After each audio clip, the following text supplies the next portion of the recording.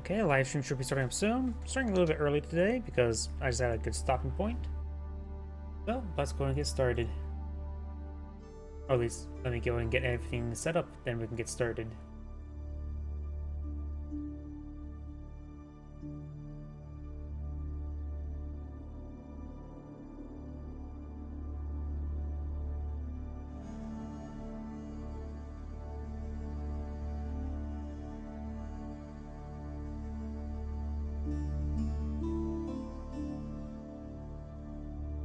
Okay, YouTube is going. Twitter is going. Kick is going. Twitch is going. Let me check my other computer, make sure everything's going that side.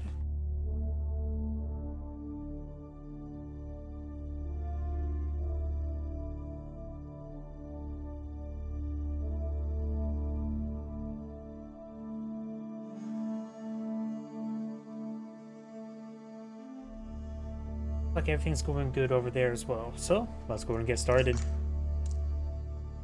Okay, I may have found.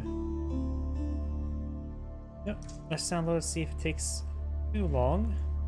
Oh, I should check that first before I got started. That is my bad. Oh, that's probably gonna take time, a moment to download. Check out the other replays. Oh, perfect. Whatever map I just downloaded, it's ready. I did that one yesterday. And yep, so. Or maybe it's still downloading. I'll just come back to this person later.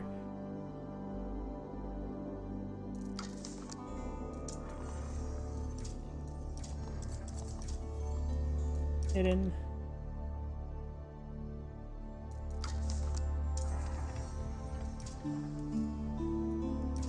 Is that the right one? Probably not. This may have been a Smurf accounts of support.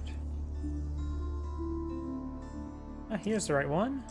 Oh yeah, look at this. The level icon reset even though he's at 400 something. And all of them are from old replays. Let's see if this person has a replay.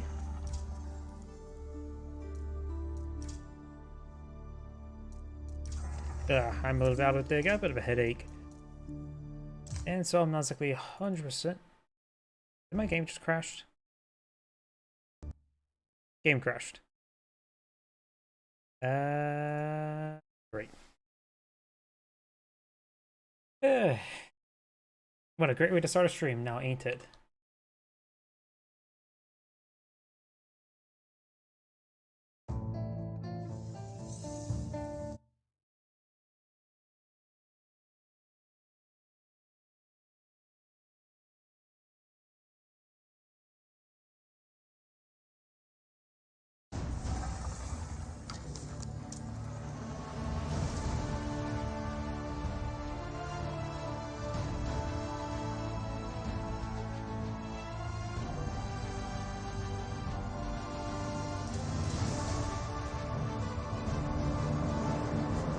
May still take a moment to connect.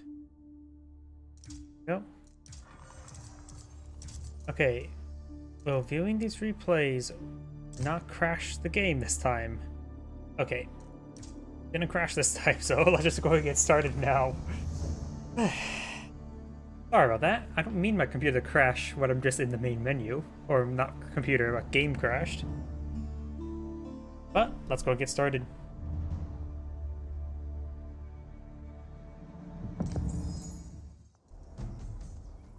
Greetings everyone, Android here for another HBARS 4 replay. Spawn on the bottom left side as the magenta roost. We have broken mouse and keyboard. Spawn on the top right side as a red Chinese. We have Cracky here.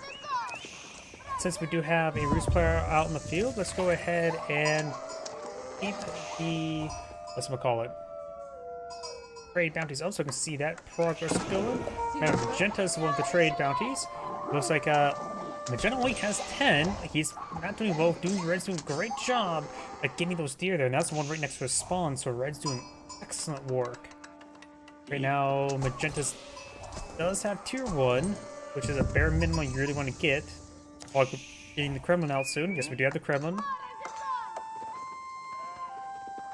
And that maybe... Oh, does find some exotic doggos. He may be able to get a 250, but it's going to be pretty far. He will need to kill off the boar and then a little bit more. That was not what I intended, that rhyme. Okay, now he can get off the board to get all his tier 2. Got the scouts not straightforward. And now got Feudal Age for the Rus player. Got a good amount of torches coming in from the scouts. And it's going for the Varnican Sun right now. Imperial Academy is complete. House has been set ablaze, or at least got some good damage onto it from these torches. Rus player, oh, there's a bit of a tree deposit here. Red's a little bit far in the back. Magenda's a little bit forward, which actually makes it good to funnel stuff around. And the Kremlin's in a good position to help cover wood, or not wood, stoves. It looks like he's eyeing for a early town center, not for eyeing for something else. House almost set ablaze, but does so and start repair it. And now the scouts are falling back. Barnican's in the area, so you will not be able to throw any more torches onto it. We don't see any early night spawn on the field. Right now it's 2 scouts versus 3 scouts as well. And looks like Red is eyeing for additional towns as well with that stone collection. He does have this Imperial Official to aid in the collection. And looks like Magenta's scout will win out in this engagement. And now got the towns that are being pulled up by Magenta. Trying to clean up the deer. Granted, that also makes the Kremlin sort of not in a great position there, but also does provide a good avenue of cover for any farmers in between. Those of the boar is going to be cleaned. Very good. That will put Magenta up at least to tier 2. Yes, he does have tier 2 now, and does go and collect the boar. And there's some nearby... Oh, lost a villager to the boar. And with the hunting cabin there as well, he's able to collect up the berries as well once the boar is done. Now, if the Rus player wants to get a tier 3, he will need to get the high trade house. Fast forward a little bit more once again. Let's cover what each player can and cannot go for. But the Chinese player can go for another town center. But the Rus are known for having early nights. We don't see anything deployed out yet. We don't see a stable out just yet on the build. So we could see some early nights deploy in the field. The Chinese, of course, can just deploy out some spearmen to deal with them, as well as access to some other assets, such as the Zunchnu, to help hit various other supporting infantry. Well, likely right now, the Chinese player just need to get out a handful of spearmen. The chance of him fighting early nights is very likely. And first, what's now deployed out in the field. We got a big line of palisade walls right there. Does get inside the Barnican Sun, and the scout does escape out of there. The Chinese, of course, have access to hand cannoneer slits from their town center and on the Barnican Sun. So there's some good defensive fire there. Looks like Red's on to expand up to the deer deposit. We're getting a mill out to mill the deer into thin red paste.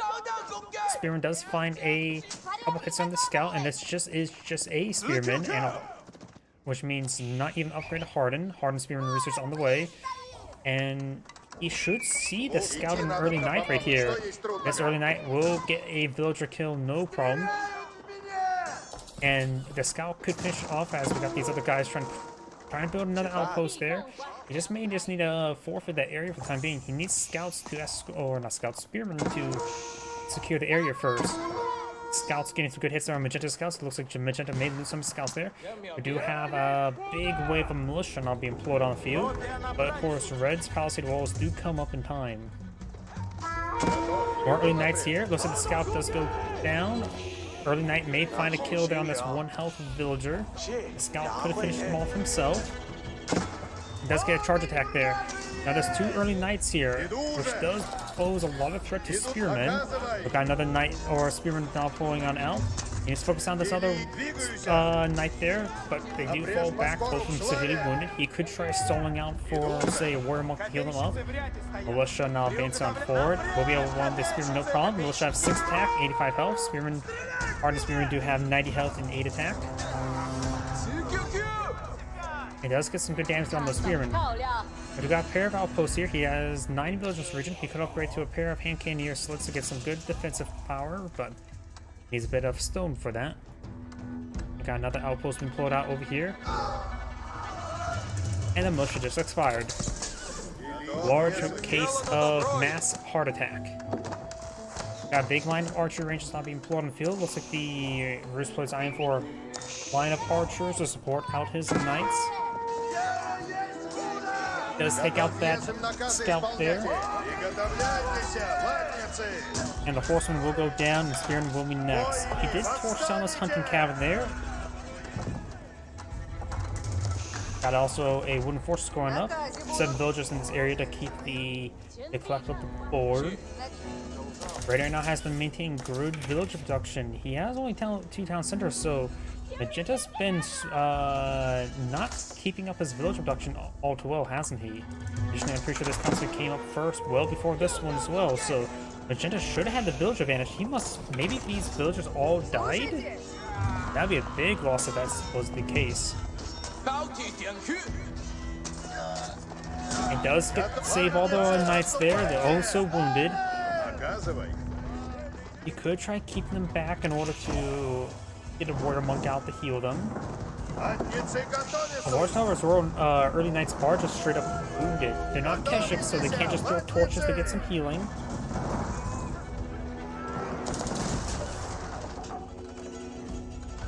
A good number of archers now pulling the field. Maybe just a defensive group of archers to prevent any mass spearmen attack.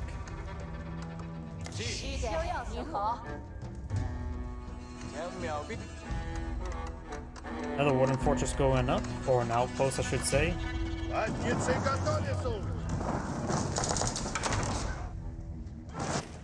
More archers now being pulled out by the Roost player. We got another line of palisade walls being pulled up by Red. Palisade gate does go down. He does actually just let it burn down. Trying to advance into another region. Got a good number of archers to advance with the early knights. And that's the very wounded group of knights there, getting annihilated by these spearmen.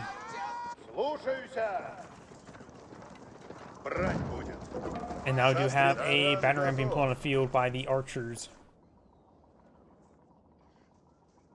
Got a couple outposts here. The deer has been mostly collected.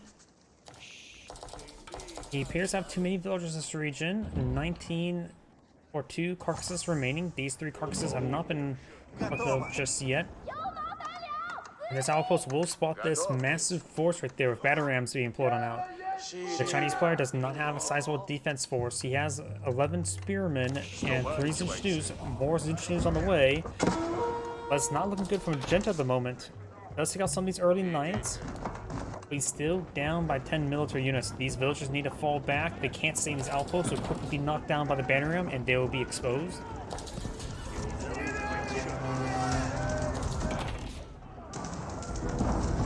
Got some Zinch news here. Battering rams have not made their advance just yet. So this outpost here for additional spotting. Blacksmith is trying to go for hack damage and hack armor. We got a handful of horsemen here, which will be used versus archers, but not necessarily useful versus these early knights. Astronomical clock tower now being pulled on the field quickly. Though he may have needed to deploy out something else, because it is he needs infantry, he needs defense force, but he's not going to have time for clock tower and SMBs. He should have took that money and invested into a defense army. Got multiple Imperial officials right here. Blacksmith has been at hold for him to collect. And right now the Chinese player has minimal force, or minimal reserve and income. This is why I say he should have not deployed out the astronomical clock tower. That is 3,000 resources that he desperately needs for his defense. We got another veteran being put on the front line. Archer should be here fighting these villagers and everything. It's a very urbanized setting, so range does do quite well. Spearman need to hold back these early knights. His Ingenues needs good damage across everything. These early knights have 4 pierce on the moment. The veterans Ingenues now have 7 damage. They'll do 12 damage per arrow, 9 damage per volley, I should say. Now these early knights are getting annihilated. Got some spearmen hitting them as well. Red should be a hold, thanks to his technology advantage. Horseman getting some great damage on these archers, and the archer's been hitting the horseman and not the Zinch-Nus. Zinch-Nus still puts nice threat there. Does lose some of these buildings here, but the Zinch-Nus will annihilate everything right now. The early knights, of course, they have good armor. Just not enough. 7 attack versus 4 armor. Yeah, that's 3 damage times 3, so 9 damage per volley against those early knights. That would do a lot of damage. We got a hunting cabin here. Trying to collect up a small deer deposit there. Too many villagers, honestly. And right now, it looks like the Rus player's running a little bit low on food if he's relying on these small deer deposits. And look how many villagers here. Not necessarily that he's relying on them, but the fact that he's put so much onto them. The hunting cabins will hold back his opponent. It does get a small gold scroll that he will lose. And these villagers will go and fall back there. Archer does go down there, and Zinch-Nu still poses a massive threat. He needs horsemen as well as early knights. Knights do provide are healthy, horsemen provide extra damage. I suppose early knights still have really good damage against the Zinch-Nus. The horsemen just gets bonus damage, so they're a bit cheaper. And they have plus some pierce armor as well. He's getting out the veteran archer upgrade. He needs also the veteran the knight upgrade his early knights to regular knights, because he does need to eye for defense with this massive force. The archers do have a little more range there. Got a single lancer here. The knights will be useful and gated. And now I do have the knight upgrade. These knights don't have a lot of pierce armor yet. He's able to get some good damage there. Focus on the knights quite rapidly. Got a couple militia here getting some bonus damage on the lancer. Lancer does go down. Militia drawing a lot of fire there. He's way overkilling these militia. That knight almost goes down there. He needs to do a general A move forward in order to split his fire a little bit better, because right now he's overkilling too much. These guys do get pushed on forward. Zinch-Nus falling back. Venom Archer research not complete. They do, of course, have 5 tower range versus the Zinch-Nus 4.5 tower range.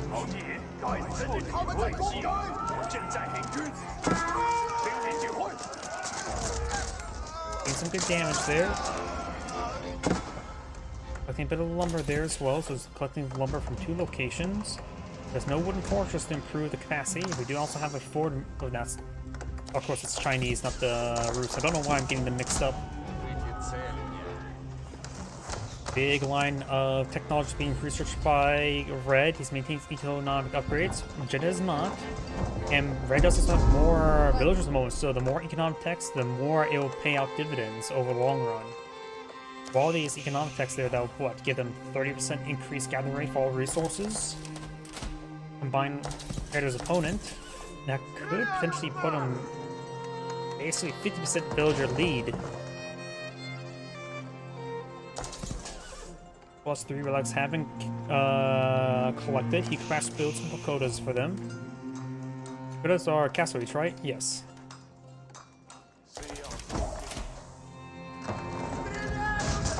These are nice to find these villagers there who try to build a palisade wall there. We do have a outpost going up. A couple palace guard advancing forward. The berries mostly collected there, so you can just leave them there. Doesn't mean you really worry about recollecting them. At most, just send 1 villager to recollect them. But these palace guards and lancer getting some good damage there. Got some crossbows from Funfield. Crossbows will be very useful versus the lancer and palace guards. It will be okay versus the Zinch-Nus. Palace guard gains some good slices there.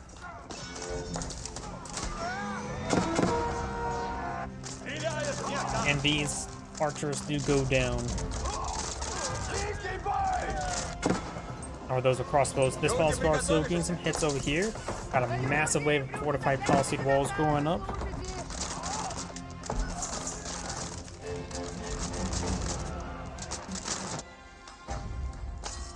Palace guard still getting some great damage there, killing a good number of villagers. And the cabin does go down. And does grab himself a 4th relic. You want to build another building for that relic. Maybe a good idea to just build a pagoda for it. And this lancer will create a breach there, prevent the villagers from closing up the breach. Overall, great gameplay by the Chinese player there. And those of course, a little bit exposed there. The Rus plays facing forward, but now falling back. We're seeing a lot of crossbow fire there. Also, Zunchnu fire. He has a mix. He has 5 crossbows, 20 Zunchnus right there. Top Lancer facing forward. That Palace Guard that may have killed off all those villagers.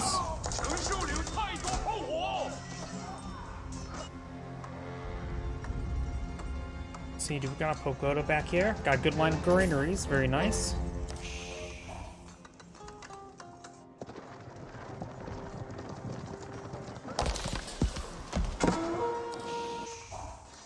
Oh, and those Chinese villagers escape on through. We do now have a keep now put on field. Getting some good volleys in the early knights, or the regular knights. Now it's going to try and claim this gold on the high ground there. And it looks like Magenta's going to do the same. So even though they're getting each other's gold, they're getting each other's gold.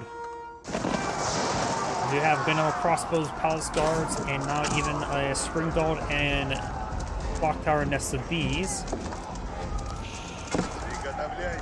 His force is falling back. He's just going to need a bit more force right now. The Rus player is not in a great position. He still has less villagers than the opponent, has less economic tax. Not building out any military units mode. Does have a warrior monk in the field trying to claim some relics, but there are none to claim. Moving forward with these outposts, he may eye for hand cannoneers, so let's just to put some pressure. Now we've got these forces still trying to run away from these palace guards.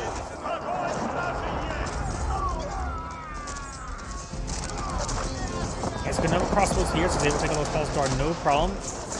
The cabin does go down. The general will need a larger force here. There's a pretty high valued force here. Good number of crossbows, good number of Zunchnus, good number of palace guards, and even a single lancer. Rus player only has archers, handful of knights, and good number of crossbows. Overall, those knights will get ripped apart, no problem.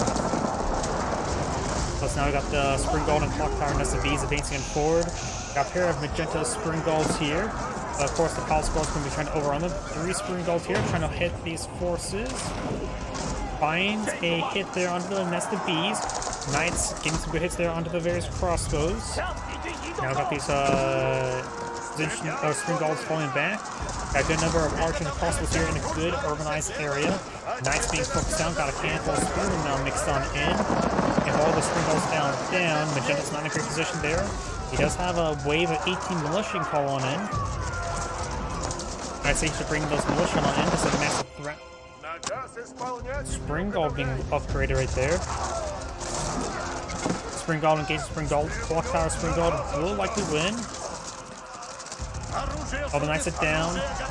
And Magenta's archer force has been disintegrated. The Zunchnus will report these crossbows no problem, and he's not building enough in time, and backs our game now.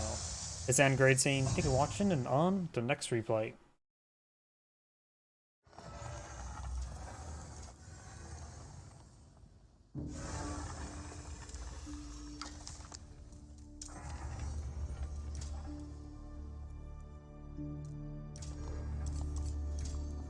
See, that was the pit. 18 minutes. Yeah, we can do this one here. 25 minutes. Ottoman versus Chinese.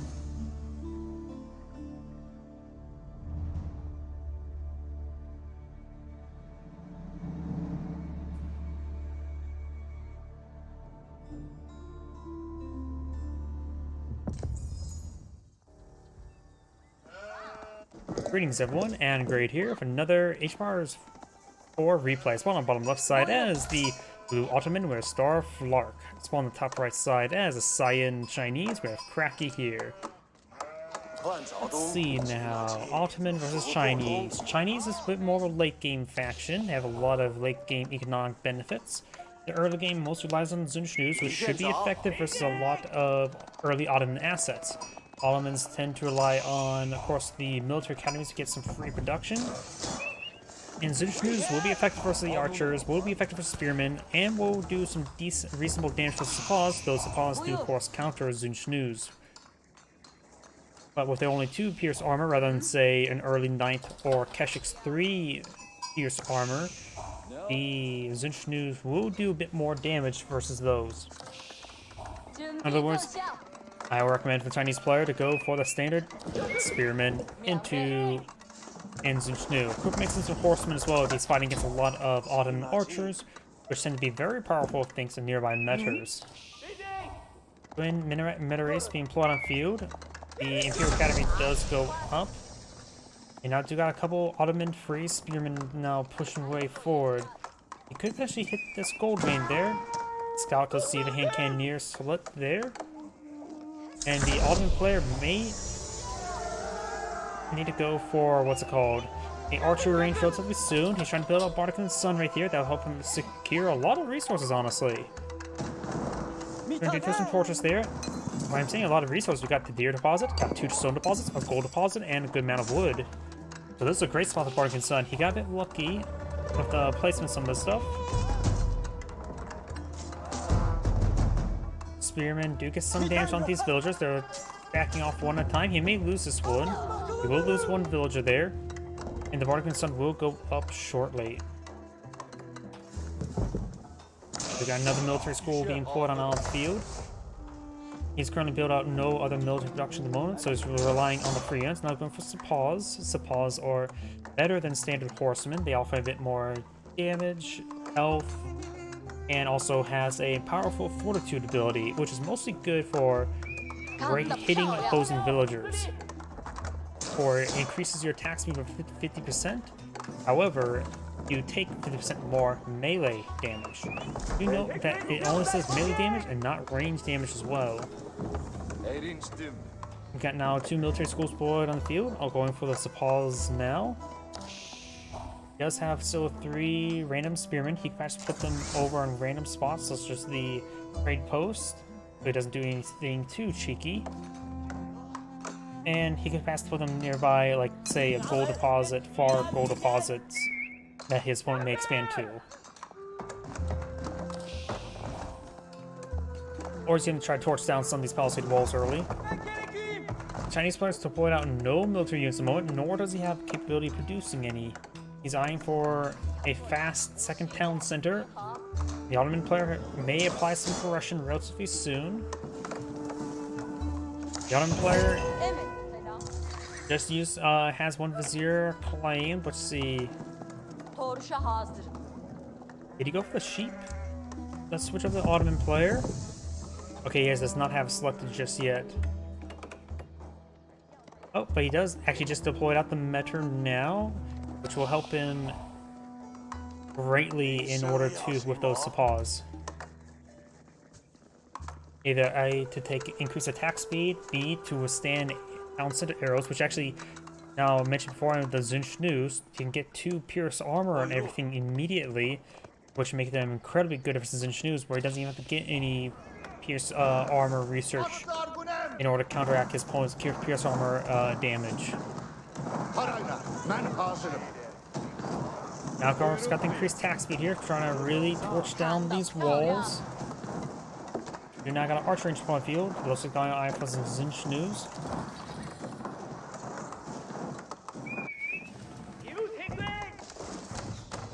Now got archer range being deployed on the field as well.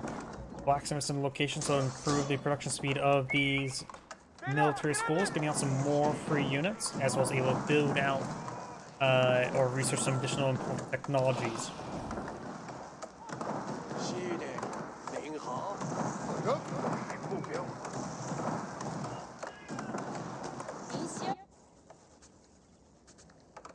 A good number of these villagers collecting up these deer. He does have 10 villagers here, and the Bardican's Sun can only store 8 people. Sepoys and Spearmen have now made a breach there. Zunchnu's fire, a volley there. Does not have the pierced armor selected at the moment. Oh, it's just only +1 pierced armor, not 2. It's +2 melee armor. Got those 2 mixed up.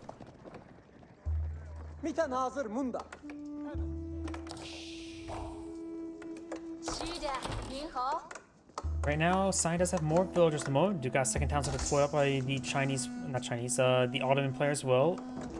So the village advantage for the Chinese will be minimal, which would allow the Ottoman player to get a lot of value out these free units. This is basically most of the units. You got so far 3 3 supplies. He mainly built those archers. It does provide a lot of power. I got this gold there. Zinchnu's trying to respond. He needs more Zinchnu's. He has 6 on the build queue. A stable here, and a archer range being built as well.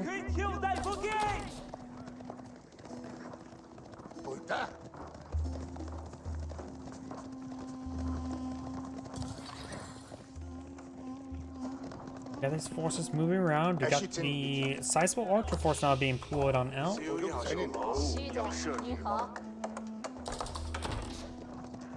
Zog Doggo's making some bites. He's got more archers being deployed on out.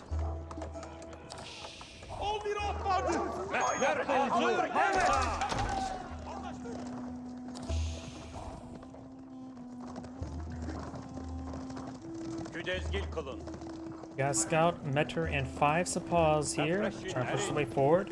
We got a bit of research being deployed by the Ottoman player as well. Double Broad Axe and the Iron Unmesh to get +1 pierce armor. The Chinese player does have his own Double Broad Axe available.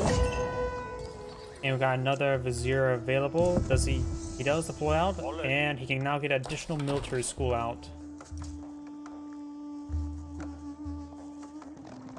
These forces are pushing around. We'll spot the granary, and we'll spot the one villager there. There's some villagers for him to escape out of there. Does inside that villager. This one does get left out to try. Cannoneer Slit firing some shots here.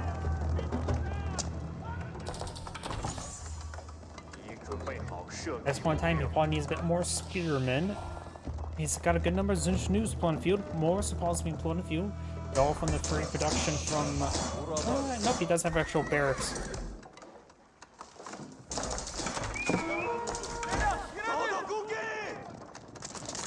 Zinchnu's find a volley there. He does not have the pierce armor ability activated. Or another Zinchnu's. Okay, there we go. Got pierce damage there. Increase the damage output by 1, or in this case, by 3.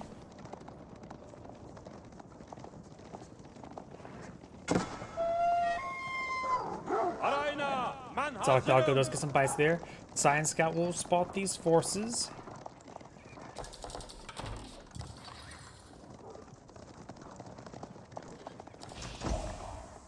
And I do have siege engineers now being researched by the Ottoman player. He doesn't have a lot of wood to deploy out into siege units. Needs probably a bit more gold as well to start eyeing for an age up eventually. But right now, there's a force of 22 versus 39. The Ottoman player has a massive group of archers. The Meter makes the archers incredibly powerful, just having increased 50% attack speed constantly.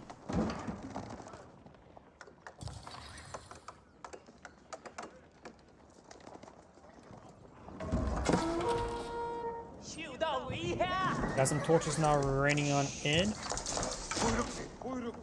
Yeah, Scout will be warded away. The Chinese player needs to get out more forces. He has a good number of Zinchnu's. Spearmen are going to be in order to keep his Zinchnu's alive against all those Sapas.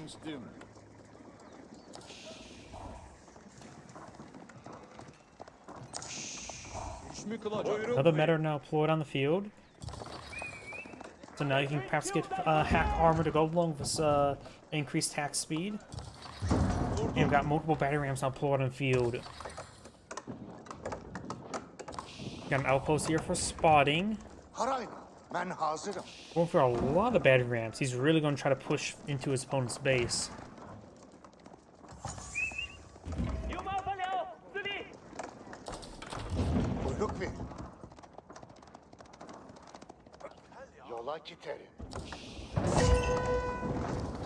And do have another Vizier available, and he may use it to call in something for this fight. He perhaps brings some Janissaries into feudal age. A 6 Janissaries it would be. And I've got this force advancing forward, trying to get some good damage. We've got some Zinchnu's coming on forward as well. He may annihilate that Scout. Scout does go down there. Horseman advance forward. They do bonus damage, of course, to siege weapons, as well as with the archers. Zinchnu's are firing away against everything. The Meter's armor is 3. Hitting both those Meters immediately means he does deny the attack all the benefits from them, all the auras. Very powerful indeed. Now got the Zinchnu's trying to get overran. He does a good job of focusing on these archers. Got more horsemen being brought on in. Zuchnu is starting to stutter step away. More spearmen not being pushed on forward as well. And I got another metal here. He does not use the pierce armor. He needs to get the pierce armor to pull it out of the field and cut the Zinchnu's damage in half. And it looks like the blue spearmen do go down. Going to hit some of these archers there, so he has held. He may lose Warwick's son, but that can be repaired up. And the horsemen and spearmen will go ahead and get some great damage there onto the battering rams as well. Of course, with this number of Zuchus, they actually pose a threat to even to high pierce armor siege weapons. He will save the Barbican's son there, so good repel there. Of course, it'll take the Ottoman player some extra time to get his forces rebuilt since he was relying quite a bit on free units. The extra bits of pause. He does not have extra stables not being put on the field.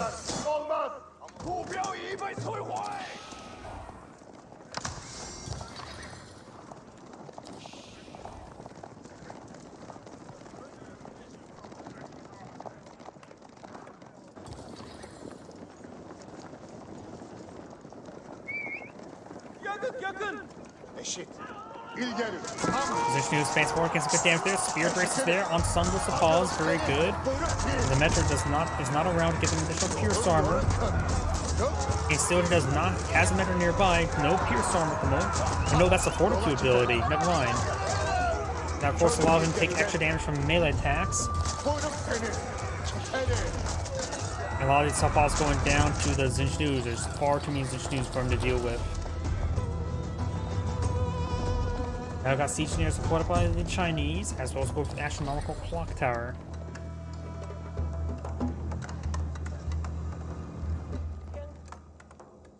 Got a line of palisade walls over for Sion there, keeping this area secure, just leaving one opening near the Barbican Sun.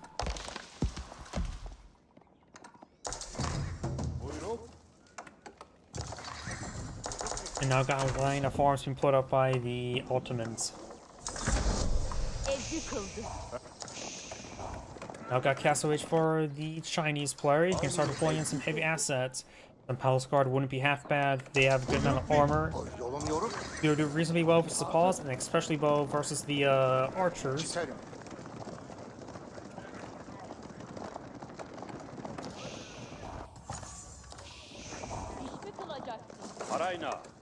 has 2 members in this group. The Chinese player have been doing a good job of focusing down.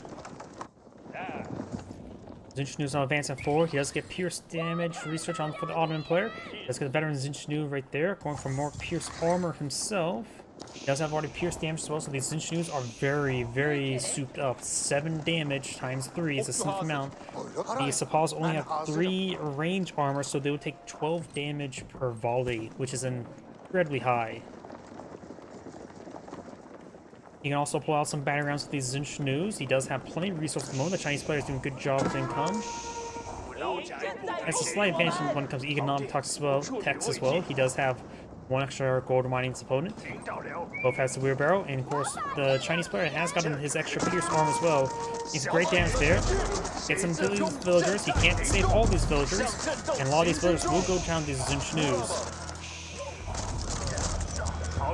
Good kill there by the Sion player. And some more of these villagers going from the Hidden Imperial Armory. He didn't really take time to save the rest of these villagers. It's going to take time even to destroy some of these farms. He may just want to fall back away from the town center. A little bit too much damage there.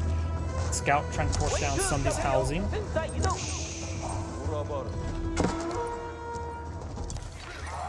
And these Zinchnus and the Palace Guard finding another group of villagers there. The Ottoman player, since he did not play on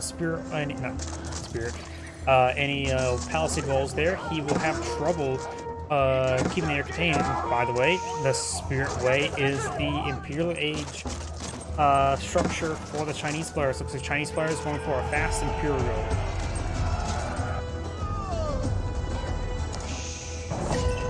The Imperial armor is going up. Spirit Way should be complete before his opponent even reaches castle. And now there's Imperial Age now. It's going to pose a massive threat to the Ottomans. Going for the elite Zinchnus research.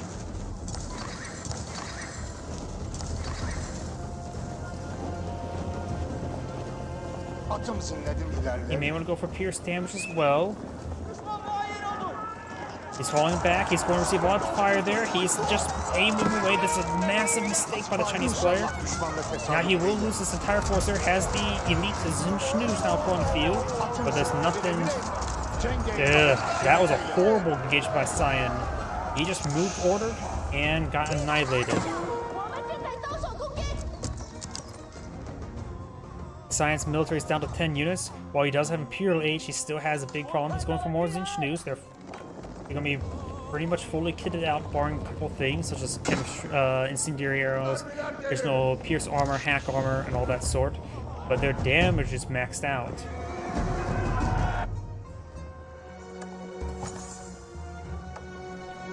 Monastery has been built.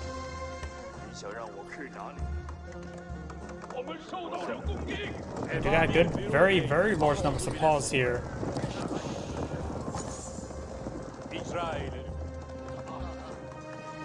Chinese player will need to get out some more spearmen, I would say. Not necessarily Palace Guards. Palace Guards will do fine versus them, of course. And Xin Shnus right now up to 9 damage per arrow. These supplies only have 4 pierce armor, so they will sustain, what, 15 damage per volley? Keep going on up. It's going to be a bit risky. He's going to lose some of these villagers. He does have villagers spare. He knows he killed off a lot of opponent's villagers. And does get a good number of these villagers inside the keep now. Palace Guards, Xin Shnus, and a couple of Lancers now push forward.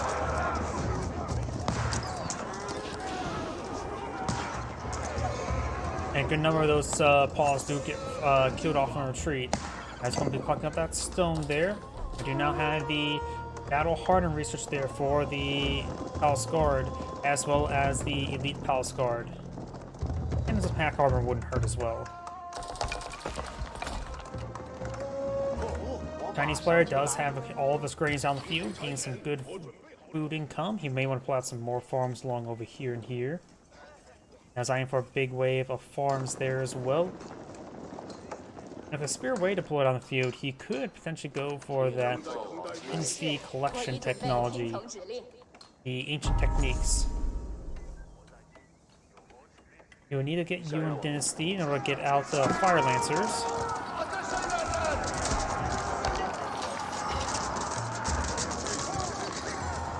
These crossbowmen are not going to be what he wants to see against all of these Xin Shnus. It would be good for some Palace Guards, but Xin Shnus still pose a massive threat. Over here, looks like these couple Lancers do get found and killed off. He does use Fortitude to overwhelm them. And doesn't have Fortitude on cooldown, so I'm not sure what that was below. Maybe these metas backing off from them. Does get some kills there on these various villagers there. Science does superior number of villagers than his opponent. And we do, of course, have the... for some other reason, we don't see any siege units just yet. He may have killed off the previous free siege unit. Palace Guards getting ripped apart there. And the Palace Guards do stand a private beating right there. He needs to get out elite army attacks as soon as possible. He's getting incendiary arrows as well. And now got these Xin Shnus annihilating these villagers. He doesn't have textiles, but at this point in time, there's so much overkill with these arrows. I don't think that will make a difference.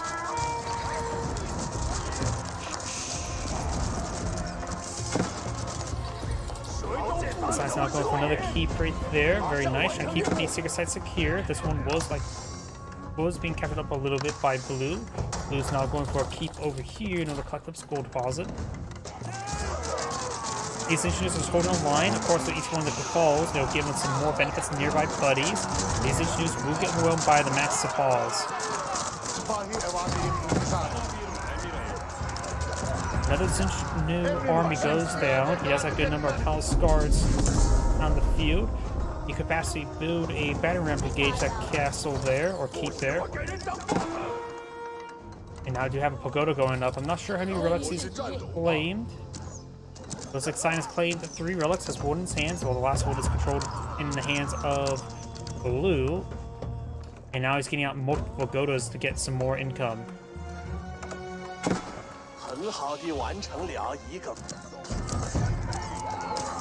Palace Guards over on these villagers there. The rest of them do get inside the keep there. And now we do have the Fire Lancer research being pulled on the field. He does get another landmark. Here we go, the Imperial Palace. Now here's the Yuan dynasty. Zinch News do get overwhelmed right here by this pause. The Ottoman players getting some good engagements there, picking up these somewhat large groups of forces. Aliscar is not getting overrun. He does have, of course, the armor tactics there, gets some extra health. Now starting to engage some pause there. Metro's took a couple hits as well. And now we do have another Vizier available. Actually has two Viziers available. Okay, he does use Advanced Academy there. He may be eyeing for some advanced units there for some military schools. Aliscar is now find another engagement on these villagers. Side's doing a great job of picking up villagers, that's for sure. We got a stream of Aliscar's now being brought on in. Blue has still a sizable force there, but Blue's been on the defense for quite some time. And now got multiple farms down. He does torch down that villager as well. Aliscar is trying to gauge his pause. They will do reasonable for pause. Does find these archers right there. Aliscar is engaging as well. Side needs to start focusing on a bit of defense. Does not take after the sacred site there. Got no Zinch News here. The Zinch News now do 11 damage volleys, which is a significant amount. The boss still only has 4 pierce armor, so the damage output's getting really high in those Zinch News. And Blue does back of the game now. Sandgrade saying, thank you for watching, and on to next replay.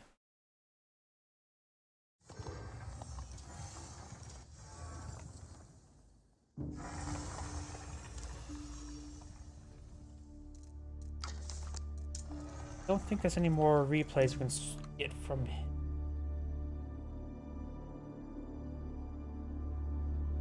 Go ahead and copy another name. Double check. And that's the one we just did. So let's go ahead and find this person. Hidden, so can't do that one. Let's try this person.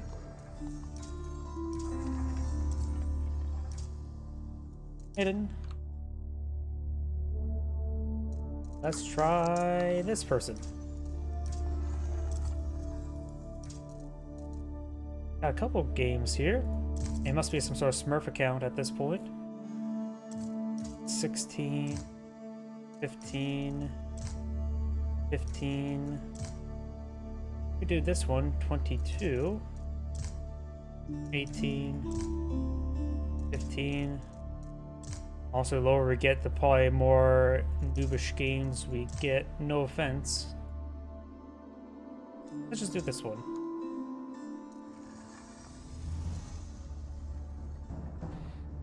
Seeing it's a new account, those more recent games would be lower ranking.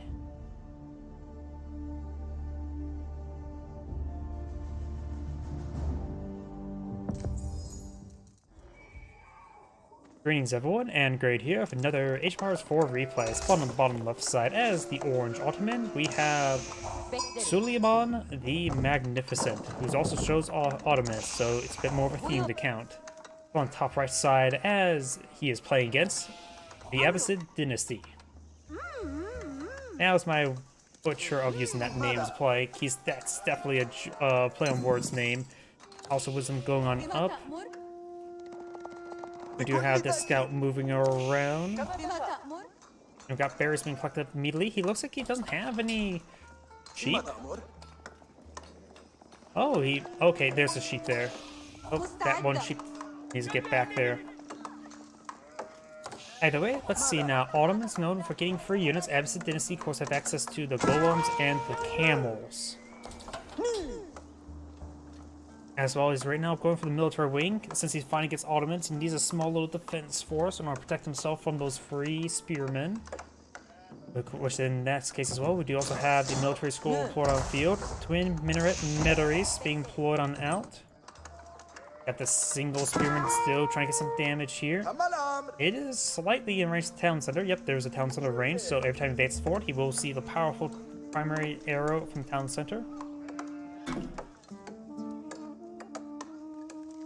Reach down, grab my drink. Sophia got the spearman advancing forward, trying to find another engagement angle.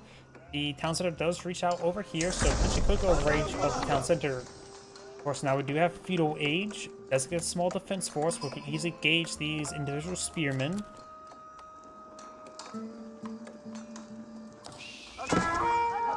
Let's get a good volley there onto that spearman. Archers, of course, do close damage versus the spearman. He does take out that spearman there.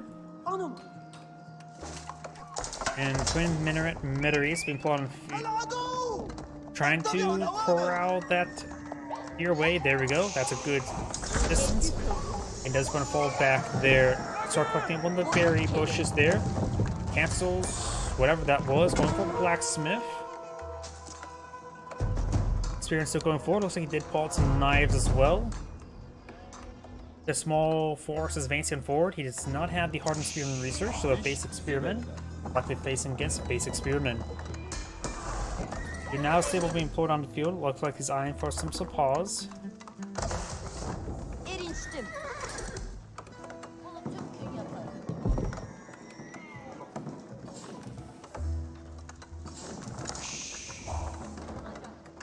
Trying to collect up all those berries there on that berry bush. And starting to push some of these deer towards his Twin Minaret Meteorese in order to get increased food collection rate from them. These guys do fall back away from the Twin Minaret Meteorese in order to avoid these forces. And now we do have the fresh food stuff being put up by the Abbasid Dynasty player. He is looking out for towns that are on the low ground as well. And I heard 1 point of Vizier available.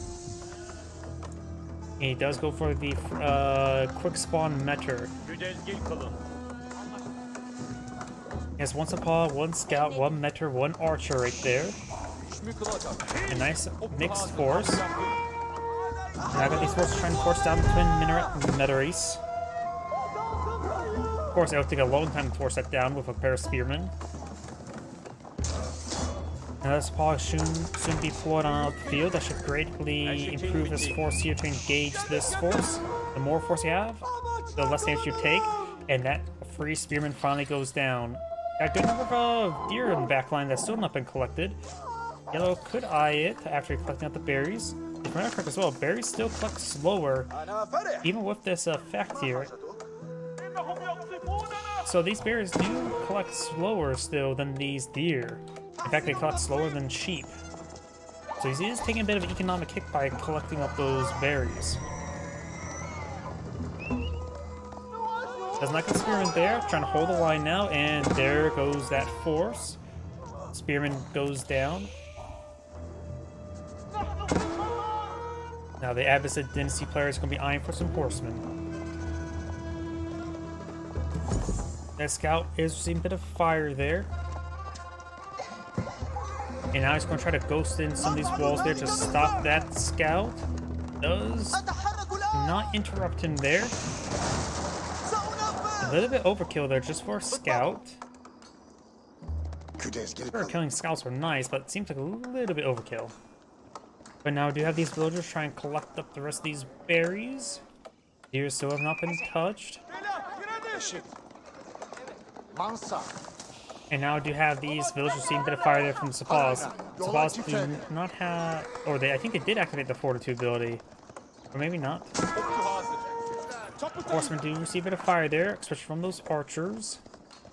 It looks like there's eyeing from masked horsemen to overrun the Sapals and the archers. Sapals are statistically higher than horsemen. They're also much more expensive than horsemen. They're 240, 120, 240 as opposed to 120. Of course, Sapals do have 12 attack as opposed to horsemen, what, 8? Was it 9? There's a horseman. There's a scout. Horseman 9. Early horsemen are 8.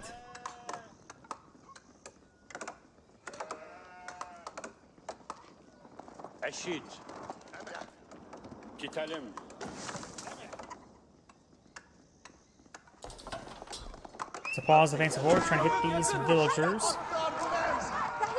Most of the wounded ones will get inside the town center. He will receive a lot of arrow fire there. I think the Mentor has, he has Pierce Armor enabled to get reduced damage output onto these paws by a significant amount, but still lose one of them. The other one does get a lot of damage as well. Needs more horsemen defense. We do have 9 military units versus just the 12 of his opponent. Does find these villagers building his town center. This is a great opportunity for Orange. When we're running these villagers in a not good direction either. I'm gonna run towards this force here. The Sepoz will just gallop ahead. Yeah, now there we go. Now he's starting to gallop ahead with the Sepoz. We're going to get a lot of these villagers killed. Yellow does have a good villager advantage as well, and that advantage will grow as he starts killing more villagers and denying this town center. Horsemen are falling back. They did more than they're worth, honestly. Now do have, looks like more archer ranges being pulled out on the field.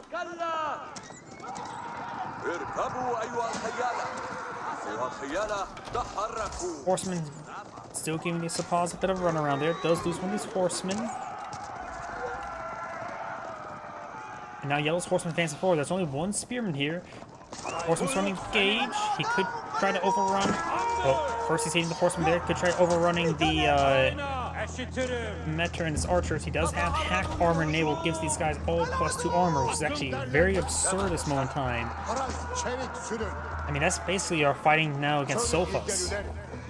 You're basically fighting against heavy cavalry without have his opponent paying for heavy cav. Horsemen now falling back.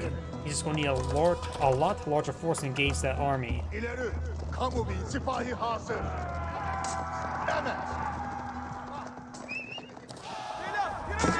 has a very good number of horsemen now, able to overrun one of those Sepoz. Or another Vizier. And he decides to go for some sheep. He's trying to keep his economy rolling.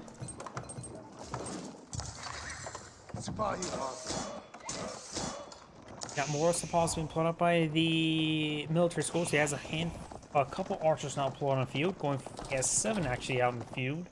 2 more in the build queue. Sepoz now eyeing for the advance. There's a good number of palisade walls over here. This area is pretty congested, so it's easy to wall that side in. And oh, look at this as well. Yellow has another good area to wall in. Yellow's side of the map is pretty congested, making it easy to wall up everything, while the Ottomans is pretty open. You can see here. Weird. See the 3 big splotches. The Ottoman only has 4 big splotches, but there's of course a lot of tiny splotches for the Abbasid dynasty player over here.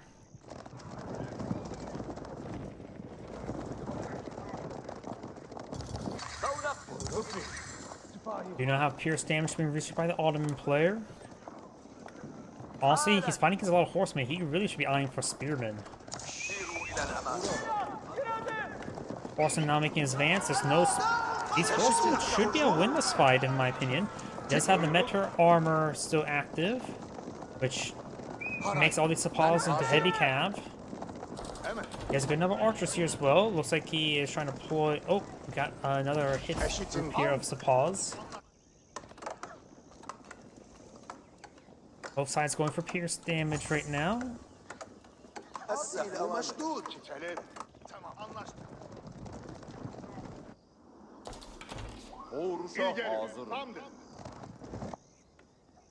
Now starting to get out of the mill there, trying to collect the berries on the map. Very nice. And he is doing a good job of cleaning up the deer now, though they're pretty spread out.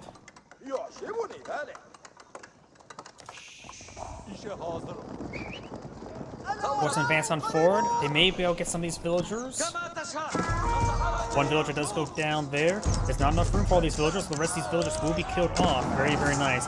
He's going to try to torch down the town center with extra damage, though. They have 7 damage per arrow. He's taking a little bit too much fire. That's why he's starting to back on off. Now we've got the Sepoz advancing forward. He has a good number of archers hitting these forces. Has an outpost here, provides forward spawning as well. So it looks he does force back those Sepoz. The archer force does fall back. Only one spearman here. Oh, and some of these horsemen push too far forward and they will be killed off. Good pick there. And it looks like Orange now eyeing for a line of palisade walls there. Sapaws, there's 13 Sapaws there versus the 13 Horsemen. So the Sapaws should be able to win this fight and hit Imperial Army not being pulled on the field.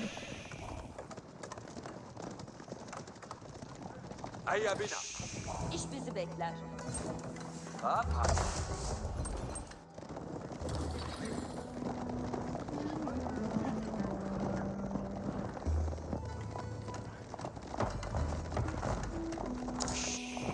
Yellow's Horsemen advancing forward.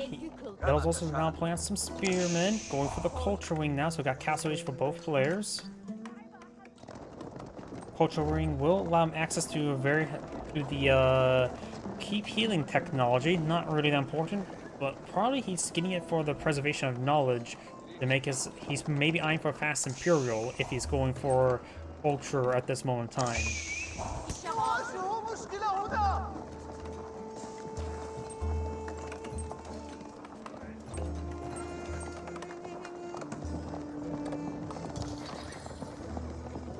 We do not have phalanx being researched.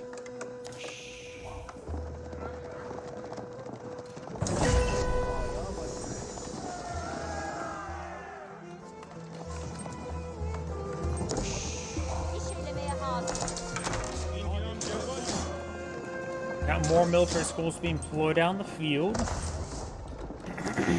And I heard the Vizier being selected.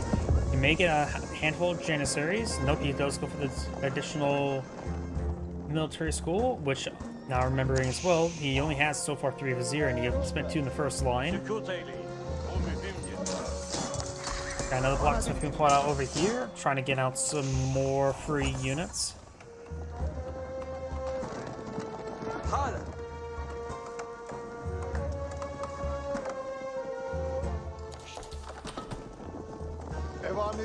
Sapaws advancing on forward. Do have these villagers in this region. May need to fall back to these villagers.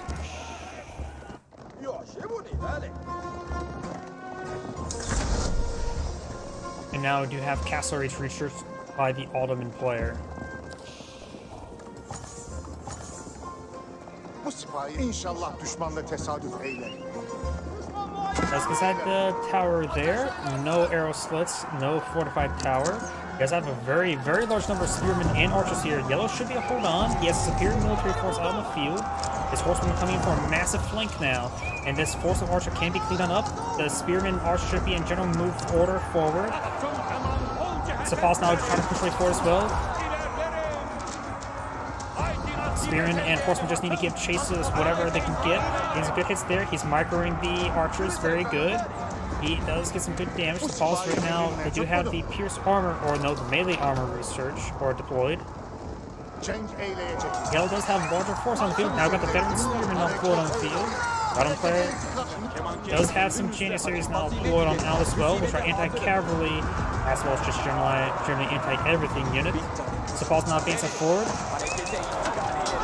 Some of these Sapaws are starting to go down. It's there with the Janissaries. Archer's facing forward as well, getting some great damage there. Does go back himself a corner, which can be good for your range force. But Yellow has a significant number of ranged units as well. Getting some good hits there. Need to hit these Janissary, the ripping apart his horsemen. Yellow, Orange's army is 27 versus 60. We're getting some Lancers now on the field, which are a high value unit.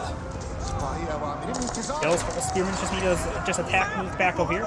If I get the explosive horsemen, so he will get some good damage there. Picks off some of these Sapaws. Archer's trying to run away now. Just fire can follow there. Magno, I think that's one of the 3 Magnos not to pull down the field.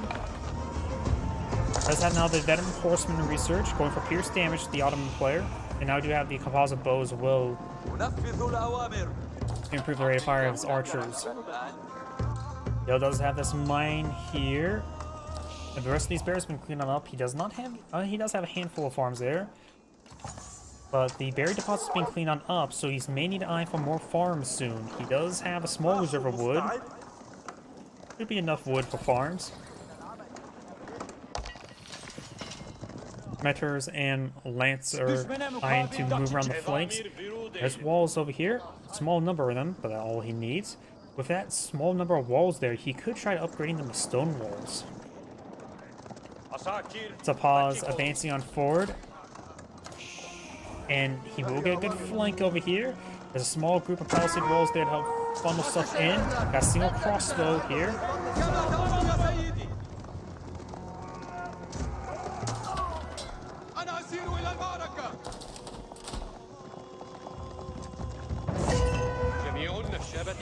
Another Vizier available. Let's take a look and see what he's going to invest into. He does bless into increased military schools to get more free units. Most of these lancers do find these villagers on that stone mine, or gold mine. We got this Mangonel here. Mangonel could get a good volley there, but it's going to try to overrun it. And for these spearmen need to come over here to support these villagers. There's a good number of villagers in this region as well, so Yellow may lose a large number depending how it goes. Let's keep will provide some great influence and domain for Yellow. There's a keep up and going. He needs to get these villagers inside the keep. Relic being picked on up. He does try to get these Apollos advanced on forward. Has a couple defensive spearmen here. None of these forces have gone down, but they're actually a bit wounded. Horsemen find some hits on these Apollos. Some of these villagers may go down. Yellow has a superior number of villagers there. Got these forces advancing forward, including some horsemen and some defensive Janissaries here. 6 of them. I've got another archer and crossbows here. He's A moving, or not A moving forward, instead of stepping them forward. Mangonel is not set on up. Could have got a couple free volleys, or at least a free volley in. Lancer is falling on back. Horseman in pursuit. Spearman, that's very critical there to help with that. Let's find a good volley there, and there's Sapah. We also got some golems now pulled on the field as well. They're anti-light unit, or anti-low armor, I should say. He's hit these Janissaries. Janissaries have an insane rate of fire and good damage output. And now I'm getting some hits on these villagers as well. I would have started stuff into those villagers a little bit more, because killing those villagers will be very, very detrimental to Orange. Mangonel finds some volleys there onto these golems. A lot of these other units are getting some hits on housing, not onto units. This is the oversight right now.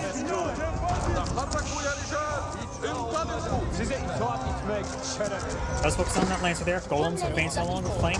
Orange going for defensive keep. Horsemen engaging these Lancers. Lancers would probably win the fight if they're in an A move forward. Some of these forces are going down to the Mangonel. Good micro from Mangonel. Taking off some of these individual Sapahs.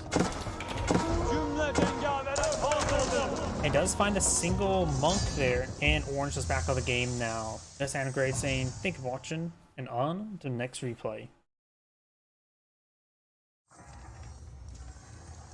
Let's go and find another player now.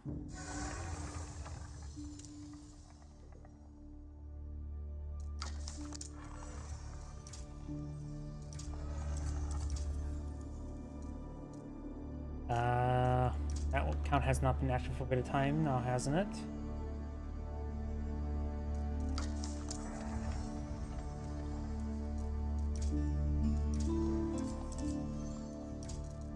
Here we go, we got some recent games. 18 minutes. 15 minutes. 18 minutes. 18 minutes. 19 minutes. 17 minutes. 13 minutes. 21 minutes. Roost Mirror. Not really a big fan of mirrors. Might as well.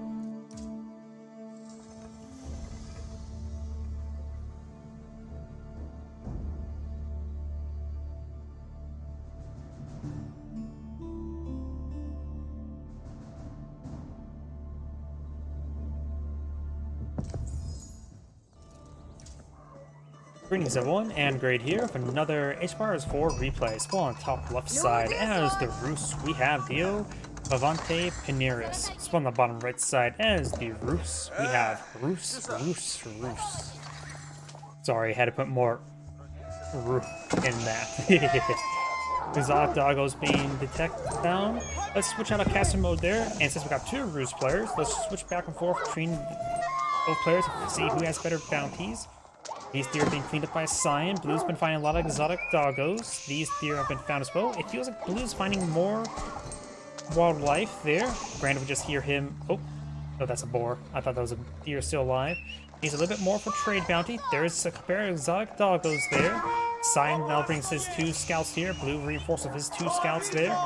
And Blue did not get that exotic doggo there. Still does not, just ever so shy. And we do have his opponent also at 240. Both players at 240.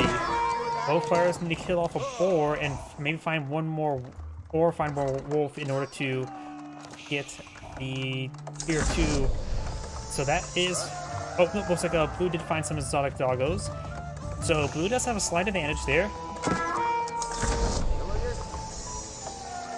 With that slight advantage, he will have increased villager collection rate from food, as well as a slight amount of collection rate from the hunting cabins. The collection rate from food is very important because it says food not just farms, so all food sources will be collected faster. Very powerful when it comes to wildlife as well.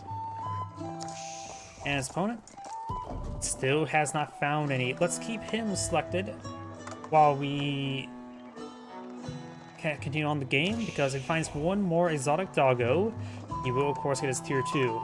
In the meantime, he's either to get boar or high trade house to get up any higher. Yes, there's 3 scouts moving around in tandem. Looks like Blue's eyeing for stone, eyeing to go for another town center. We've got a bit of stone being collected by Cyan. Not really focusing it. He's mixing his collection rate, and there we go. Now got some food being collected as well. So both sides are eyeing for town centers and not for early nights. Blue does deploy a paramilitia. I think he's using militia there to take on the boar. Very nice. And now I do also have the wooden fortress and a hunting cabin there. The hunting cabin will probably provide him 10 gold per minute at most, probably 6.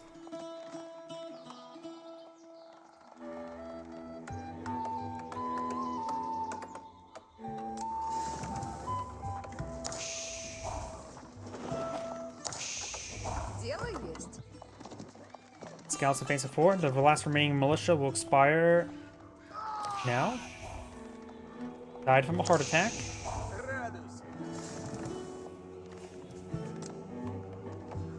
Scout advancing on forward, trying to find something. Or just trying to find just scouting around. Got a town center from both players now, 34 to 31.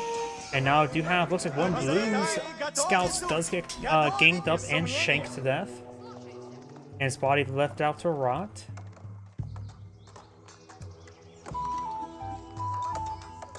The Kremlin is right next to the town center there, so he can have 18 villagers in this area and have all nice safe stores there.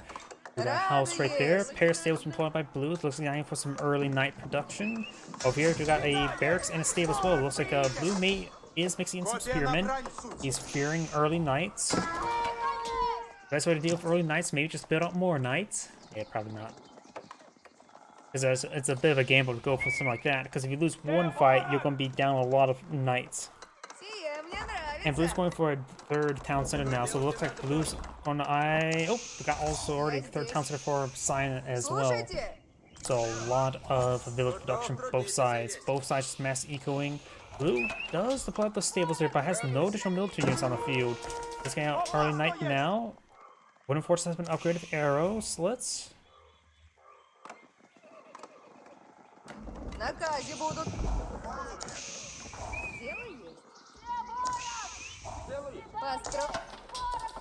And it looks like Cyan now is going to be eyeing for that boar.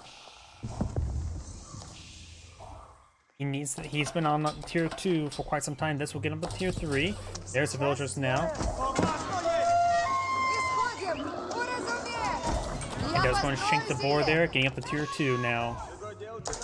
Cyan's now advancing forward for a good wave of archers. I don't know if he does not have siege engineers, nor do I see it being researched.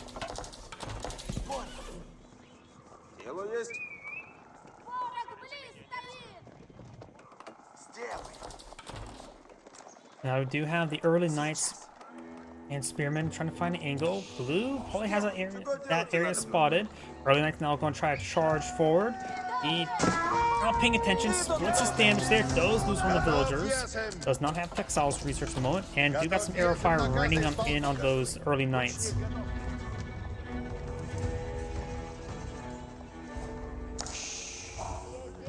Cyan has a much larger force on the field, 31 to 8. Blue's now eyeing for Archer and early Knight. His opponent is getting some Archers out as well.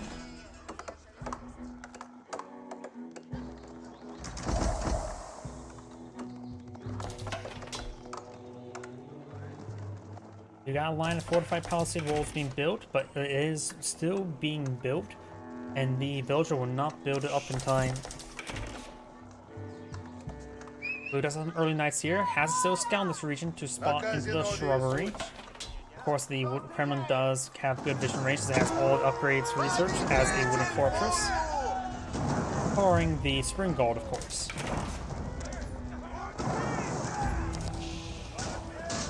Archer does get overran. Knows with this force here, he's actually trying to torch down an additional hole there.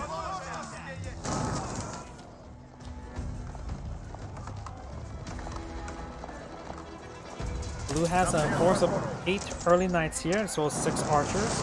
Over here, we do have 5 early Knights, 17 Spearmen, and 10 Archers.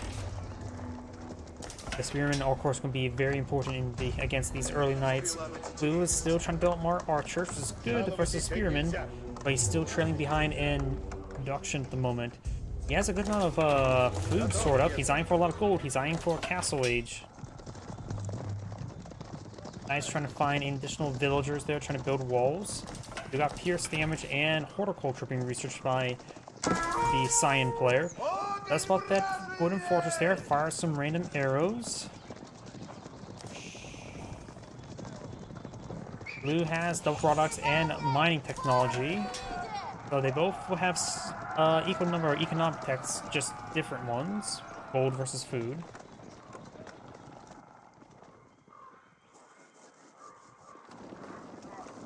Cyan's force is now advancing forward with a massive army. He does have 17 militia, or not 17, 14 militia you can call on it. He may want to call on that 16 militia now. This town center will go down. He just want to sacrifice it.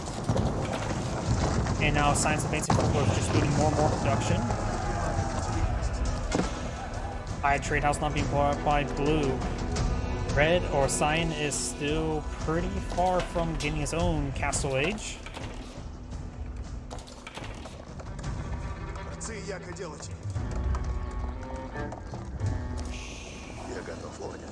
We got 19 archers here, 29 archers, 29 spearmen, 8 early Knights, and 2 scouts in this region. Blue simply does not have enough force, but with Castle Age, he may go for a high quality force to engage this army.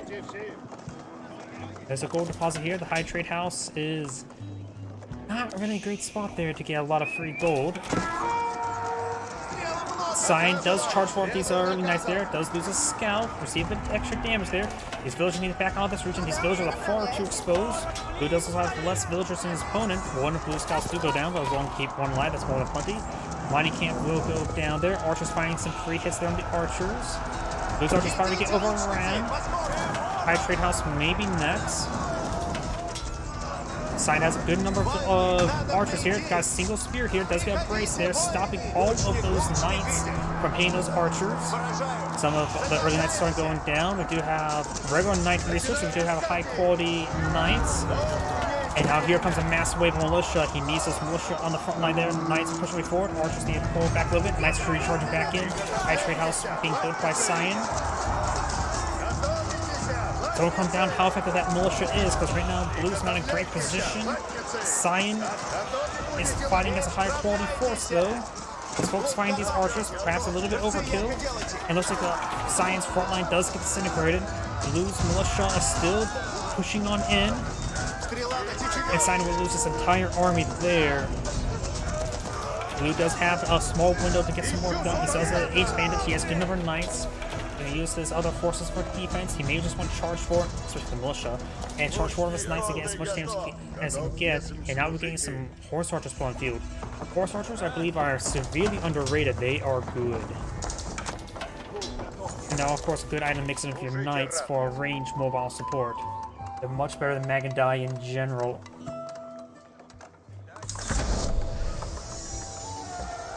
Blue, of course, still has less village at the moment, and he does have... Let's similar army size as well. He does have a good number of knights, so his force is much higher quality, though there goes a third of his army, the militia going down. This gold deposit being cleaned on up. He does have... That's not in his borders at the moment. Blue needs our eye to advance towards a gold deposit. Sign has locked down his side of the map. Blue has not locked down half of map either yet. And his gold is minimal. Going for another town center here, very nice. Going for a large number of farms around the High Trade House, very nice. High Trade House does not improve the, what's it called, the nearby farms. They only provide deer, which is by the way, Indy is collecting out the deer, very good.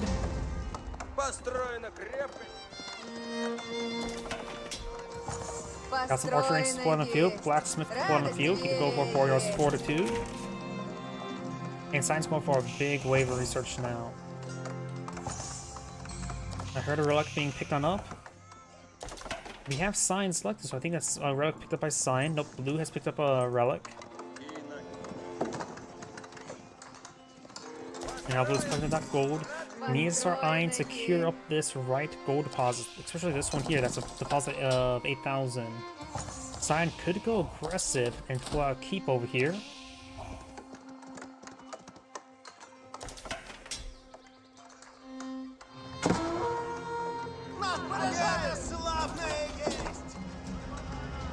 Wooden Fortress trying to be pulled on the field, primarily probably for spotting in this region.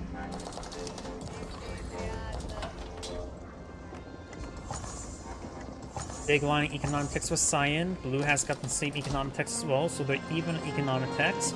But it looks like Blue has Ack armor research, while Cyan's going for Pierce armor. And now do have Boyar's Fortitude being researched as well. Warrior Monk being annihilated.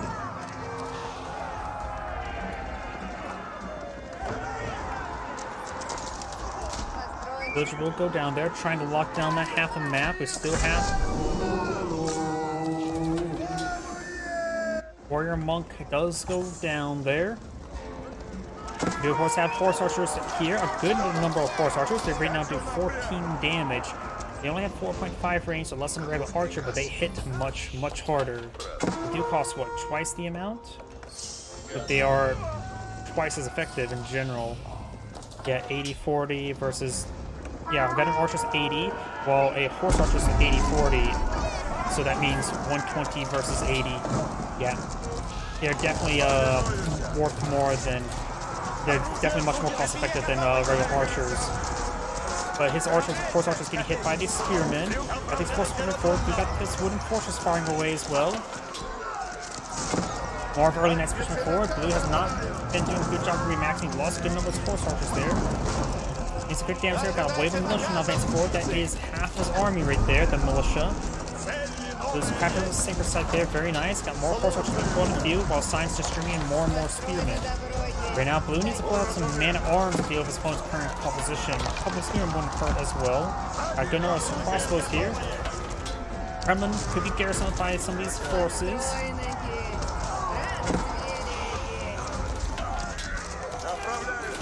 Now, Blue's trying to go for a keep here. Maybe a little bit too late for that. Got a Spring Gold being researched at the Kremlin as well. A couple of Knights being put on field, engaging the Knights. More Spearmen there. Blue's just going to go, Sign's going to go past Sign's or Blue's keep that he's trying to deploy on out. A couple villagers here. Spearmen advancing on forward. Warrior Monk trying to get some healing. Let's get the town center garrison. Now trying to run away to another location. High Trade House cannot be garrisoned. Horse Archers getting some good damage there. Doing a good job of micro-renewing all around. More Horse Archers being put on the field.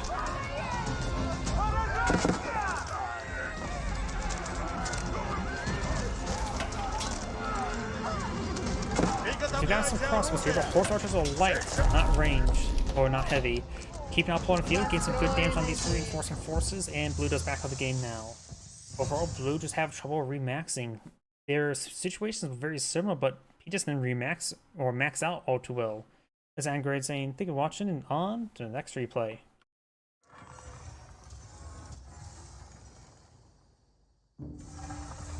Let's find another...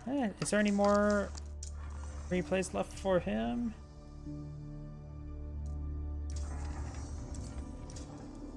That was High View. I don't think there was actually more replays. Yeah, everything else was below 20 minutes, so let's find another player now.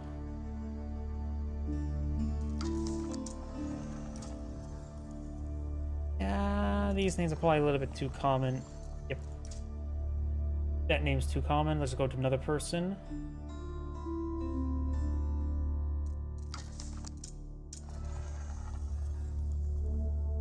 Alright. This person here. Got some recent replays. Good. 17 minutes. 16 minutes. 19 minutes. 8 minutes. 8 minutes. 15 minutes. 9 minutes. That's a 2v2. And here we go, 23 minutes. French versus Malians. It was like a bit of a clan fight as well. And it was actually not a custom map, so these two clan members got a random matchup into each other. Let's go ahead and let me pull back Rumble so we can take a look at the comments that may pop up since it doesn't get merged in with the comment window I have up here. Greetings everyone, and Grade here for another HPARS 4 replay. Spawn on the bottom right side as the blue French with 3D exclamation mark cap. Spawn on the top left side as the red Malians. We have 3D exclamation mark Antotand, and I have no idea actually how to pronounce that. Let's see now, French versus Malians. French are known for having a powerful feudal age with those cavalry units, the Royal Knights. And we've got, wait, a Donzo this early? Donzos do have one inherent melee armor, so you can't really just use villagers to shank them as they advance forward. Though their attack is so reasonable, that one extra melee armor is very nice. I don't think I've ever seen a single Donzo attack this early before. He could kill off that sheep. He does throw a javelin at it. It's going to poke him to death. And there goes the sheep. And now we have the school of cavalry employed on the field. He is claiming up this venison here, milling it up with thin red paste with that mill. We got now the mining pit now being put on the field. Since he went for the Donzos, it's going to be a bit of time before it gets out to the next age. Donzo's going to be very useful against the French player either way. School of Cavalry, yep. That means Royal Knights, get Donzos. Online player is now slowly setting up his mining camp. It'll take another 2 minutes worth of free gold income to get that gold going. Start doing some more housing will help that out, and do have some horses be built on the mill now. It's going to fast forward the moment. The French player is maintaining villager income. Okay, he's using the sheep right there. The mill may get destroyed. He needs a bit more food out before we can get out a Royal Knight. He's going for more villagers, of course. Number of Donzos on the field, probably not a good idea to go for a Royal Knight. You may need to get out a archer range immediately in order to pull out some archers. You can't get too close to that school of cavalry. They is in range of the town center. And these Donzos falling back, probably a good idea, because he probably expects some Royal Knights to find some villagers. Mining pit right now is providing 87 gold per minute, going for another... Oh wait, Sharian Trade Network. Or not Sharian, Saharan. Bah, what was I saying? My pronunciation's horrendous sometimes. This is the less common landmark for the Malians. It does act as an outpost. And it comes with Aerosless research. It will allow him to have food as a taxable item when it comes to his trade, but his tolls will get 50% less than the Saharan Trade Network there. This is mainly meant to be used as defensive, as well as later on to tax nearby traders. They won't get the maximum trade effect without that Saharan Trade Network back here, but still, that difference is a little bit small. After all, you can be up to tax 5 times with your trade networks, and thus it will make it so he will lose out in not by a lot of food. That's fine pulling it forward. Is doing up these palisade walls there. Very, very nice. He will need, of course, get out a couple gates and eventually a trade network. Since he went for this, he's going to go for trade relatively soon, I'm assuming.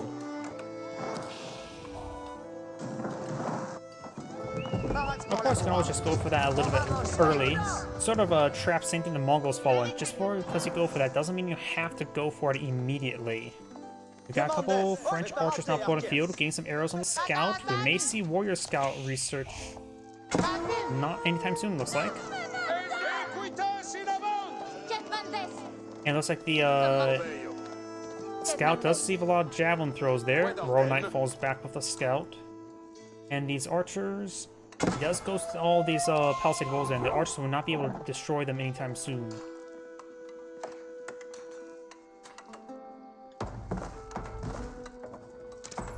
Archers do get some hits there. He may sacrifice this villager in order to get the walls up and going. Put a bit more health on each of them. Does lose the villager. Of course, the knights can pillage them, torch them down quite easily. And it looks like these archers falling back. He only has the one royal knight on the field at the moment. So we got a minimal force by the French. We do got a second town center deployed by the French as well. Going for a blacksmith now.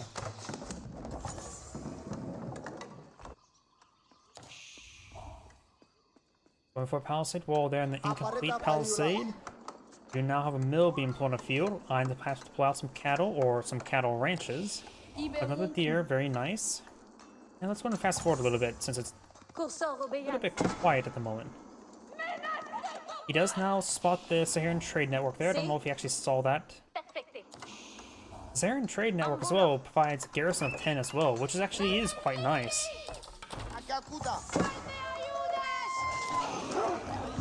Blue's not going for boar there, but also getting hit by an exotic doggo. Do stab with their bows there. And we've got two mills here. Only needs the one. Okay, he's only building the one. This other one could be cancelled. Now I do have a decent force of Danzo and javelin throwers, which should be a good item versus the Royal Knight Archer composition. Not to mention as well, Danzos have their own little spear throw, so they have good alpha strike as well. So the French players just can't simply run forward, fire some arrows, and back on off. That javelin throw does have 6 range, if I remember correctly. 6.5 range, so it's farther than regular archer. So these units will do some great work. The javelin throws also have 6 tower range. Remember, regular archers have 5 tower range, so this is a decent ranged hybrid force right there. Able to engage the archers and the Royal Knights no problem.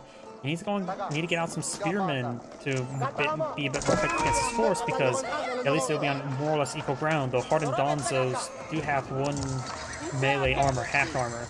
Horsemen are not what he wants to deploy out in the field at the moment. The Malian players on advanced order for a nice mixed force. The Warrior Scouts in the mix, or not Warrior Scout, regular Scout.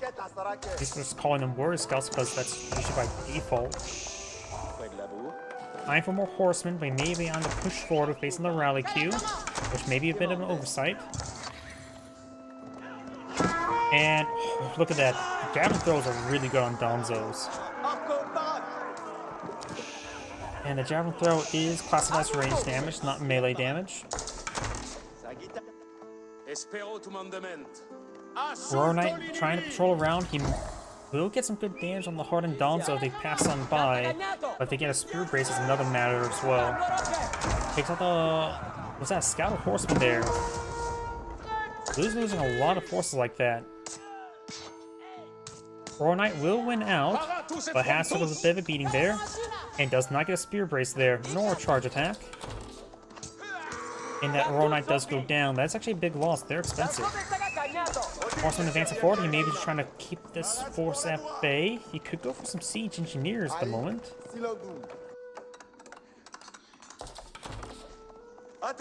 Horseman trying to eye for counterattack. We've got a house there. He's eyeing for a trade pit. Or not trade pit, mining pit. Villager will see some fire there. Veteran Donzo gets a good hit there, and a good spear brace there, stunning one of those horsemen.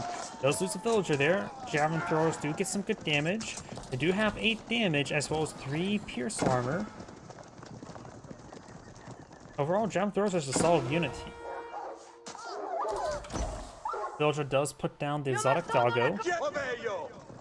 Now I do have these horsemen falling on back or trying to make their way forward.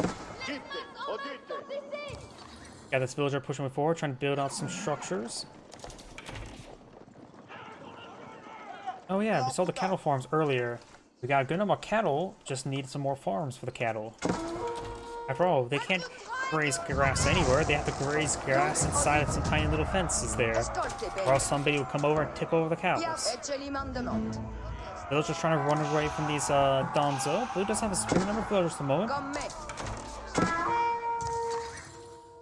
We do got a second town center here as well. And now do you have some of these villagers trying to get overwhelmed. Over here, horsemen have seen a bit of fire there. And this veteran Donzo does get some good damage on these horsemen. Let's build these palisade walls in time, as well as palisade gate. All these villagers need to fall back. He's trying to collect up some of these berries. Exotic doggos demanding some head pats. Now, I do have a decent archer force here, as well as horsemen. Okay, the French player is starting to bring his army. The French player does actually have 43 military units versus just 29. I haven't been paying attention to how much military force the French has, because the Malian player is doing a great job of providing presence and dominating the map, but his domination will soon end, and these forces are going to be backed themselves into a corner. Oh, looks like Exotic Doggo won. That's why we don't give them head pats. They bite you.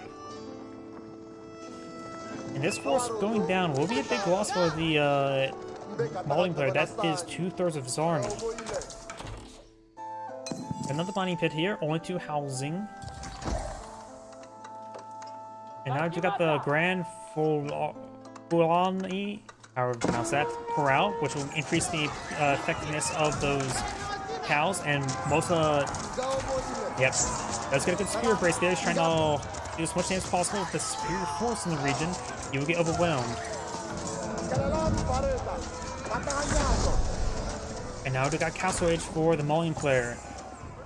There is a moment where blue can counterattack and get some massive damage done. Red needs to start building up a defensive army quickly. He's going for some buzz. He needs to get out anything that can fight. He knows there's a massive army right here. And he knows he has no army on the field. Right now he's at 10 versus 53. His forces will, this mining pit will slow his opponent down for a bit of time. It'd be a bit difficult to get out enough mining pits on this map. You can perhaps go for these 3 and try to lock down this outside the map with the mining pits, then perhaps follow it up with some trade networks in the back. The outpost will provide a decent defense spot here. He can perhaps get a bit of stone to get the spring gold up and going. Sofas being employed on the field. They're not veteran Sofa either. You always get imported armor getting +2/+2 armor. There's a lot of horsemen. Sofas will be a generally good unit against this force with their higher armor, but there's still just a massive force here. He has not been able to remax. He needs out everything he can get. Donzo would be a good item throughout the entire game.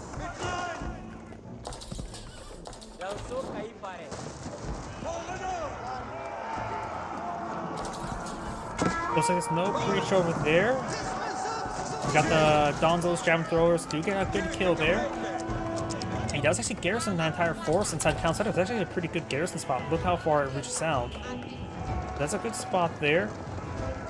Doesn't have any pierce damage research. Import armor on the way. He needs that really, really badly.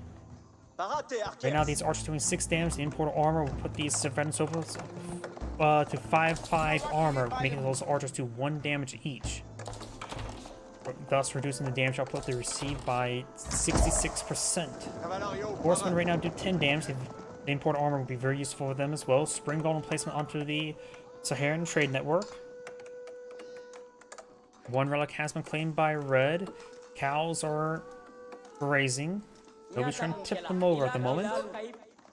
The Sofa's signing for a counterattack. Really? With our cast division, we know that he needs to be a bit more defensive. He needs more sofas out. He needs more Donzo. A couple javelin throws would not hurt either. There's some villagers here. There's forcing outposts for these forces. He does not have access to a charge attack. Do extra damage. It does get inside the tower nice and early, so he's paying attention as well. Blue doesn't realize how well how good a position he is in this as well. He does not have a scout in this region to spot into this opponent's base. Ian will go in and go on down.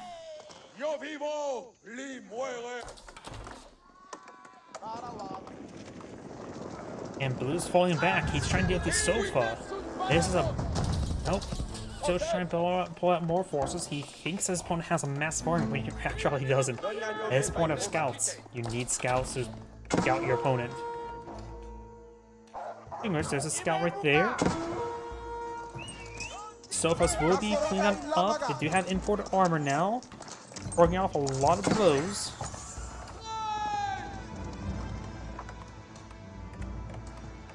Right now, the Mayan player is not deploying out any more military units. He needs to continue building out some more sofas. Who's now trying to venture forward, trying to claim up these berries.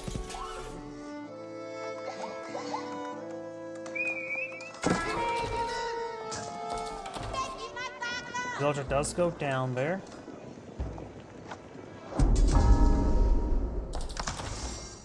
Sacred Site not being captured up. We do have now the Veteran Sofa advancing forward.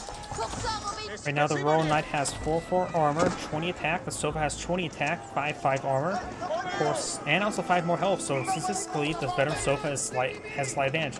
Going for 4 to keep here. That'll be very powerful in order to keep back his opponent. He has a crap load of villagers building it. But he's going to lose a large number of villagers, and Red does not have a whole lot of villagers compared to his opponent. He needs to get as many villagers inside the keep there and run the rest of them away. The keep will provide some good defense here. Venom Donzo receiving quite a bit of fire right there. More Donzo facing forward. The rest of these villagers trying to get overran, keeping up fully garrisoned.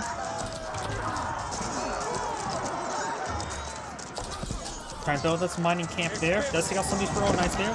He still has a good number of archers here. These villagers need to run away. Keeps on any threat at the moment. Blue does not have that siege engineers at the moment. We'll need to back off from this keep relatively soon. He's on an A move forward, so he's throwing a lot of arrows into the keep itself. And Blue's not falling back, even though Red has no military unit. He doesn't realize that he's in a great position right now. Villagers backing on off, trying to clean up some more stone. Yeah, it's one of those things where it's like, I can understand playing safe, but at this point in time, don't really play safe. We do have siege engineers being pulled out by Blue, and that will allow him to safely crack out that keep. He has enough wood there for 2 battering rams.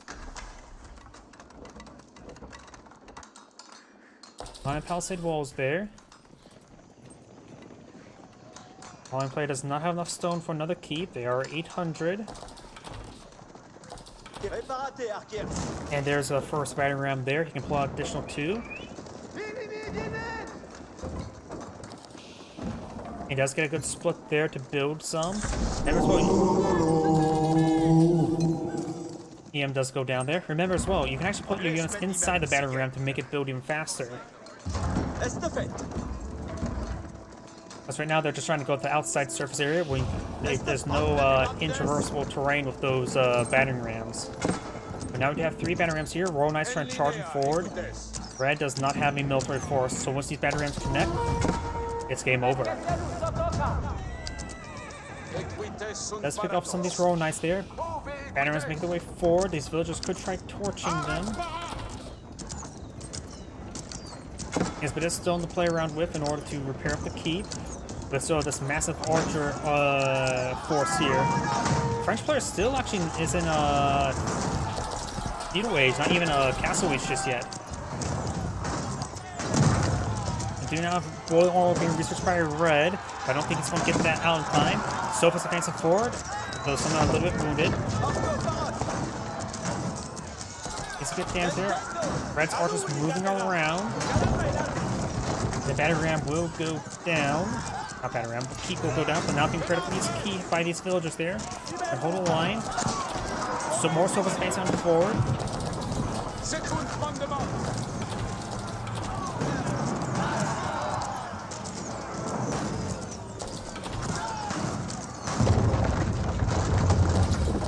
And look at this, Red has a lot of resources. This is the biggest problem as well. He's just not remaxing.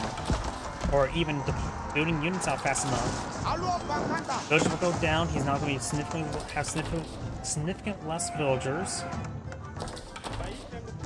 He has great food generation thanks to his cattle ranches, but food means nothing if you don't spend it. Of course, we do have the Saharan Trade Network here. It is a 5,000 HP outpost. Royal Knight's charging on forward. He does not appear to have poison arrows research just yet. More downs have been put on a few.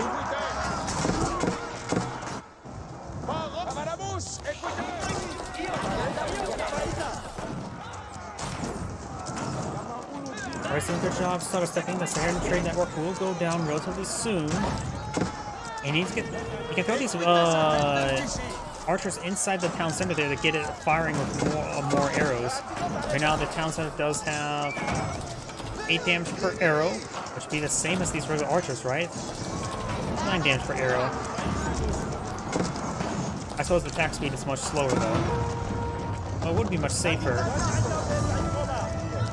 Let's get the town center knocked garrison, and now the Royal Knights charging forward, and this is basically going to be game.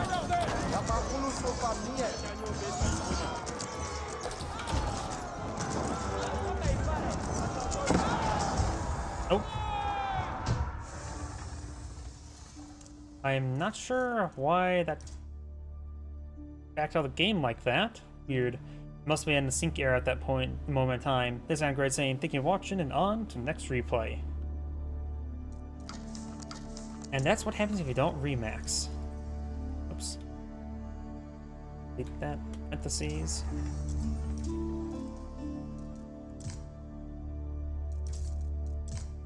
Go from the top. That name's a little bit weird. And yep, that's... let's go ahead and find another player now. Let's see. Definitely a bit of a joke name. Do you have some replays here? And let's do it. 26 minutes. Got to ensure that this is up and going. Yep.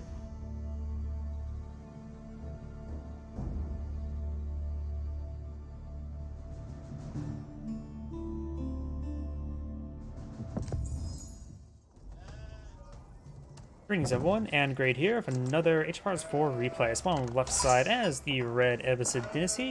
We have Kaiser Johan. Spawn on the right side as the Sign English who rushing out some Vanguard Man-at-Arms. We have Cracky there, question mark. Vanguard Man-at-Arms advancing forward. The reason the Vanguard's Man-at-Arms was nerfed in the previous patch, so it has one less hack armor at this moment of time. Now we've got the Vanguard's Man-at-Arms. We'll find engagement there onto these villagers. He didn't spend a bit of time there building the House of Wisdom. Getting some good damage there. Trying to collect as much gold as possible. He's a little bit more gold now, doesn't he? This villager needs to fall back. May does not go down there. And we've got a second Vanguard Man-at-Arms pull on the field. Now I've got these villagers advancing forward. He's going to dogpile a bunch of villagers here, try to collect as much gold as he can. He may lose this villager down to 2 health. And he needs to collect up a little bit more gold, 19 more ingots of gold, or septums of gold. Wow, these villagers getting dangerously close to death. And there we go, got a full load there, and that will get up to 200. Ooh, that was a little bit closer than he would like. Where's the scout? I see a sheep right there. I'm just wondering where Red Scout is at the moment. Oh, wait, no, those are villagers there. Ah, there it is. There is the sheep. You can lead those sheep to glory. He actually needs to bring back those sheep relatively soon. There's only one sheep carcass here. Oh, but he does have enough food for the military wing, but still a good idea to bring back those sheep carcasses. Run for the military wing to give him a small little defense force against and fight these Vanguard men-at-arms. The Vanguard men-at-arms are quite high quality, especially in Dark Age.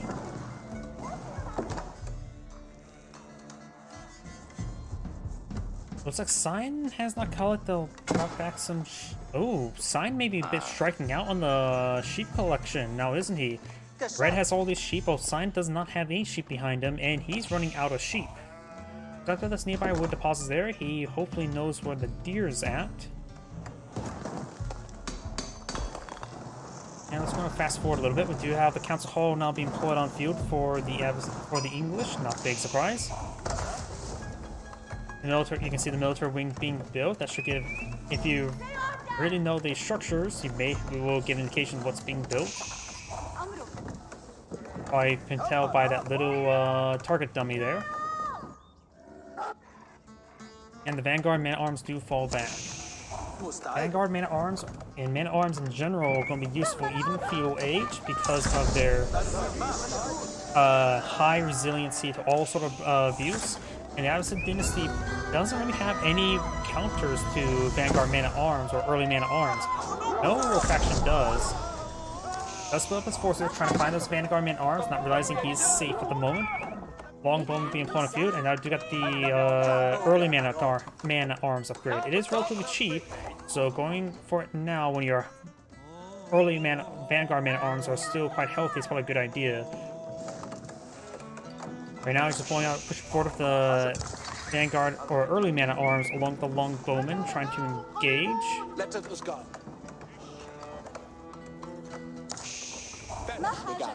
Those wounded villagers. How many wounded villagers are right there? We do got some good longbow hits there onto those villagers. And does take out that one. Though without any spearmen in the region, the horsemen can go charge towards Longbowman with a bit more impunity. Archers find some damage on everything. Vanguard man-at-arms or early man-at-arms do have 3 pierce armor. Archers only have 5 damage, so they do 2 damage each. Which really makes the early man-at-arms really oppressive to fight against sometimes. They are expensive. They are 120, same cost as a horseman. And does a good job of overwhelming these man-at-arms now. Does lose a villager that was right there, or is that a spearman? It looks like almost like a villager, that's probably a spearman though.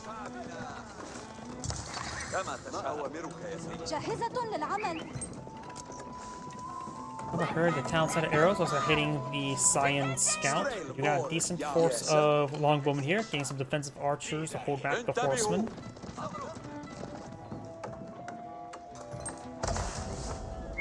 Of course, now with the Golden Age Tier 1, he has access to 15% collection resource rate for all resources. An incredibly powerful effect for the Abbasid dynasty. Though we do also have mills being put on the field. Right now it does provide plus 20%. Yep.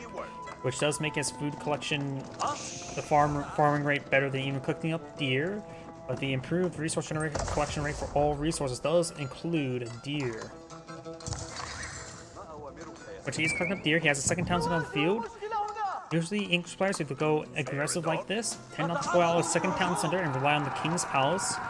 Which looks like he is doing it now. Horsemen. We receive some volleys there from the longbowman. Which hits there onto the scout. Barely stays alive there.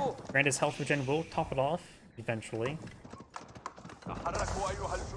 And I do also have an outpost here just for a bit of defense.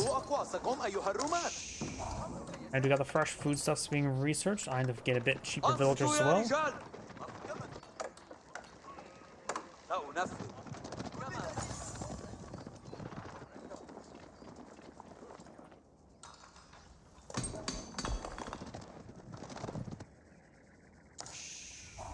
We now have wheelbarrow being researched.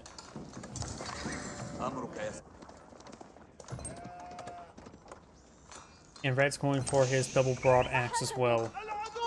Horsemen advance on forward. Then maybe... Nope, there's just way too much infrastructure here to chase down that villager. Longbow force advancing forward. He does have this outpost here. He does only have 5 villagers in the region, so he can perhaps get the outpost garrison. Though, as of right now, without the arrow slits, this range is only 6, while the longbow's range is 7. So he can actually outrange the outpost.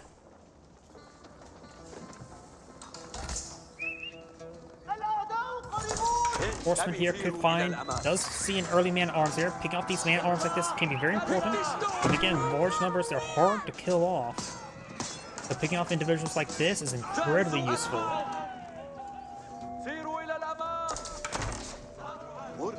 There's a good number of horsemen here, and more than enough to overwhelm the spearmen.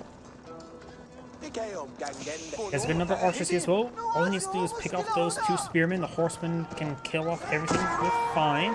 Those man-at-arms still pose a problem. Man-at-arms right now are greater than horsemen fighting capability.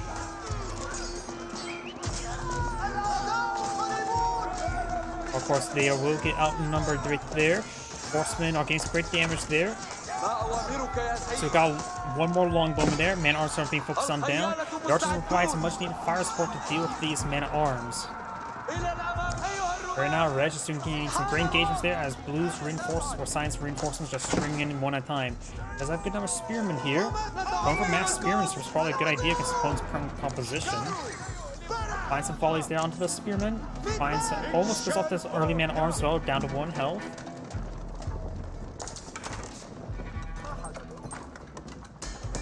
Now I do have the blacksmith being employed out over here. Maybe I'll try to get some more pierce damage. That's one of the best ways you can deal with man-at-arms. Just try to hit it with a lot of arrows. But Cyan right now has already pierced armor, so these archers only do 1 damage each. These man-at-arms are tough to kill in Feudal Age. Especially for the Abyss of Dynasty, who simply does not have anything that hits hard against them other than camel archers. And those are expensive. Duno got hack damage being researched by the English player. Red right now just probably needs an eye to getting out Castle Age as soon as he can. Going the offense with these horsemen is not half bad. He does not have any defensive spearmen. But now, ooh, there go some villagers. Not sure where they're going. He's finding a couple of these forces there. Does not pick up this man-at-arms. And he's the arrow slit research there. That will help him get some more damage on these man-at-arms. Going for arrow slits now, but it's a little bit too late.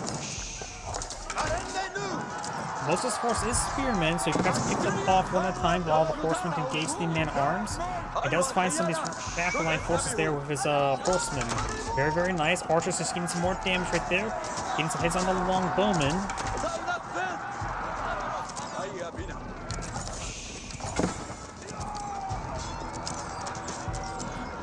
Now the man-at-arms will be cleaned on up right there.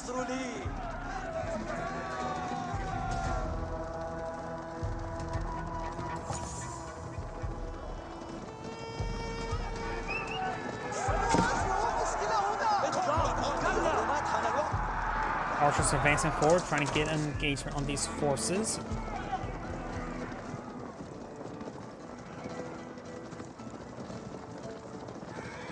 Spearman could turn around. Does get a good kill there. Very nice. Archer's not going to be overran by these melee forces. He needs to get them back. He's trying to advance toward the horsemen. There's not really any long bowmen for the engage. So the horsemen are not really going to be useful other than just try to engage the man-at-arms easily. Get some damage there. The military force is 27-27, but it's definitely more in favor of quality for Cyan. They got this force trying to fall him back. He does have arrow slits for research here. He needs to get the thing repaired up because he really does need health. Some of these archers starting going down. More horsemen being deployed on out.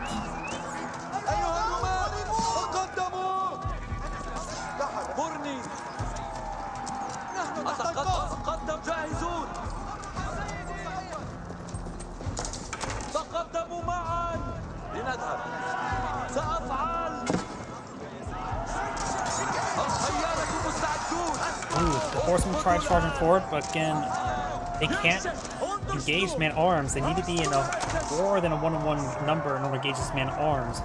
The archers need to get as much damage as they can. They do have pierce damage. The man-at-arms have 4 armor, so they do 2 damage each per arrow. So right now the man-at-arms are just incredibly hard to deal with. If Sign deploys out more longbowmen, he'll be in a great position. If you want a comparison between he also gets hack armor as well as hack damage. If you want a comparison between the two, early man-at-arms and horsemen, right now their base is 10 damage, 3 armor, 120 health. Horseman has 125 health, 9 damage, and no hack armor. So they are inferior to man-at-arms when they fight each other. Outposts, let's go down. These villagers need to get on out of there. Red does have superior number of villagers at the moment.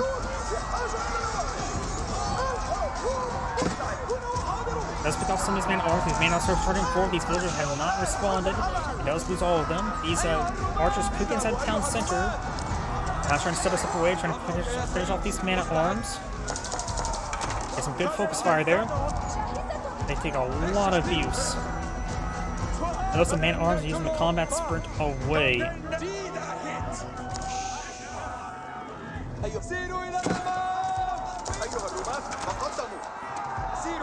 That's going to pick off another man-at-arms there.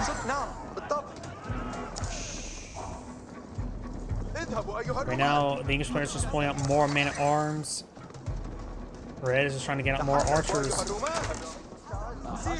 He's trying to stall out until he can get his own castle wage up, but right now he has no gold income. He has 15 gold per minute. I'm not sure for what though. And now we got battery rams being put on the field, forcing his opponent to engage in these man-at-arms, which he has no way to deal with them. With the battery rams charging forward, though, he gets some severe damage on these structures.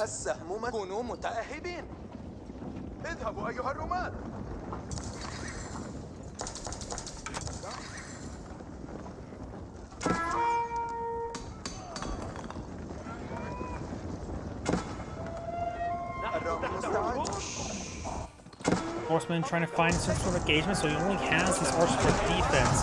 Counselor really go down. There's no way he can save it. There's some torches there at the town center. Find some arrows there, trying to pick off these forces, getting some good damage there.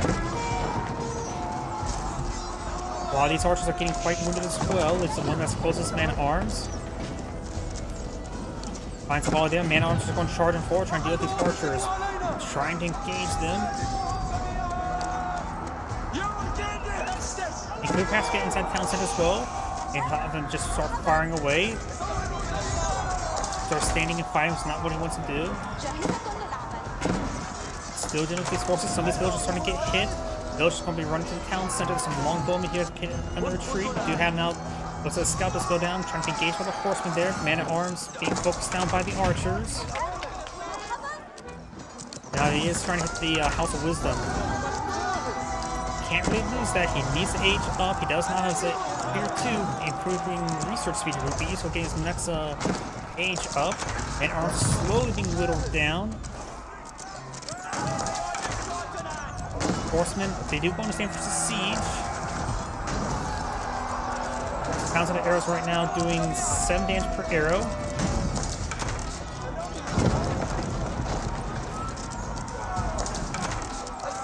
More man-at-arms is being fought in field and being streamed on in. He's out of longbowmen. He's just going straight from man-at-arms. And now he's hitting some of the other villagers as well. He simply can't kill them fast enough. And he's doing some excellent micro, but this is how oppressive feudal age man-at-arms can be. Most civilizations cannot deal with them. And those who can have to use on like various knight camp, which can be easily countered by a couple spearmen. Because even then those knights and keshiks are cost more expensive, and they have to really rely on the charge attack to be effective versus man-at-arms. Does lose the House of Wisdom there. He will need to get that rebuilt. Trying to torch down the battery rams now. More man-at-arms are streaming on in. Additionally, man-at-arms do mostly cost food, in which the greater farms of the English just makes them incredibly powerful. Because you can easily get them built, you have to rely on small amounts of gold. Villagers now trying to quickly repair up the House of Wisdom. He does lose some of these villagers there. The villager count is similar now. He does have some resource to play around with, especially a lot of wood. Let's get the farms collecting. He needs to get the gold collecting. He needs to get up. Okay, it's going from the towns over there. He needs to get out his castle as soon as he can. He needs crossbows. Now got another wave of man-at-arms being employed on the field, as well as some battering rams. He does have a single cam archer here. They do hit hard at 13 damage. Probably per point versus the man-at-arms. They probably do generally do a bit better. Because right now each archer does 2 damage each, while the cam archer, same rate of fire. No, they have slightly better rate of fire.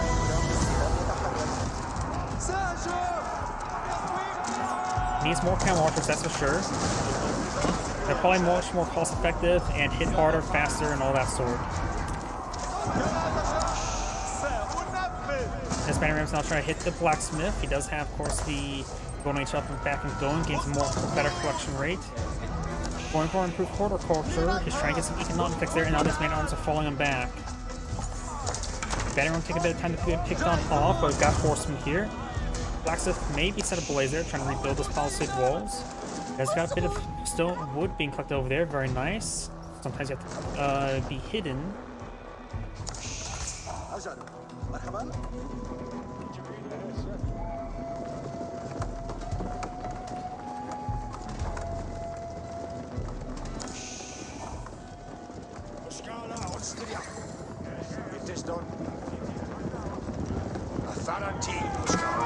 He does spot that force there. He's about to start a step all the way back home. He does have a couple of long bows.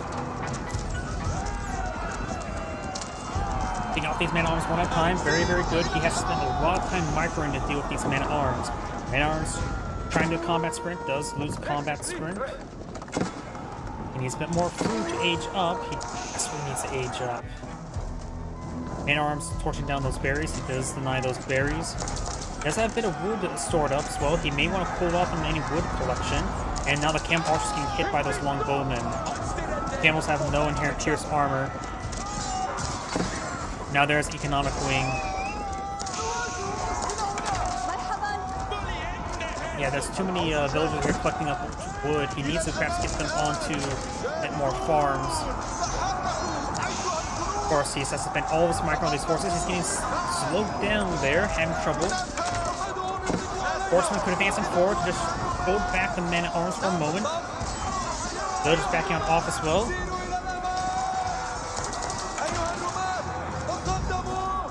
It's good damage. Now trying to torch down the extra town center. The villagers may just want to run away. They could try repairing out, stalling out his opponent. Let's get inside the town center there. I think repair would be better, just to stall out his opponent. Trying to hit some of these longbowmen. He needs to hit those longbowmen first. Or evacuate those gold villagers there. Now archers on the field, he definitely needs to get out his veteran archer research, as well as more pierce damage immediately. Hit these forces better. His opponent is not eyeing to age up, he's just pulling out some more men-at-arms. He's getting some castle network of castles. He also needs to get out crossbowmen as soon as he can. There's probably some infrastructure on the outside, but some men-at-arms in the mix though.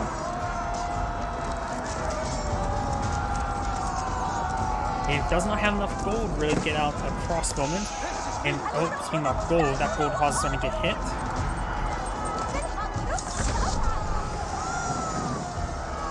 He's got his veteran archer research as well. That will greatly improve the effectiveness of these archers, as well as pierce damage.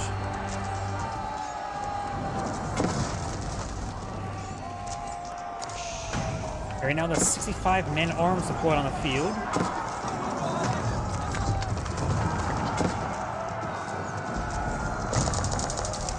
Got a big wave of crossbowmen now on the field, but these crossbowmen needs to run. Does lose some of these crossbowmen because he has enough archers here to engage those crossbowmen, pick them off. Up here, trying to go for more gold, but he has sending out man-at-arms to all the extra exterior gold deposits. The King's Palace not being researched.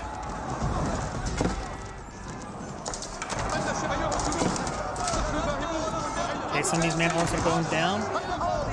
Still does not have any additional damage or veteran pierce archers. He does not have enough gold for the research.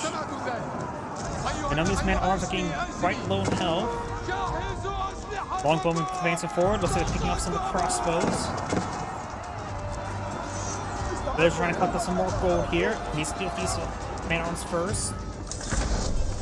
Now there's Castle Wage for the English player.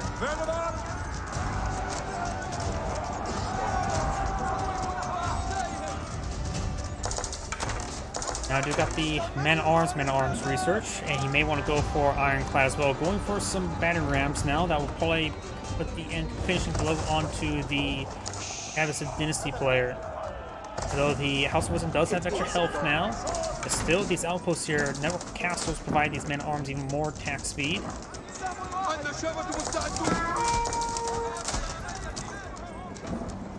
Falls back a little bit there. He does not have he needs as much gold as possible going for an outpost here. He needs that gold collected. And now still in this region. Mining not collected. He could use these guys, skip the wood, go straight for the gold. Now I got the banner rams pushed way forward as well.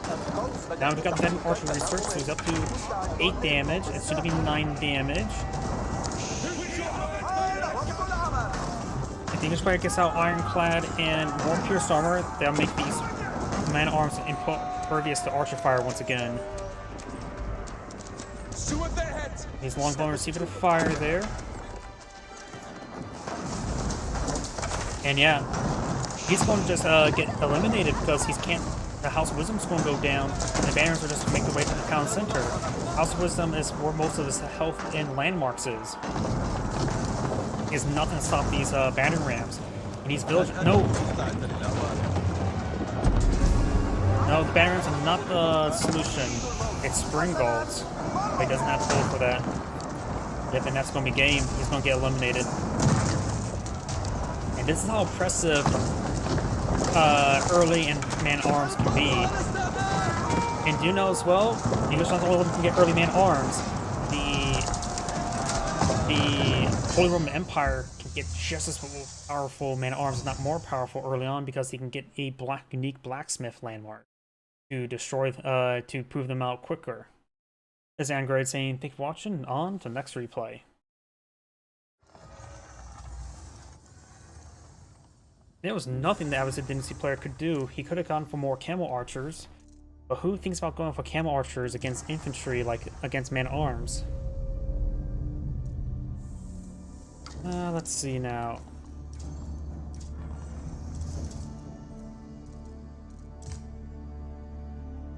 Actually, 1 minute. We can do that one. Yep, we can do this one here. Or did I do this one? Today? Nope. I think I did something similar.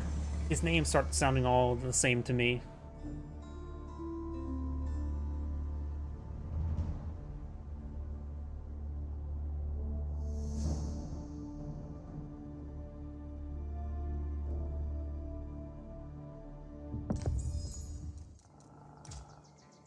Greetings everyone, and Grade here for another HMARS 4 replay. Well, on top left side as the Orange Mongols, we have Killed Jardy. Spawn on bottom left side as the Red Chinese, we have Kraki there, question mark. He's sending out a single villager over there. He does get out an early oboe and not picking up some of this wood. Very nice. Exotic Dog does bite the villager a little bit. And got the, looks like one of the Mongol players eyeing for the food out here. There are 3 deep sea fish there, as well as a lot of shore fish. Shore fish are temporary, deep sea fish do regenerate. So ideally I would say, for over here, about 8 or 9 fishing ships, all you need to collect those deep sea fish and probably regenerate at a good rate. And then whatever extra ones you want to go for is the shore fish.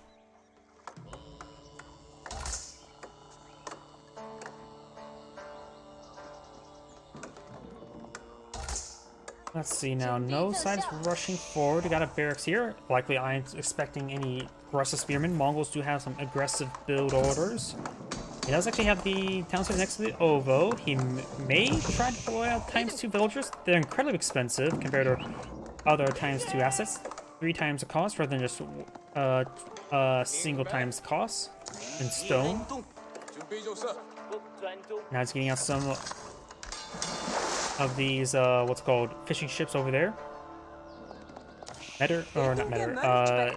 Khan has a good number of sheep there as well. He's about to run out of sheep. Does deploy out some stone-based spearmen there. He may be eyeing just to have a nice defense force there to protect this dock. Speaking of which, the Chinese players advance forward of some spearmen. So this villager really needs to get this outpost built as quickly as possible. The Mongol player did spot all this. And this outpost will be protected, especially when he throws some spearmen on the inside. This probably best just to crew the spearmen on the inside of it and ward these guys away. I'm gonna try to torch down the outpost now. At this point in time, the outpost does 6 damage per arrow. The spearman could push on forward as well. Does receive some bites from the wolves. And he is building some more fishing ships while in the middle of this. Right now there's 12 spearmen deployed out by the Chinese player. Let's finish off with those spearmen there. Not sure it's better to... and that wolf is causing a lot of issues for the Mongol player. The Khan started to go down. The Khan does go down. Let's just get outside the outpost there. Now got additional arrows firing away. He gets these spearmen over here as quickly as he can. Villager pops on out, trying to repair it up. Receives a bit of damage there. There are 4 spearmen in this region. The villager does go down. The villager does not get saved. He could try getting out the away as quickly as he can to go for an arrow ship. Arrow ships are excellent with these spearmen. But right now, Mongol player has more spearmen and have a bit more help with spearmen. But there's still got a stream of spearmen for the Chinese player. He may not realize how many spearmen he has spawned field. And he's going for Deerstone. It's actually a relatively good map to go for the Silver Tree. You can deploy out over here, straight shot there, and since you're going to fight a lot of fights in this region, it's actually a relatively safe spot for trade. And if your opponent goes to the gold and the high ground, they're going to be focusing more on the mid, allowing you to keep your traders secure. At this one time, you may just want to back off and trying to save the dock. There's just so many spearmen here. He needs to throw... I guess he doesn't want to throw any more villagers on the Deerstone, because right now he could really stand to get an arrow ship. But right now the dock spot can get torched off first. And again, another wolf interrupting the Mongols. He does set the dock ablaze, so now he can just leave it alone. And does accept some more of the Mongol spearmen. There's so many Chinese spearmen. He has not all the gold collected yet for... Oh, he's not been collecting up taxes yet. Now, do you have the Imperial Academy deployed on the field? He still has the fishing ships alive, so all he needs to do is escort a single villager over here to get rebuilt, and then perhaps put a defensive arrow ship. There's just so many spearmen.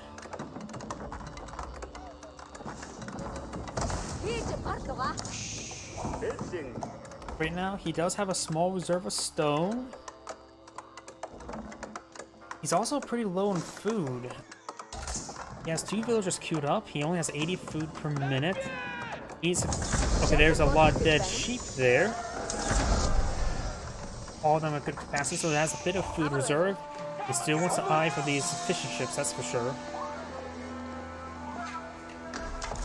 Now we do have wheelbarrow and does have an outpost next to this gold deposit, which is going to be very useful, very quick, needed very quickly. He does not have enough gold to get out arrow slits, or no, he needs a bit more stone. There we go, he needs arrow slits. Here comes a spearman. He simply does not have enough defensive spearmen. He has not gotten out his hardened spearman research. His opponent has hardened spearman research. And this outpost is going to get overwhelmed. He does have a pair of archers here, very good. He just wants to stall out, trying to keep his opponent dancing around. It's going to be a good fight regardless. Let's use the arrow. We'll get him an extra pair of a couple arrows out.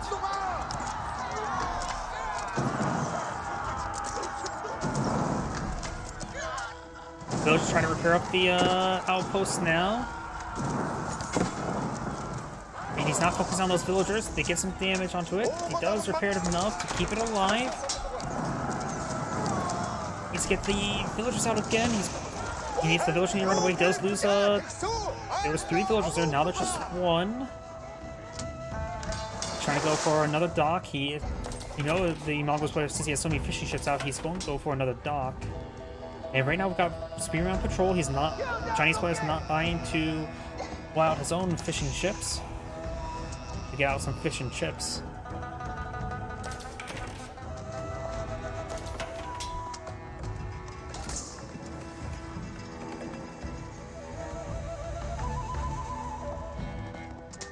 Does get some damage on these spearmen. He does have one regular spearman, not even hardened spearman just yet.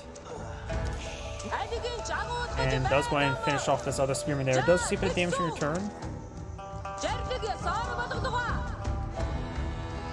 That's a scout there. He can probably leave that alone. There's a red villager here. Orange's villager does get spotted there. He needs to get these archers over here. He does have 7 archers in this nearby area. And these 4 archers will take that one out. Another dock being plotted on field. And with that dock rebuilt, he will go ahead and get these fish collected. Another town center has built since he's collected so much wood buying for ships. He had enough wood to go for another town centers. Mongol town centers are much more expensive. Rather than 750, they do cost 900. And I'll bring over the fishing ships over here, trying to immediately get some food dropped on off. Mongol player has no gold income at the moment. He's going for another outpost here, trying to collect some more gold.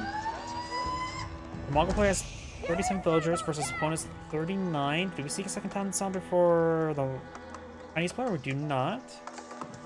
So the Mongol will have access not only to the fishing ships, which need to be retasked right now, he will also have access to a second town center for more villager production. Here's some will-find Yalm network there, but allow him to get this wood collected at a much faster rate. Oh, there's a red dock there. How did I not see that? There's one arrow ship there. Spearman going to try to torch it down. He's going for a spring gold ship. Archers receive quite a bit of damage right there. Arrow ships are excellent for these units, getting some great damage there. We got a spring gold ship over here as well. Archers could get some hits there on the spring war jump. The spring gold ship. He also used the arrow to get some more damage output. He will lose the spearman there. He's trying to hit that. He's patrol moving that archer ship right there.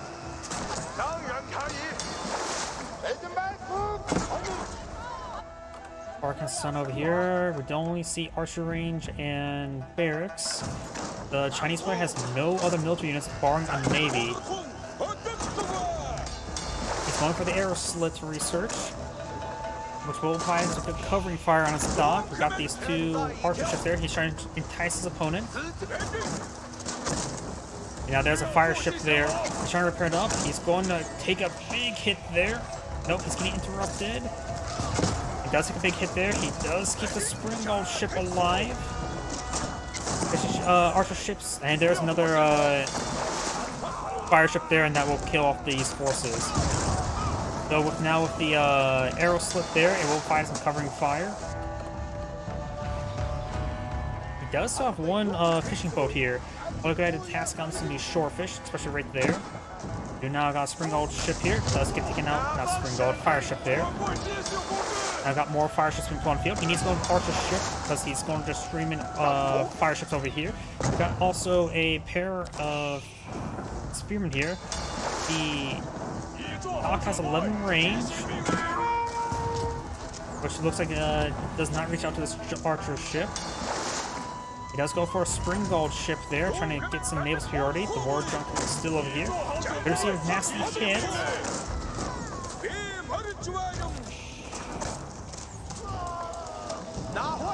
And a fire ship will detonate there. Does not set the dock ablaze. Pretty close. One more will do it. Finds hit there on that archer ship. And now we do have another spring gold ship being put on field. And now this dock has been set ablaze. We do have a junk here. And this dock will burn down. Right now, 45 to 50. Is there not enough town center for red? The Mongol player must not have been able to maximize. There's no villagers being produced. The Mongol player is not paying attention to his village production. Now this Chinese dock has been set ablaze. Trying to go for one more fire ship there. And got another dock being put up on the Mongol player. Okay, he's starting to queue up some villagers now. Big oversight. He has 2 town centers, but does not have a superior number of villagers at the moment. He must not have been producing villagers for quite some time. Takes out that Spring Gold ship there. Now he does cancel the fire ship. And still has a fishing boat there. This war junk is still alive, but severely damaged. And looks like the mast is gone because it's a highly damaged state, but still providing occultation, whatever it's called. Got a line of palisades walls being put out right there. Mongol has secured the sea. He needs to put these guys in patrol move around the area. Going for another dock here. And he could go start getting some fishing ships. He does have some wood to play around with. He does also have enough to go to the next age. He's going for the Kurultai. Personally, I find the Step Redoubt as a better option more often than not on the Kurultai. But as of right now, he may need the defensive capabilities of the Kurultai. The Kurultai, I probably should mention, nearby units within its aura gets 1 health regen per second, as well as gain additional 20% damage. Excellent for defense. I find it very useful in defense most of the time, and also great for your forward siege works. Got a big way to Zinch advancing forward. Does not have arrow slits researched, but the Zinch will get some good damage there onto the outpost with a high number of arrows.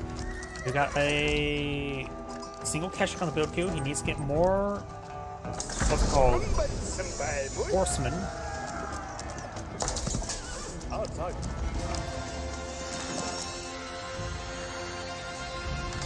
No additional fishing ships at the moment. He's trying to go for a dock here. He needs to get this villager hit, but he's not paying attention. Good hits there onto those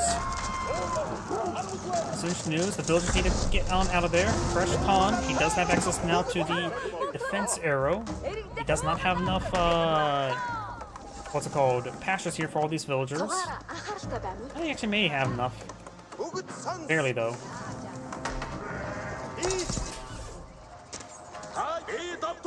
Now got a Spring Gold ship here. He's going for arrow slits. Another dock has been placed up here. This game's gone messy. Has been very messy this entire game. He does have +1 damage on the Zinch News. The Keshiks only have 3 pierced armor, so they would take 2 damage per arrow, but it looks like he's just going to try to run away. And now got a fire ship there, taking out the Spring Gold ship, takes out the Archer ship there with the Spring Gold ship, and now the dock does take out that Spring Gold ship. Both players are now Castle Age. Now got the Keshik, veteran Keshik research. Another Spring Gold ship now being pulled on the field. He has not really filled out a lot of fishing ships at the moment. He will need to pull out more of a navy.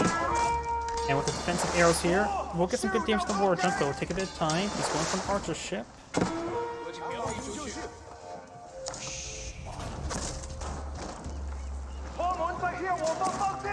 Fishing ships could probably want to get inside the garrison. And we can get inside the garrison.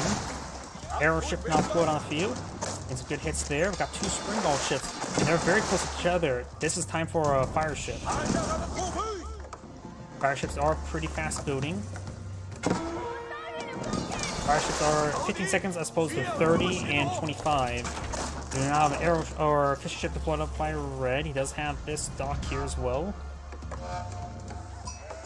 And so the villager count is still less for the Mongol player. Chinese player still is not there on another town center, so the Mongol player is having trouble blowing out more villagers. I think his macro may be bugging out. This here, it wants to prioritize the improved stuff and the ×2 stuff before actually deploy villagers. It's something I've noticed as well. There's a reason why I don't build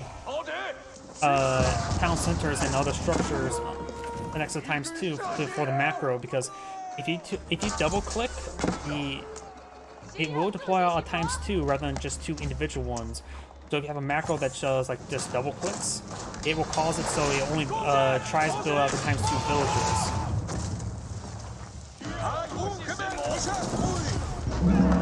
So there may be an issue with macro if he uses a macro. A little bit overkill there, but does get a hit there onto the dock. You can perhaps get these fishing ships inside of the dock now. Right now, Orange may just want to not contest the seas anymore, since we're getting a good number of ships out here, and start contesting the land. Outpost will go down.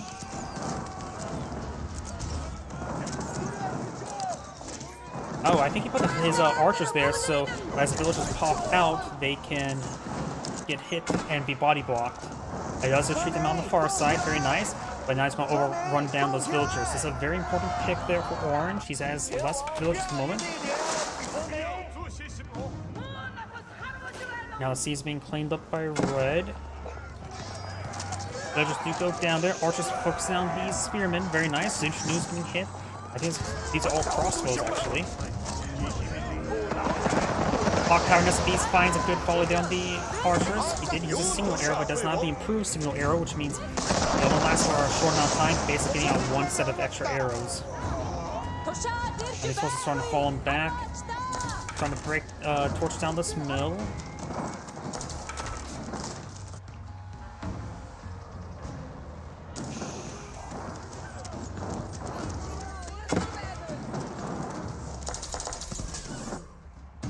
Line of palisade walls being pulled out by Red. He's trying to lock down part of the map. Now you got Siege Workshop being pulled out by Orange. Both players on Castaway, so they have access to the Spring Gold and all that sort. Spring Gold, Magnell, or Nessa Bees. You may be eyeing for some Spring Golds in case Nessa Bees, and Magnells wouldn't hurt as well.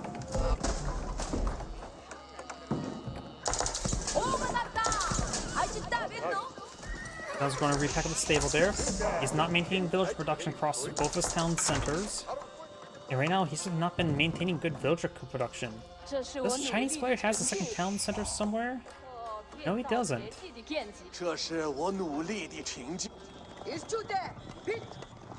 Villagers trying to build up these walls. I suppose one reason why he has larger civilian counts because of all these fishing ships. This may be too many fishing ships because this deep sea fish will run up pretty quickly, but you can always get a lot of shore fish. There's a lot of shore fish on this map.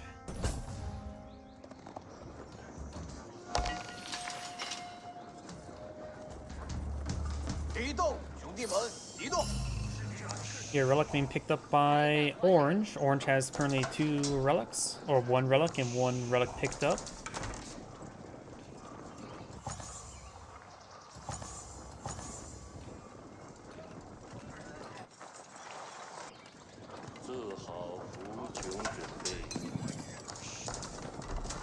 Looks like Red tried to pull a town center there. Does redeploy it there. And now got the clock down. SBs finds a good volley there. Does get some good damage with the villagers. Does take out one of them. Does use the fence arrow there, gaining his guys 5 seconds of 2-2 armor. Now got a monster to pull on the field, trying to get out some of his own, trying to claim some of his own relics. And he does lose a significant number of these Keshiks.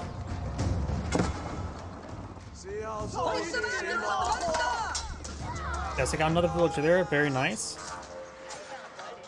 There's another villager there, and the Keshik no Khan needs to fall back.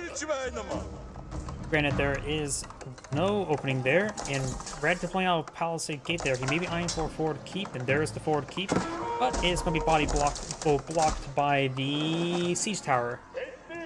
He could also quickly deploy out, battering ram right there. That will help him quickly gauge out that keep.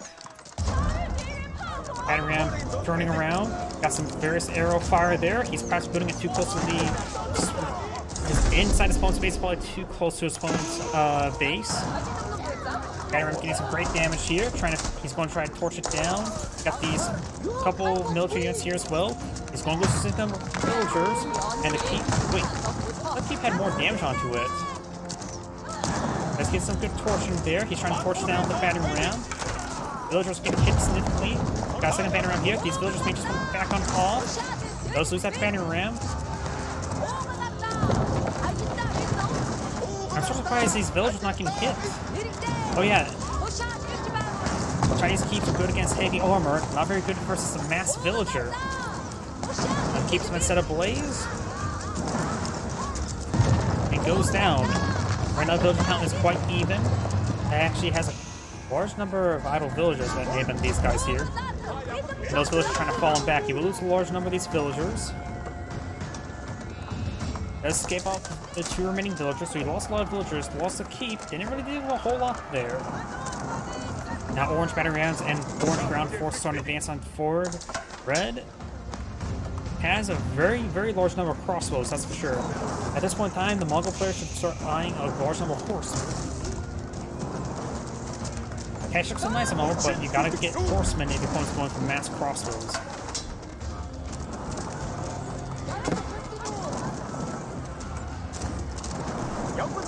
Kashyyyks' torch is not any higher than regular horse as well, so Clock Tower Nest of Bees and Clock Tower Spring Gull gets good damage on the batting rams. Batting rams sort of back on off. And now we've got a line outpost being pulled out by orange. A little bit desperate for defense, I guess. Double sport over here. This is a 2400 OVO, or wood stone deposit. He also should get the whistling arrows, whether it be the basic one or the improved one, is very good. 12 seconds of 2-2 armor is incredibly powerful. We got a Spring Gold on the field. Does find a Spring Gold hit on the Spring Gold. However, the Clock Tower Spring Gold has more health. Now they're going to be dueling out. Does get a good hit there on each other. And now the Spring Gold plays on the Barrington Sun. Does get a good hit there as well. This Spring Gold needs to fall back. Seems a bit too much fire there. Veterans push on forward. There's 2 archers on the inside. Oh, there goes that Kashyyyk. His forces need to fall back. Seems a bit too much fire there. Veterans could charge on forward to absorb a lot of shots there. Archer's starting to go on down. Does have some Mongol crossbows here. Got some palace guards here. Villagers just need to be taxing back. He's losing those villagers. He does have defensive Spring Gold here, and thanks to the Yelm network, these guys do have faster movement.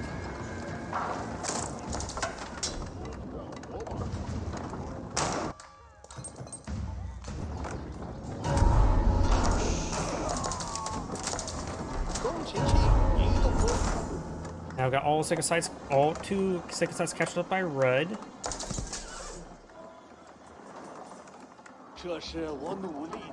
Has got another Spring Golds here.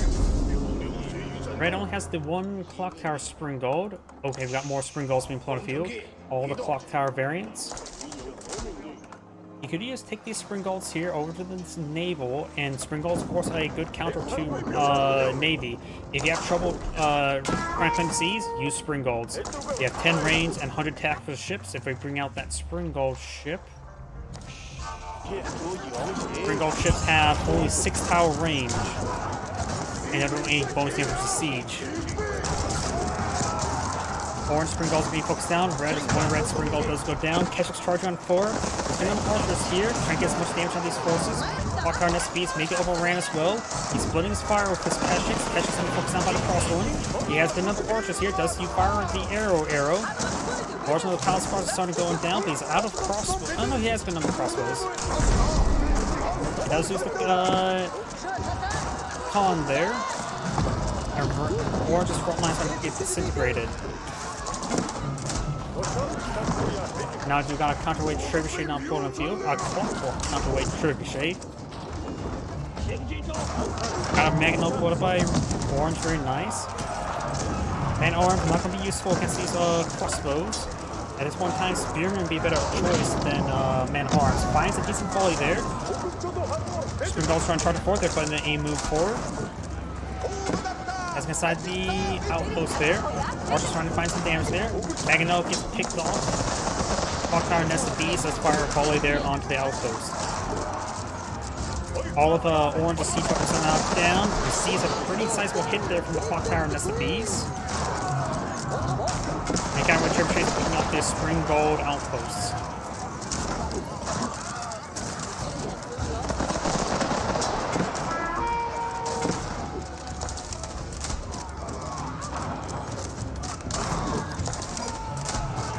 It looks like this is going to be the end of the game. He's trying to do more Kashyyyks, but they're not going to be useful as his crossbowmen. He needs horsemen, not Kashyyyks. Orange Light Plume back out of the game real shortly. And there we go, that's the end of the game. This is Andgrade saying, thank you for watching and on to the next replay. And before I start the next game, I do need to use the restroom. Please give me a moment.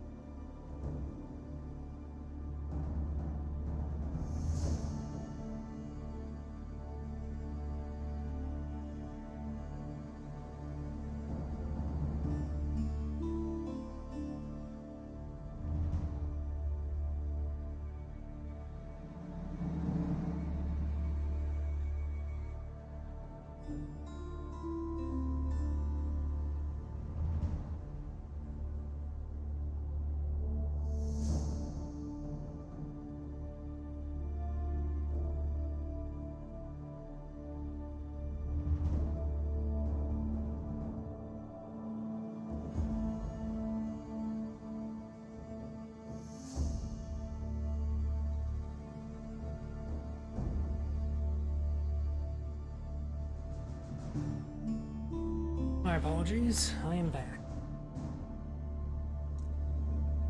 Let's see. That was Boulder Bay, right? Or nope, but this should work. I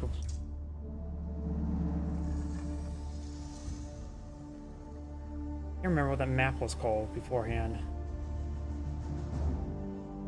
This one was like that, a large amount of water in between the two bases, right? Rather than a tiny bit off the side. Yes, it is. Greetings everyone, Andgrade here for another H-Powers 4 replay. Spawn on the right side as the yellow English, we have Cop. Spawn on the left side as the red Ottomans, we have Cracky there, question mark. And since there's an Ottoman player here, let's go and switch over to the Ottoman player for the time being, so we can hear the Vizier being selected when it pops up. Of course, both sides are eyeing for some docks to get out some fishing ships, to get their fish and chips. Wood is being collected up as well, because of course you need wood for ships, and now you got enough wood for a lumber camp. Fishing ships in Plone Field. And since there's of course fishing ships, the Ottoman player's not going to pull out the military schools just yet. Looks like the English player's doing a better job of pulling out fishing ships. The Hill Scout does of course spot his opponent's base.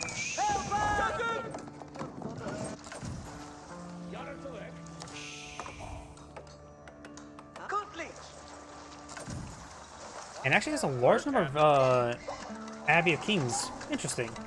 There actually was a large number of villagers right there collecting up fish. I'm not sure why he's putting the Abbey of Kings over here. I guess he wants the health regen or for this region. Not really familiar how effective the health regen aura is versus what's it called for healing up ships. It's also out of combat healing, right? Yeah, out of combat units heal 6 every 1.0 seconds. So maybe I aim for that for as a medic station, improved medic station. We do have, of course, the twin minaret Meteoris deployed on the field. So both players are at feudal age. Let's see now. Do you got Springald shipping on the field? The Ottoman players spend a wood on the next ship dock there, which makes it so that it is slowing down additional ship production. We got multiple aeroslists not being researched by the Ottoman player, and the aeroslist is being researched on these back two first rather than this front two.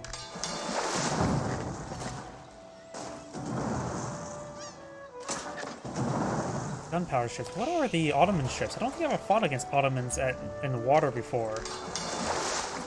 Dow ship, armed with archers, Springald ship. That's not a gunpowder ship, so they don't get unique variants. Oh, Grand Galley. It's a castaway ship. Upgraded into a large naval. Can be upgraded into a naval military school. Large hold, garrisoned by units upgraded by the military school. Very long range, lower damage. Interesting. I do know as well these historically, those rowboat ships, being a slave on one of those rowboat ships is one of the worst jobs you ever get as a slave. Literally, once you get set down to row those oars, you never leave that spot. You are in that spot forever. You use restroom? Oh, right there. You now have a good number of fire ships in the field. He does have an archer ship to engage the fire ships. He's braving a lot of dock fire there. Dock's getting some good damage over time. The dock arrow does 35 damage, which is pretty good, but only target Navy. You can go to the Abbey Kings apparently to get extra health regen, which is apparently his idea. Not sure, but we'll see how effective it is. No military schools at the moment. He does get a barracks out first. And now we got the king being pulled on out of the field. Eyeing for a big aggression with the king. Very nice. And looks like these ships are actually fully healed. Those of the Abbey Kings does do a good job of getting some healing.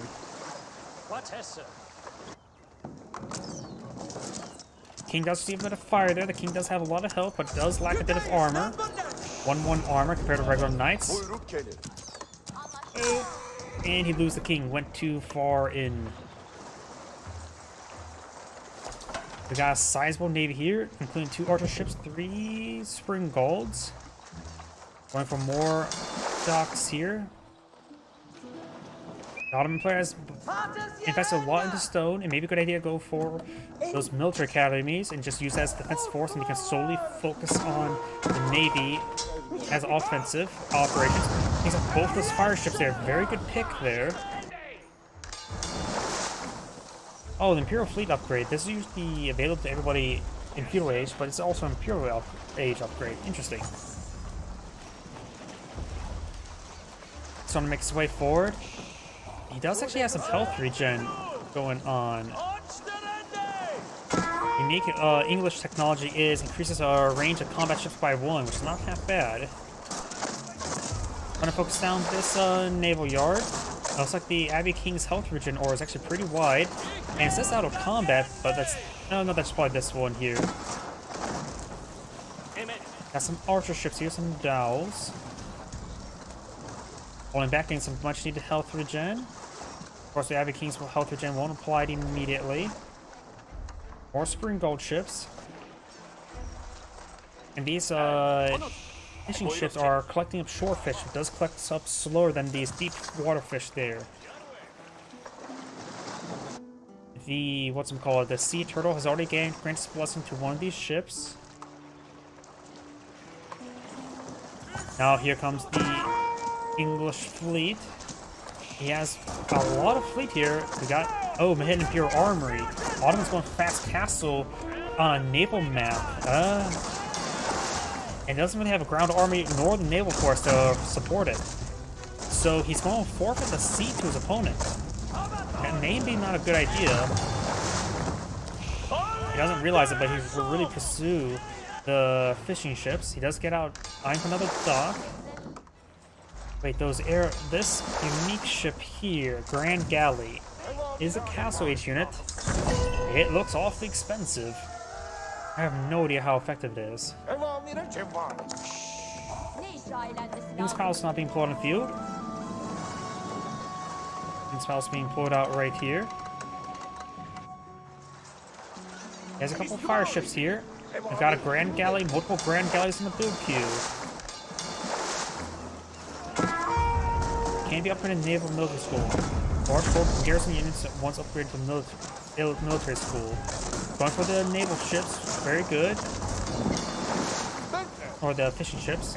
Decides to fall back, just trying to harass. Does good poke there, didn't lose anything in return.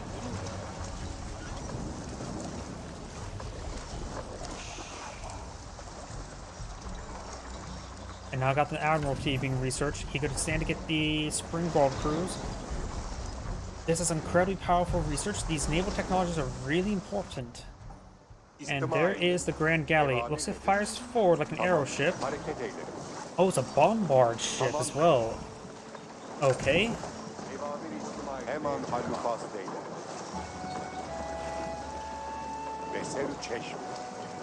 Trains units slowly and hold. Okay, interesting. Let's take out some of these fire ships. Very nice.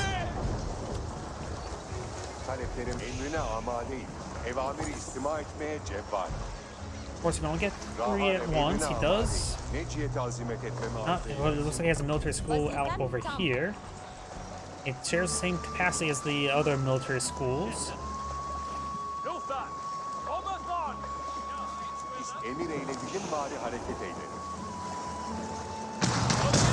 Let's get a good volley there in the hull. Still have to rely on the his own galley ship there. Focusing down, trying to get some.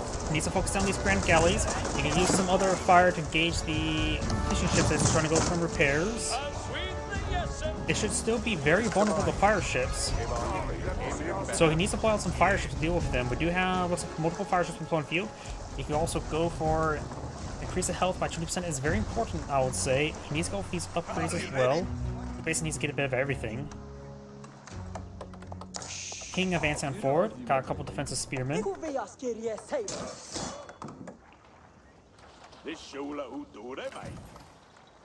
See what he's investing in Vizier at the moment. He has 3 levels of Vizier. He should get out the military school stuff. He does to a point, then he can start getting a nice little army to advance for free to advance on his opponent. Especially if he sends out armor over here. Battering rams would be pretty handy to deal with these docks. Does get a good number of demolition ships. Does not take out a villager there. And these are upgraded for the military schools. Does get some hits down those fishing ships. As they're reloading, he needs to advance forward. There we go. Now it's time to charge.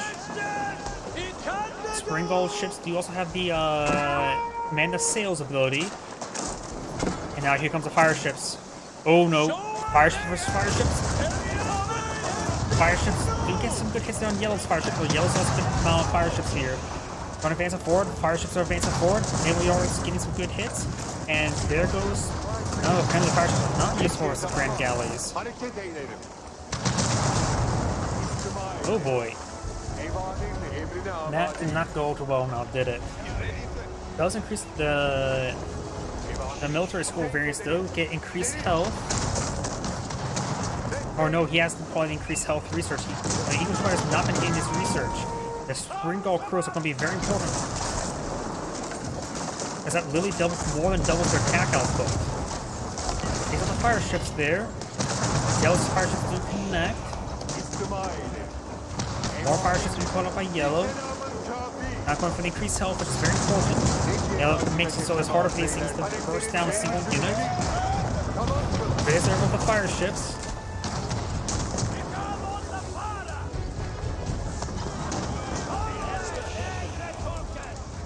And right now, Yellow's just having trouble with the Navy.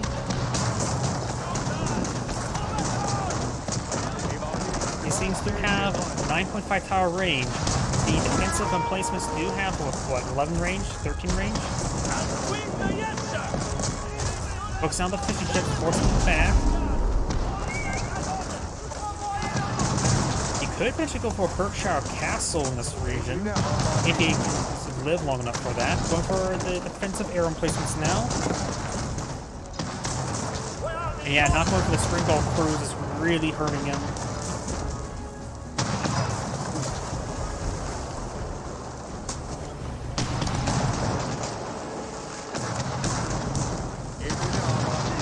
Damage attack is siege, so it ignores the range armor. Berkshire Castle being deployed out somewhere. Way back here. He may forfeit the siege to his opponent. He can perhaps get some reinforcements over here. Of course, that's now the defensive emplacement firing away.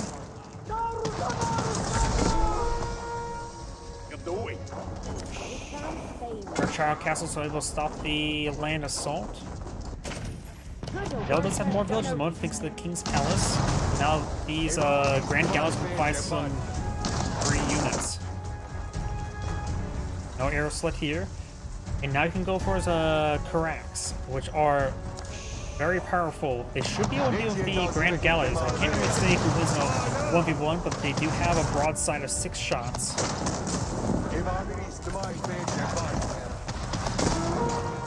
The Ottoman player has 51 military units, opponents currently 4. There's a Tide Barn. Looks like Yellow has 4 relics claimed. Neciye tanzimet etmemi arzu eylersin? Sure what's Philip going for the moment. Spring Gulls can reach out to sea, and they do go on San Francisco's ships. So you can always force back his Grand Galleys with his Evamiri istima etmeye cevap. Spring Gulls. Yeah, the King's about to go down.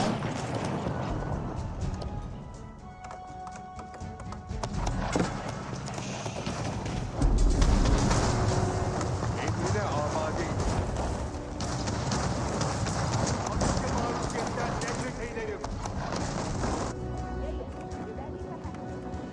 And he's going for a pair of Carracks now, but I don't think they'll be able to do much versus these Grand Galleys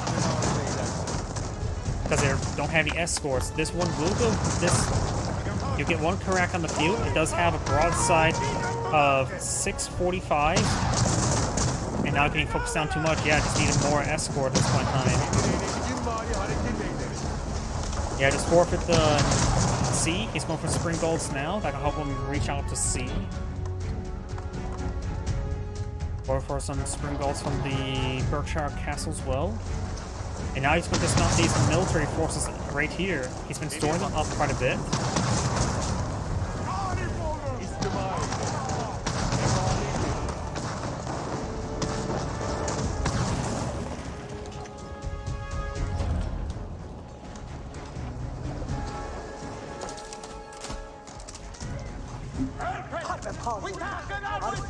These forces advance on forward. He has no defense force other than a single king and a Spring Gull. Got a network of citadels being put on the field.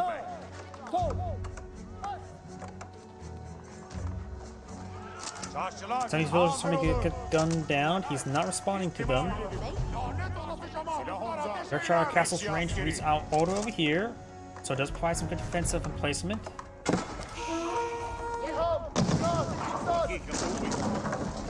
And that one goes down. Spring Gulls find some good hits on the Mangonels. With 3 town centers, you will be able to maintain good villager production. There's stone here as well.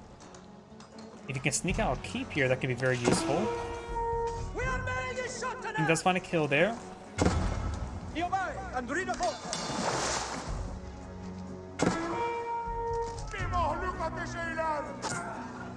Spring Gull does find a hit there, but he's still not... Okay, so playing some man-at-arms. He does have regular man-at-arms. See Gate Castle being deployed on field. Right here.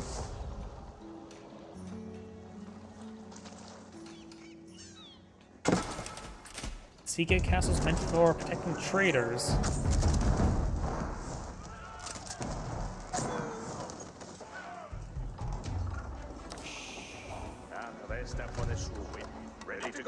Going for another town center. That's interesting.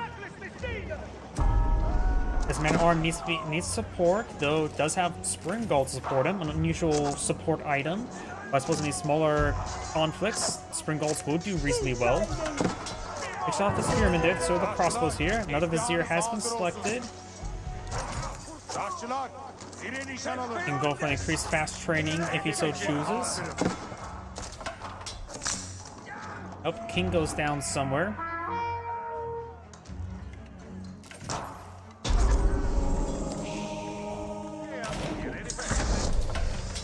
Insecticide has been captured and now do got the Imperial Age for the Ottoman player. Got these Mangonels still in this region. Still not deployed out. Where is all his resources? He should have a lot of resources at the moment. He's not been pulling out any sort of military. He's getting a lot of research, which is good. That's not good. That keep does get canceled there. Let's lose a couple of villagers. Mangonels find some good hits there on these villagers as well.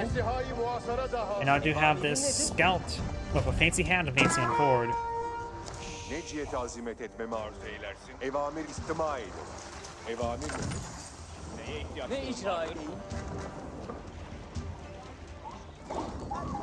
think this transports a load up of a priest to go down south.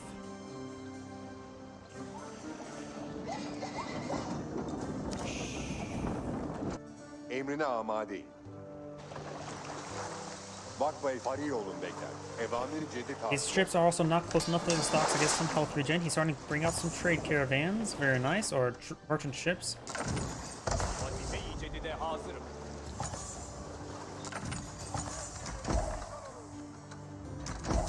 Single crossbowman firing away. Hareket eylemesin.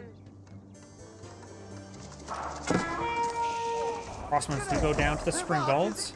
He does actually have enough force to advance down south to deal with these, Evamirine husıl bekler. what's it called, Grand Galleys. Ve cevval.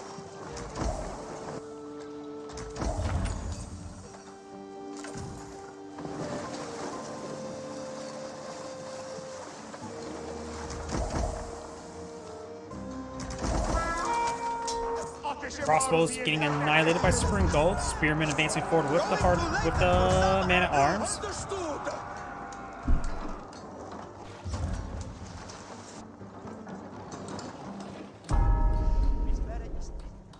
English player does have a large reserve of food. He should start investing into something. Ne cihete azimet etmemi arzu eyler. Ferman Take a side senindir. not being decaptured here. Bana bir emrin mi mevcuttur? Neye ihtiyaçlığın var? Looks like he's collecting up a lot of extra wood and gold from those trade ships.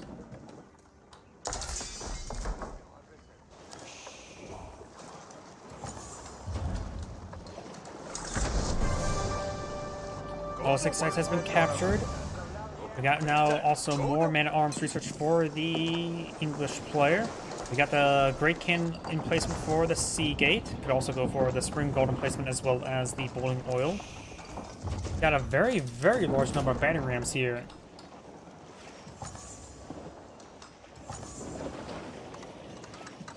Going for a big line of outposts there, trying to be extra defensive.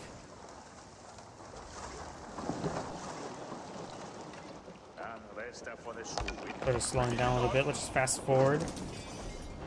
Now got the banner rams advancing on forward. We got a decent defense force here, including some spring golds. Does have the improved health researched. Banner rams being picked apart. More banners skirmishing around the flanks. Spring golds would be a good item to deal with them. Need some trebuchets hit this great sea gate. And the Great Cannon does get a massive hit down the Spearmen. Dale's trying to go for his own keep here. The Banner Rams and the Mangonels, I think that keep was destroyed. Yeah, he did not get a refund. Springall's advancing on forward. Over here, do have these forces advancing on forward as well. And the Great Cannon will get some great damage on these men-at-arms. Banner Rams still have plenty of health. And getting some good hits there on these Grand Galleys with these Springalds. I go for another keep here, but likely can get focused down. Grand Galley does go down to the Springalds. Over here, these forces still advancing forward. Does have a good number of outposts here, more defensive arrows. Starting to torch down some of these Grand Galleys. Another Grand Galley does go down. Got the keep now in range. He's going for some battering rams. Man-at-arms advancing forward. We've got some elite man-at-arms for the Ottoman player as well. Just right now, man-at-arms. As long as this point is being neutralized, the timer will stop the super site victory. Got some banner rams pushing away over here, as well as some more crossbows. Gets great hits on these fishing ships with the Spring Gulls. Let's get a good hit there on the Spring Gull with the Great Cannon. Takes on another Spring Gold there. He needs a battering ram or trebuchet. Got a fire ship here trying to hit these siege weapons. It does do 95 siege damage. Right there on the battering rams. More battering rams not being pulled out by the Ottoman player. There's still just man-arms with man-arms. Of course, the English man-arms have 9-9 armor. While the Ottoman man-at-arms do only have 6-6 at the moment. Could go up to 8-8. English villagers advance forward. He has a good number of villagers, so he can lose some. He's going for Boiling Oil now. That would have been very useful a long time ago. Yellow's battering rams now advancing on forward. Trying to torch down these forces. Springalls are hitting the dock. They need to perhaps move a little bit down here to hit those trade ships. Christians have more armor thanks to the Sea Gate nearby the Sea Gate, but not enough to withstand Springboard fire. Good number of battle rams now hitting Yellow's keep here. He needs to get it repaired on up. Going for another battle ram here himself. Two battle rams on the front line for Yellow. The 6 knight has he captures. The game will continue. Springboard's getting some good hits there on these red battle rams. That is 3 yellow battle rams here.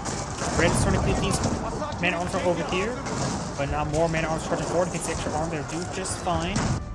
This is still being a bit of a problem there. He has a good number of outposts in the region.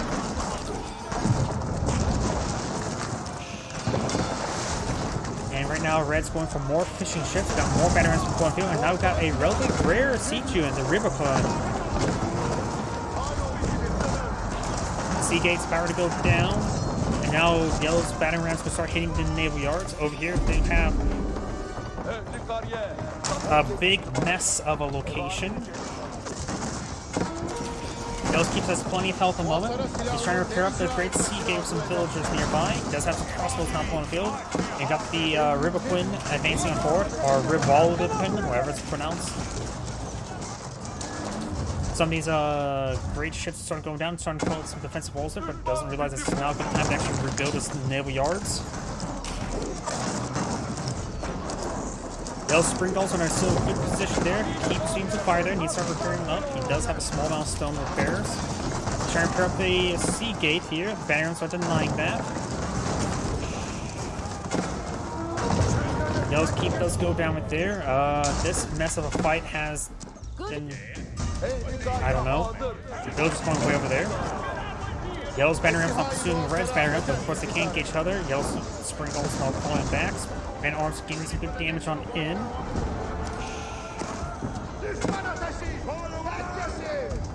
He also has 140 villagers. The Ottoman player only has 64. He's losing a large number of villagers. The Ottoman player is not exactly in a great spot. He's mostly relying on one tidal wave of batting ramps as a good amount of gold reserve. But overall, he's not in a great position. Nor is the English player. Both players in a horrible position. Do not have a lot of mills over here with the gold generation, so the English player is doing great. That's why he's building out man at arms.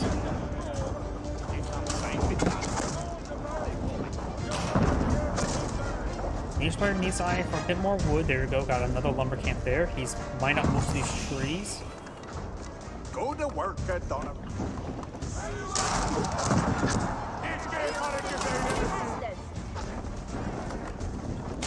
Yellow's now advancing forward with a big wave of man arms, trying to go for another keep here. He can also repair up the Sea Gate when using wood. Ooh, great shot there with the Ribaquin. But right now it's getting nailed by those spring gulls. Does get taken out there. Man arms trying to hit these villagers now. Red can't be losing villagers. He does not have enough villagers out in the field.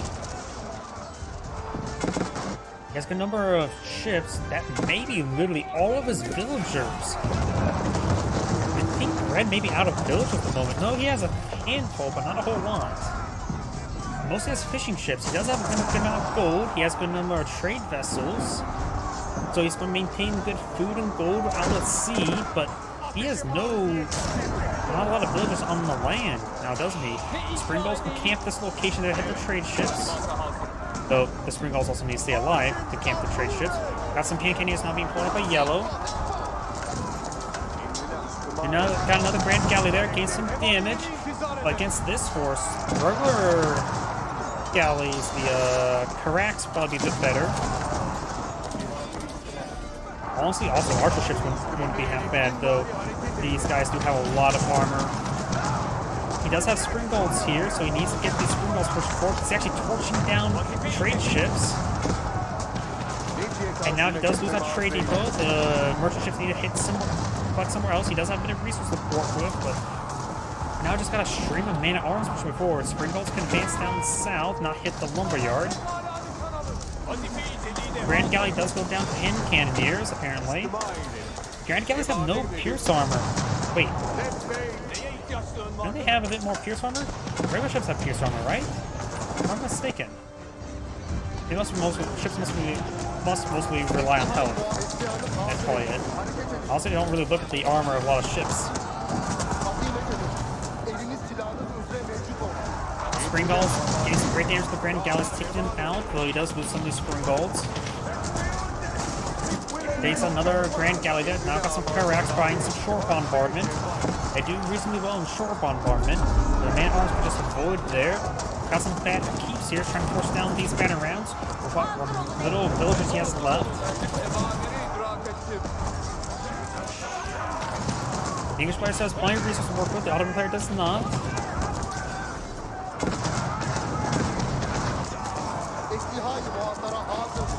And still engaging man-arm. It's still good engagements there for yellow since he does, his man-arm just simply has 10-10 armor.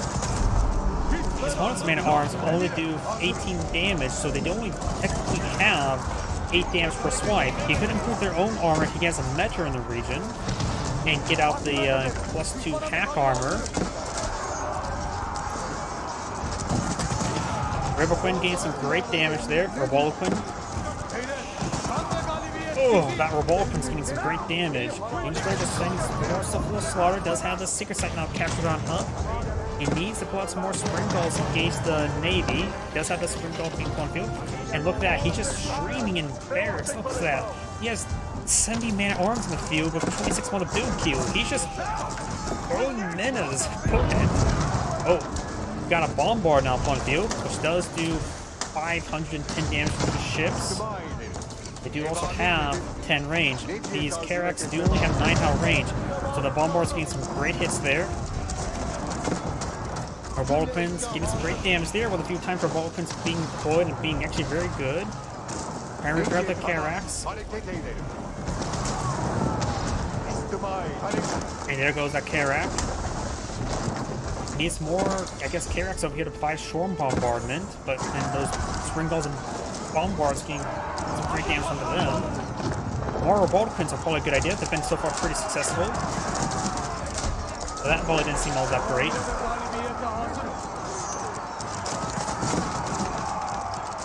More man-at-arms pushing forward. Got 3 Revolquinns here. There we go. That's a good amount of damage. So starting to get overran. They don't have minimum range like Mangonels. The Revolquinns are getting some great damage there. Americraft the keep there. Got the bombard now engaging the keep. Revolquinns stay alive, getting some great damage there. And we've got just man-at-arms and bombard just streaming across the map. He has a good number of villagers still. Bombards need to start hitting the keep. Alright, hitting some naval structures from Neverhurt as well.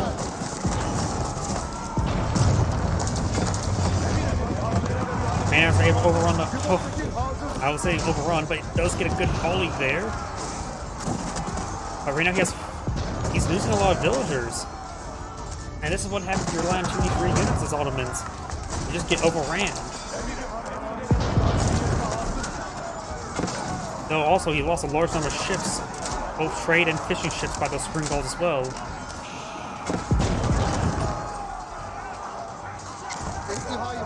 More man-arms charge streaming on in. Karak getting some good shore bombardment now.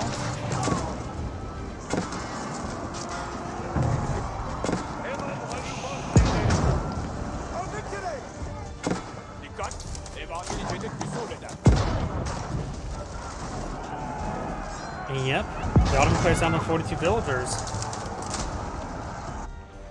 He still has a good amount of food assets. His trade ships are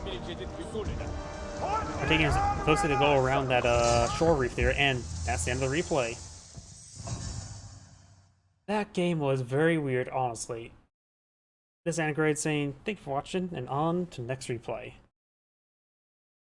I don't really know how to describe that replay. The English did a good job of getting back in the game with multiple villagers. He could have been a bit more aggressive. I don't know why it seems like he had no resources when he had so many more villagers as opponent. The Ottoman player just kept on streaming man-at-arms against his opponent's man-at-arms, which were the wrong counter. Janissaries and crossbows were much needed. He didn't really have a shore bombardment force there. Springulls were being underutilized by the English, but did still enough work to make the difference. I don't know how to describe that replay. Well, let's try to find another replay. And here's a 53-minute replay.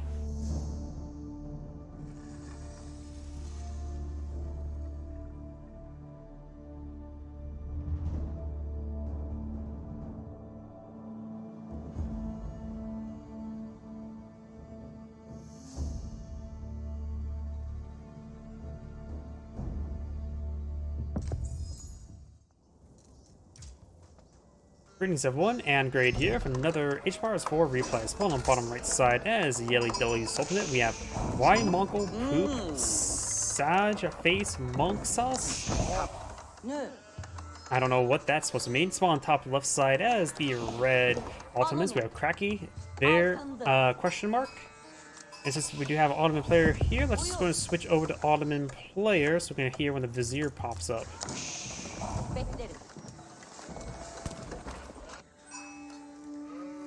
Let's see, Ottomans versus Delhi Sultanate. Delhi Sultanate has access to free research versus free military units. We do also have access, they do later on have access to elephants, but Janissaries will probably rip them apart since they have high rate damage and get bonus damage versus cavalry. If we see elephants, we'll probably see Janissaries, so it's probably a good idea not to go for mass elephant. Or at least not as primary force. We're now the Tower of Victory being Pawn Field versus Twin Minaret Metarace. Metarace does provide some extra free berry bushes there that collects at a very good rate, as opposed to the Tower of Victory, which makes all extra units spawn out nearby will get bonus attack speed. Excuse me.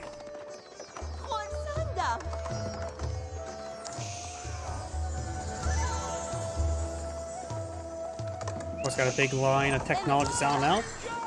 We do also have a line of spearmen here, trying to make sure his opponent does not capture up those secret sites nice and early, at least right there. There is secret sites on here, here, and here, so the Delhi Sultanate can capture that one easy, but not necessarily this middle one, nor definitely not the top one. Got some Ghazi Riders being put on field. They are cavalry unit that hits hard, hits slow, and hits armor a little bit better. They're mostly meant to hit man-at-arms as opposed to better than, say, regular horsemen.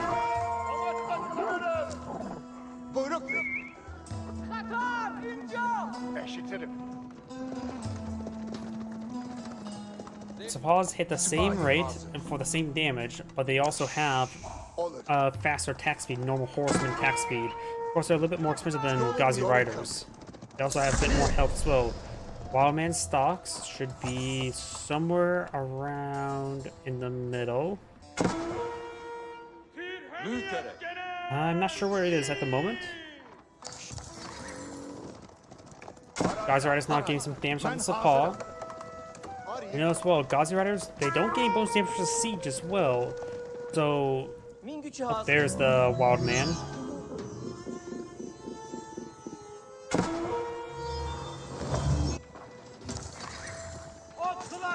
You should best take that villager back and put him on a farm back at home, nice and safe. Now we can collect food at a decent rate and we'll keep him safe. Another good item for him to collect up is stone or gold. It's best not to use wood with him. A handful of Ghazi Riders here. Right now there's 12 military units versus 11 military units.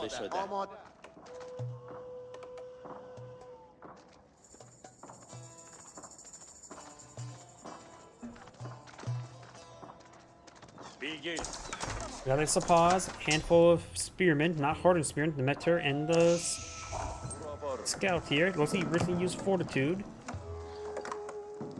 Got a line of defensive walls over here. And we've got a good number of spearmen now mixing this force. That'll be useful for the Sapaws. Mostly it's a Paul force. There's one archer, now two archers here. And it looks like the Ottoman players will be eyeing to collect up this fishies. Fish do collect the same rate as deer, and there's a lot of fish here. I think people underestimate fish.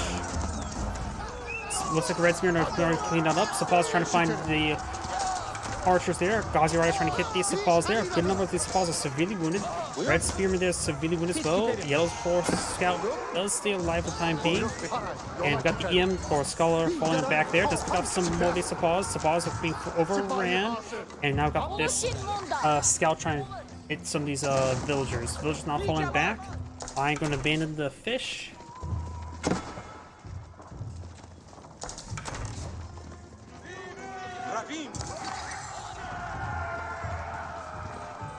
And that's going to eye to capture the sacred site there and does pull out a line of palisade walls there. You can also go for some fish in the back line. Got an outpost here going on up. And some of these exposed archers may get taken out like that one there. As there's a bit of breach there, will be plugged in by a Ghazi Rider and a Spearman. These archers getting some great damage in with the medic nearby. They get increased attack speed. Ghazi Riders overrunning these archers now. Sapal's trying to stop the Ghazi Riders. And now you have these archers firing away, hitting nothing in particular. Ghazi Riders getting some great damage on the archers. And most of the Ottoman archers have gone down, but the Ghazi Riders are severely wounded, if not mostly dead. Let's capture the sacred site there. Spearman does get another kill there. There's a couple Ottoman archers still alive. More Spearman advancing forward, trying to stop this. Does not kill the Scholar there. Spearman advancing forward, gets some damage onto those Sapas.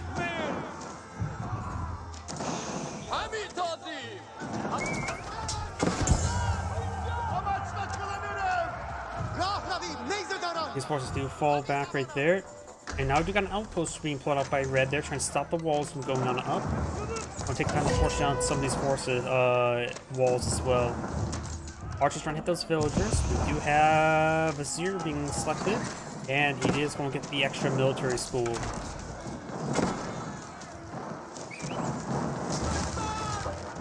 Outpost does go down right there.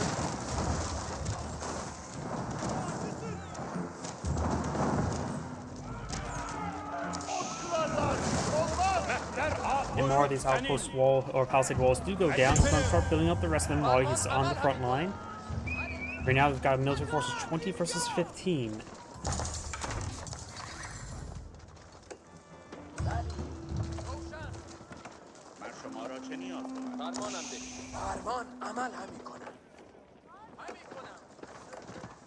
We got Pierce Armor now being completed for the Delhi Sultanate. He does have, of course, a lot of research.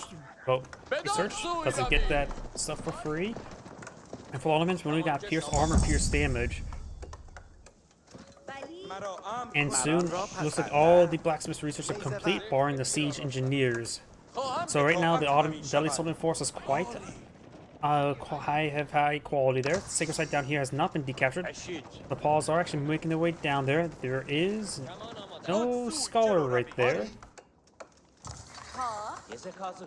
We got a small force here.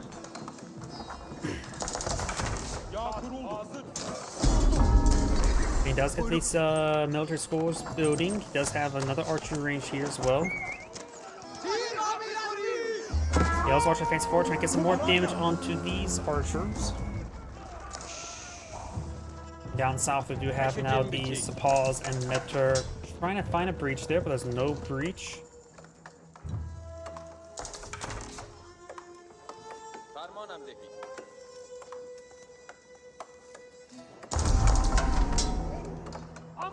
Yell's climbing the central sacred site there, trying to blow out Palisade Gate.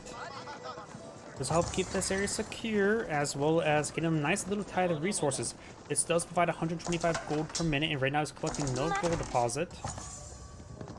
Sapals is trying to camp this southern sacred site, but not successful. Yell's now traversing his way down there with Ghazi Riders.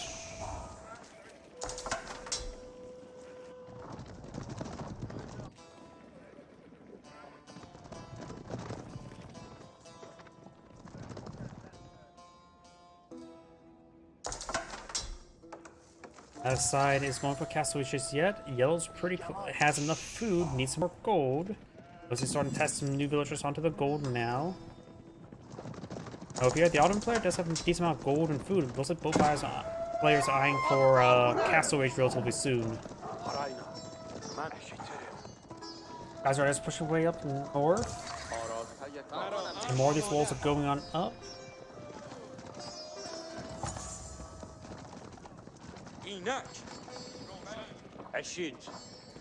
Has one Metra, 8 Sapals, and 1 Scout in that region. He does have a decent force of Spearmen. And now 6 sites being captured up. We got the walls going up as well. Paul's trying to find another opening. Of course, these palisade walls are up and going.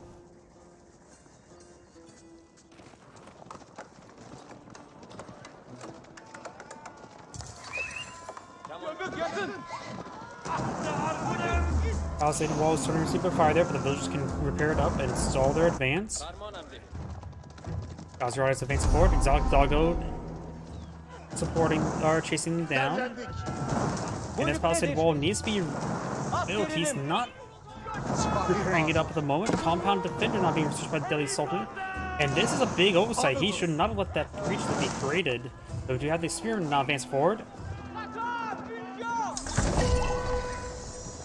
Compound Defender. I'm not familiar with that one.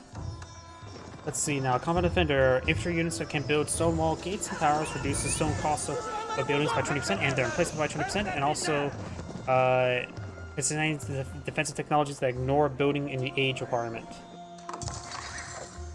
So now you can pull out some stone walls. He could try pulling out a line of stone walls over his opponent's base to get some high ground capability. We do not have a lot of research being employed on out.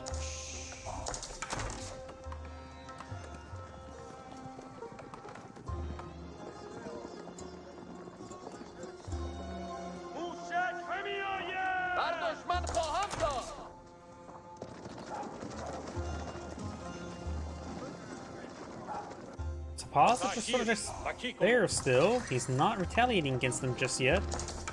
Both players are Castle Age. We do, of course, have the Mid Imperial Armory deployed on out, getting some free siege units. That unit went down there, picking up some of these relics now.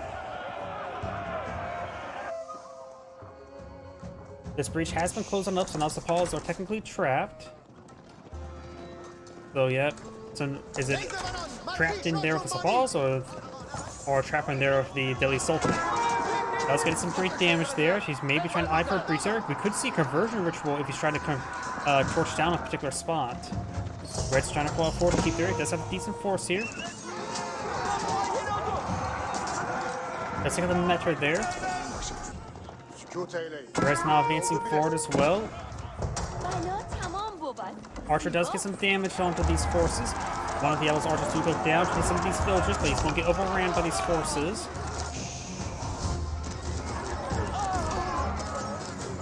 Does back off inside the walls there. Got a good number of veteran archers for the Ottoman player, but does lose some metros there. And now got these relics being put in inside this mosque. He has 2 relics picked up, 0 relics captured. Ottoman player has 1 relic picked up. Relics captured. Sorry, that's still a no. Definitely not a woman. A woman defined as a biological human female. We now have a mill being put on field, trying to collect some of these fishies. Very nice. Right now the villager count for each player is quite similar, 54 to 56, but overall the Ottoman player of course can't get free units, which will greatly help him out in these engagements. We do now have the Maganel deployed on field. He does also still have the better villager there. Does find this force here, does pick it off. Yellow does have a significant number of military units on the field compared to his opponent. Red's now advancing forward as well. The opportunity to engage while his opponent is advancing into space. He may be eyeing for a forward keep here. He does have 56 stone. He needs to buy some stone. I'm not sure what he's trying to do with these villagers. He does not have enough stone for a keep. Got a breach right there. Yellow needs to start getting some defenses. They're villagers, right? Yeah, was I going crazy? There were villagers. Yeah, the villagers are there. I'm not sure what he's thinking at the moment. I'm not sure what he's thinking at the moment. Now Yellow's trying to go for a keep here. Does avoid the Maganel shot there. Yellow needs to have to take out that Maganel as quickly as possible. The Gods Riders do not do bonus damage for siege. He also needs to protect these villagers here. Does lose a good number of archers. Spearman engaging the Sapal Rider does take out the Maganel. Big threat down. Yellow has a lot less military force, but now he has the keep going on up. The Ottoman archers getting some great damage from there, thanks to improved by Meta to increase attack speed. And does get the keep built there, does get the village to the inside, but that's about it. We got a relic here, picked up by EM. keep will soon act as a forward drop point there. Got this golem advance forward, gain some good damage on these forces.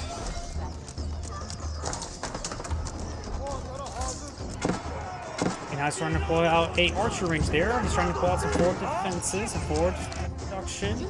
Red still has all these villagers here collecting all these fishies. Yellow has no military units on the field. I am not sure what he's thinking. Of course, now he does have towns and keeps. Or for Moscow here, he's going to try to get some scholars into the... He's going for tower elephants, apparently. I don't think this is going to go out well. He gets a monster. He needs to get a scholar inside that archery as soon as he can. Go for a siege workshop. His opponent can pull into Genius areas and annihilate those tower elephants. Keep is not currently pulling out any villagers at the moment. Gonna break down through his palisade gate, though there's already breach over here. Red's not playing some battery rams, very nice. He does need to get out some spring balls to save his keep. Maybe also repair up the keep as well. I heard a relic picked up by something. Looks like we got 2 relics captured for the Ottoman player and 1 on the being captured as well. Does force back the battery ram there with the tower elephant. Elephant does not have crossbows mode, so has regular archers to 16 damage per arrow, not bad. Red's trying to fall him back. Tower elephants are making their way forward. Trying to batter down these battering rams. He does get some spring belts out here, very good. He needs to get these villagers to start repairing the top of the keep. He does have a stone to work with.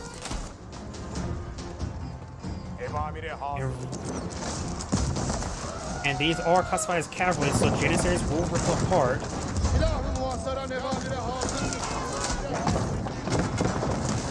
Battery ram does go down. This next battery ram will go down as well. You guys get out another spring gold there. They need to be 8 move forward to help with those battering rams. Red's army of various forces back here. It's good damage there. Tower elephants need to start advancing a bit more forward. He has multiple tower elephants here. Sacred site now being captured by Red. He still has a southern sacred site here. He can send a scholar up north to capture that. Starting to batter down the twin minaret Meteries. Red only has the 1 town center, so taking that out will also limit the number of villagers you can deploy out, future villagers. This game's going a bit crazy. Red Yellow's now deploy out defensive group of archers. Tower elephants do cost food and gold. He has no food at the moment. Does he have villagers being produced? He does have villagers being produced. He can always get more villagers from the keep as well. Keeps, I should say. He does have this mill here to collect up his berries, and actually there's a lot of berries there. Tower elephants getting some great damage on them twin minaret. So relatively low target, honestly. DM does, or Scholar does go down there. Got another mosque being put on field. I'm not sure what Red is doing. He should immediately attack these tower elephants. And low numbers are not too terrible to deal with. Yellow has now a battery ram here, very nice.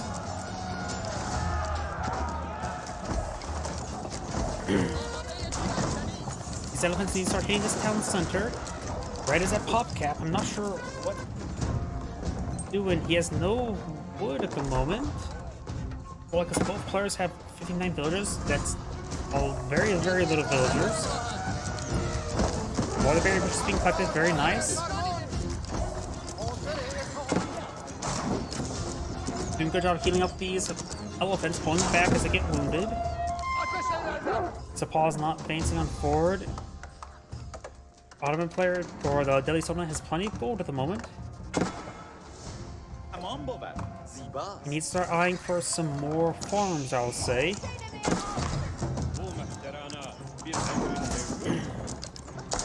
Granted, any of the villagers pop out of the town center, it will get gunned down by the keep. He needs to rally them over here, then over here, or wherever else he wants to go to. Hitting these houses is actually very important. The Ottoman player does not have enough housing to... He can't afford to lose housing.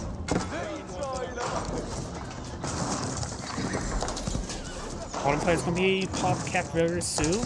Here, he should try and build as much of a force as possible, but soon it's going to be a pop cap, so he needs attacking now. He has some battery rams now, very good. His opponent's getting a good amount of defensive archers here. So pause and paints forward. Tower elephants do get some damage on the build. Batter's pushing way forward. Now the Ottoman players have pop cap, though barely. Red's battery rams pace forward. He does have some spring golds here.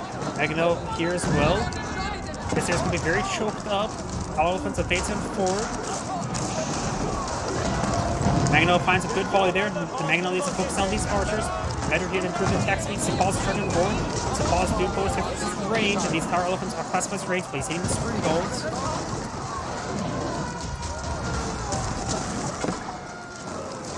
I think yellow will get overran. He needs to get these tower elephants to walk away.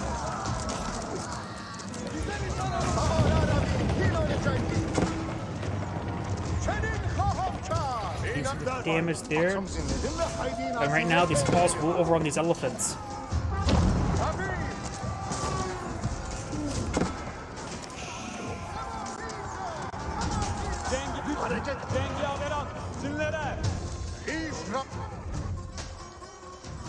He's doing a good job collecting all the fishies, but the fishies are mostly expired there. He needs to get mill on the other side. And these elephants are going down. He's getting out more spearmen. کوششی خوب زمان. عمر این ز عمر بنده دراز.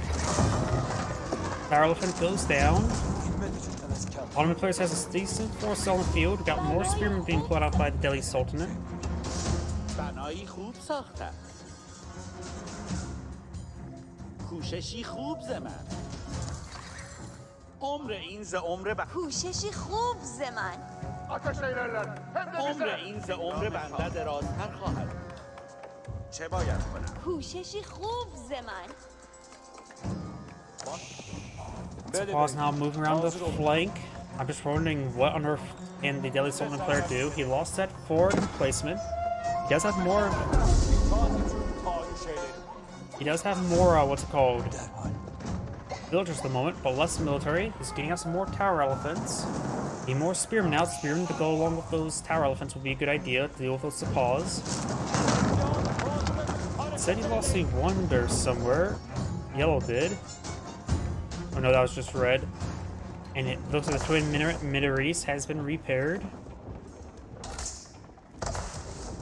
Let me remember as well, all three of his landmarks right there, so seeing how yellow was being far too passive, if he would have been a bit more aggressive, saying getting out some counterweight trebuchets, he could have eventually got the win right there, because the twin Minaretes was down, Counselor could receive some fire. If he would have got out some trebuchets, that would have been decent.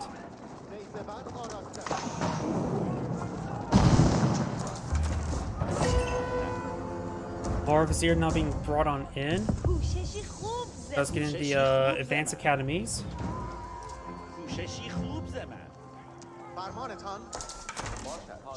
The Ottoman right now has plenty of gold at the moment. Delhi Sultanate does have a small reserve of gold as well.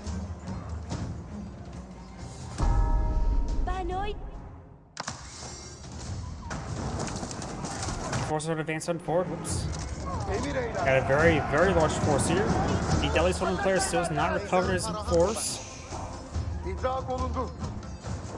کوششی خوب زمان.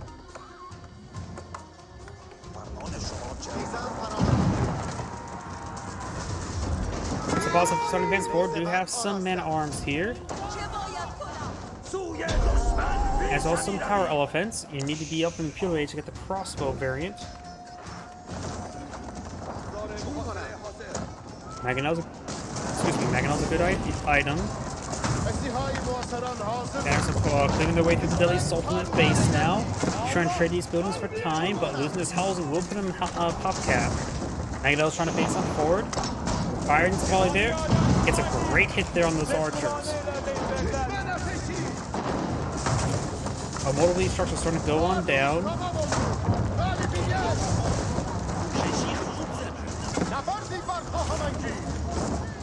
Spring Gold getting some hits there on those battering rams. Not having defensive spring golds here for Red. Trying to pull out some more housing now. Trying to pull out some more man-at-arms. Man-at-arms will be useful. And now we've got another sea gate designed to pull out landmark defensive place right there. Magno does find a volley there. Now he's going to force the push on forward. He can't get that keep built. Allowed to be built. Magno does roll a miss on the villagers. Got another spearman here. All offense need to let the spearman advance him forward. Spearman gets great damage on him. Got some Janissaries here. Janissaries can report the tower elephants. They've got some damage there onto these villagers. Looks like the tower elephants are going to try to deal with these villagers at the moment. Villagers may not get this great sea gate here, but Yellow's front line is disintegrating. The archers just didn't last so long. Tower elephants still moving around. Batarangs charging forward. It's got still a Mangonel here.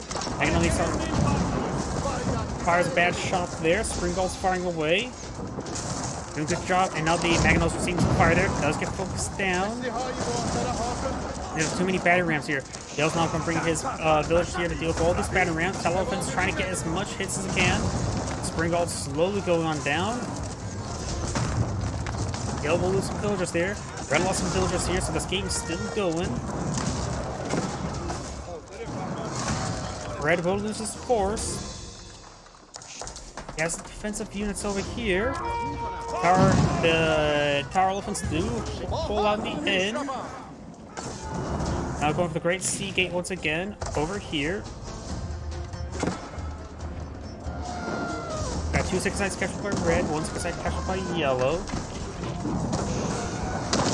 This game is still going crazy.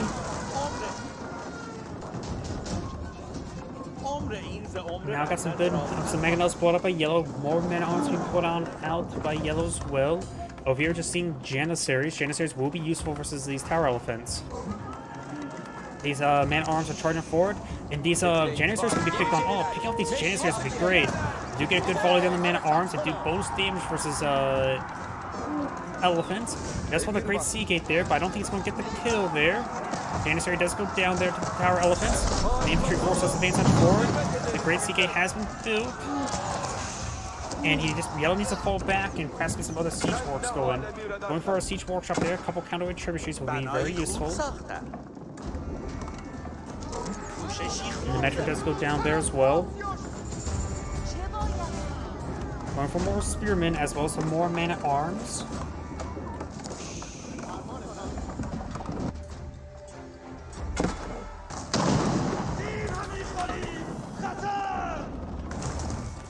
The Island player is doing a good job cleaning up all the fishies. Most of the fishies have been cleaned on up. The other one's a little bit too dangerous to go for. Now there's a keep and a sea gate here. And that's a lot of defenses. Got an outpost here for spotting as well as getting some more barracks. Oh, now it's apparently one of Red's lumber camps there, so he did spot all this stuff before going down. And now got a good, large number of counterweight trebuchets spotted in field. 3 and a 4th one on the way.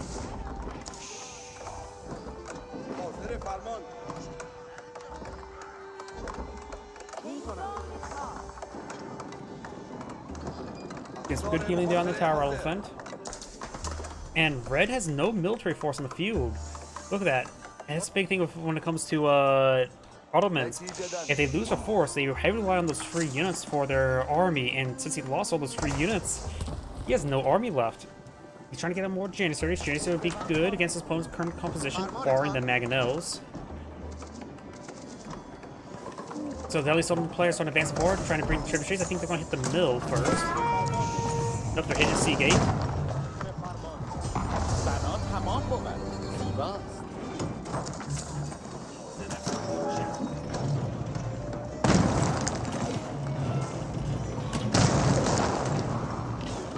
Trebuchets getting some great damage there, starting to hit some of these windmills as well. He has good enough defense force for those trebuchets, it should be no problem. The sea gate, since it's a landmark, gets repaired up with wood rather than stone. And you know as well, the Ottoman player is on Imperial Age, but he's also still in Castle Age. He's investing his military in, well, resources into the military, which is good. He has his economic tax bar in the final gold mining research, in which, okay, there's still a gold deposit over here from utilize. There's a gold deposit here accessible by either player. Great Sea Gate does go down. And now the other keeps on go down as well. Right now, Yellow needs to probably start buying Imperial. He needs a lot more food. He has good resource collection for everything. He also has a large amount of stone. So that means he should be able to keep, to keep the gold secure. Keep this go down there. The Ottoman players trading these structures for time. Going for another defensive keep here. He does have a good amount of villagers, but he also doesn't really have great income coming in. And now we've got the force march now being utilized there. They are trying to advance towards these villagers, get some hits there. Trebuchets could start hitting this keep as it's still being deployed on Alp. Zogdago getting some bites there. Janissaries have not been upgraded, but still Castle Age. Magnos finds some volleys there. It looks like when the spring balls do go down.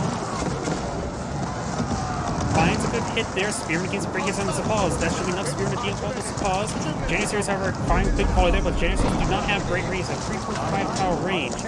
These tower elephants do have 5 tower range, so as long as they maintain the range, they'd be fine. Does lose some of these spring bolts or Magnells there. And at least on the player now has enough resources to go for his Imperial Age. He needs to go for Imperial Age, does lose a tower elephant. Spearmen started going down. Trebuchets need to start walking away. You need the EMs to hold the line. And he's not eyeing for his Imperial Age just yet. And right now the Ottoman player doesn't have elite units as well, so there's not a tech advantage per se. Janissaries are seeing quite a bit of fire there. You can actually use Trebuchets to body block and save the tower elephants. Let's chart some of the fire health out. Keeps these tower elephants alive, get them healed up. Some spearmen advancing forward, very nice. Trebuchets need to just fall back. And now I've got the Palace of Sultan. Not familiar with what that one does. Here it is. Military landmark. Automatically produces Sultan's elite tower elephants.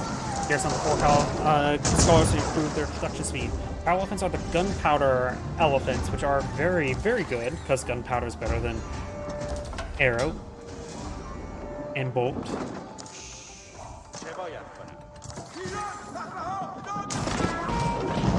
Okay, so he does go down there. He's got these scholars inside immediately. They take 2 minutes to be built. He also needs to get a lot of other research queued on up. He needs to get the tower elephant research. He needs everything researched. Alright, for another keep here, some of these villages may be a bit exposed, but looks like there's no breach right there. Doesn't mean that Yellow may not see all those Sepaws.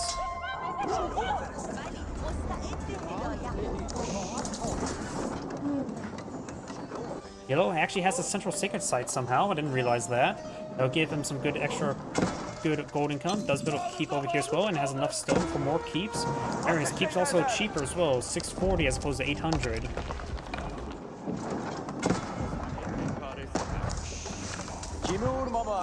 Janissary trying to show that building who's boss. He needs to keep up a lot of research. He's a little bit slow on that. Tower elephants, yeah, Howdaws, giving the tower elephants crossbows, which also increases their damage as well as giving them bonus damage versus heavy. He also needs to pass a Sultanate garrison and get more of those more powerful elephants. Getting everything researched now. A little bit slow on that. Going for a keep here. This also increases the armor of nearby trade units with a sea gate there. Speaking of which, the sea gate is being repaired on up. I'm going to fast forward a little bit, because it looks like both sides are just idling around. The Ottoman player not remaxing out too well, maintaining minimal resources. He's trying to get his upgrades up and going. In the elite Janissary research, as well as the trench guns. And now it's been breaking down those walls. Sepaws advancing forward, got a Masada right there. These villagers need to get on the inside, he's not paying attention. Let's use a fortitude ability there. And not all these villagers will escape on out of there. Though these Sepoys will see quite a bit of damage there, it's going to just try to get them run around. احکام بنده عوض. من احکامتان را عمل خواهم کرد. بسیار همگی حرکت کنید. These are just palisade walls, but going up. امر بنده بود. The Sepoys got the elite Sepoy research now, and it looks like it's going to try shanking these Sepoys. You guys go ahead and stop those Sepoys now. The elite soldiers are going to stall out for is a more powerful technology. The Ottoman player has not been researching all too well, so the Ottoman player will have a potential timing of getting some good work done. He does have some hand cannoneers pulled on the field. He does have the Palace of Sultanate mostly garrisoned with scholars. And do we see any of those gunpowder ones yet? Yeah, we do see a gunpowder one. It does 35 damage, 5 tower range, which is farther than regular hand cannoneers, and also farther than Janissaries. I don't think elite Janissaries, their range is only getting increased, right? Yep, still 3.5 tile.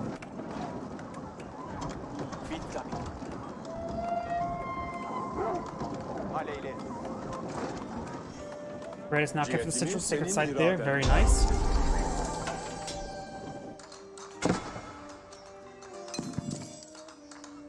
Gold vein being collected.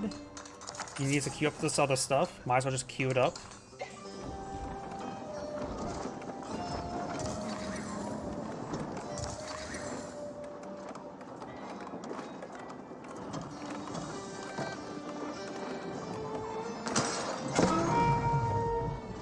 Riptide started hitting that sea gate there.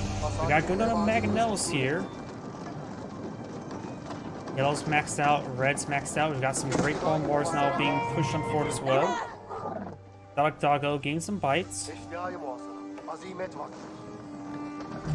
These Sepoys gone advance forward, they will be annihilated. Got to have some regular hand cannoneers here as well. And right now these guys are moving a little bit slow. Great bomb wars sitting on up. Finds a direct hit there, hitting a lot of infantry there. Maganells firing away. Got these tower elephants sort of just choking up the region. Got more of these tower elephants here. The tower elephants may just want to start running away. The trees can go down. Can't be losing these tower elephants like this. He does have this hand cannoneer one. He's going to stop by the Sim City. I got the Sultan one. Getting some damage on in. Back on off. Janissaries do bonus damage versus these elephants. Smoking out bonus damage. They do 43 damage versus the elephants, barring the Pierce armor. But also, the elephants do have more range, so as long as they're running away, they do fine. We got these banner now pushing forward, being forced out by the nearby villagers. Magnus still poses a problem, so the Sultan player may need to out some screw golds to deal with those Maganells. As those batter rams. Villagers backing on off. So Deadly Sultan players just having trouble remaxing, getting a good number of screw golds being pulled on field. Biology is almost complete. That would greatly increase the health of these elephants. There we go. Now these guys are up to 900 health, greatly making it harder to be killed by these Janissaries. Got these man-at-arms pushing forward. Of course, the Janissaries have good damage, good attack speed, absurd attack speed, really 1.5 seconds per second. That's the same rate as Archer. Spring balls getting some hits there on these battle rams. Maganells are right there. Getting some damage on this various infrastructure, but that infrastructure is replaceable. Now I've got these Sepoys being gunned down by these tower elephants. While they do bonus damage to the elephants, they do receive quite a bit of damage from all those archers. Janissaries now seeing some hits there. Tower elephants, some of them are going down. Spring balls can go hit there in these battle rams. The Ottoman players having a really hard time remaxing. He's actually... Okay, we've got a bunch of Sepoys being queued on up. Now he's going to be counterattacking. There's some of these exposed arms here. Got a very, very large number of Maganells here. Not a big surprise. Going to start destroying some of these structures. Get some good hits there onto the Spring Golds.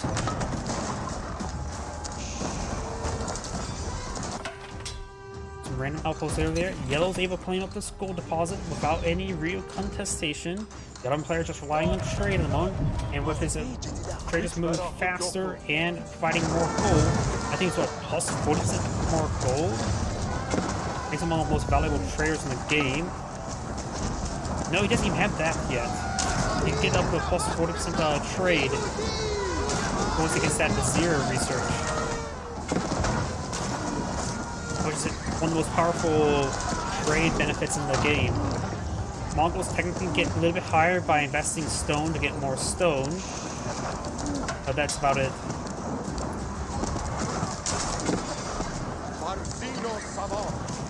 These forces don't advance on forward. He does have another, his population is almost maxed out. Got a good number of healings here to get these tower elephants healed on up. Spring Dolls are trying to engage the Spring Dolls as they got one of the great bombards there. Trying to overrun these Spring Dolls now with the pause. But the tower elephants are just blocking their view. That's got some of these Spring Dolls there. Great bombards have gone down. Genesis gives a good damage there. The tower elephants need to start running away. The Spring Dolls are going to be overrun. They did their job either way. And some of these tower elephants started going down. He's starting to get some more spearmen on the field, as well as more gunpowder tower elephants. He also has some hand cannoneers deployed on the field, as well as man-at-arms. Now the Janissaries is going to be overrun by some of these tower elephants. Tower elephants' range is still 5. This is greater than 3.5. Tower elephants start advancing forward, trying to find another engagement. And starting to destroy some infrastructure. There's a lot of infrastructure for him to destroy. And thanks to his trade network, he has a lot of resources stockpiled up, as well as food. He's deploying it all into Janissaries. And there's going to be some 3 Janissaries to be killed off there by these tower elephants. That is a big loss there. He does save 2 of them. He actually doesn't have a whole lot of farms now, doesn't he? He's mostly relying on some of these fish. So now, he's actually going to be running low on food pretty quickly. Right now, we also got these forces trying to wall up the region. Very nice. And now it's just only collecting up gold.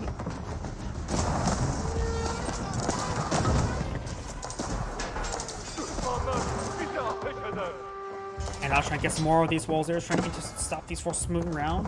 Need some more walls over here, but no, that's red walls as well. And trying to interrupt this trade. If you interrupt this trade, the Ottoman player will lose. The Ottoman player needs to stop this. At least Ottoman needs to stop this.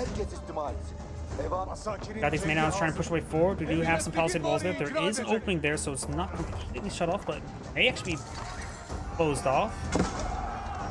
And some man-at-arms there, but the man-at-arms will get overwhelmed. Elephants can move over to support them. As long as he camps a trade post, it doesn't matter if the other ones, if the other side stays up. That's good. These support trying to advance forward. Let's take out some of these scholars. These tower elephants have been healed on up. The village gang are shanking that villager.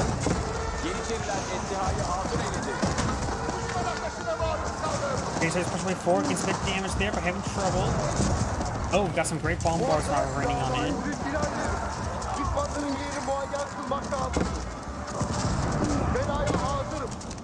If you ever have trouble with mass elephants, just simply go for a massive wave of spearmen.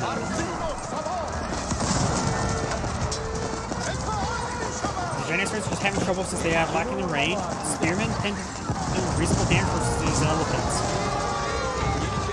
Does have some more spearmen pulling field, but they're only veteran spearmen, not elite spearmen. Does he even have elite army tactics? He does not have even elite army tactics either, so these spearmen are not well equipped up there. I was going to get a direct hit there on those 2 of the tower elephants there with the great bombards. Great bombards are doing some great work there, and now we've got these man-at-arms cleaning up these walls there. You're creating them for reach.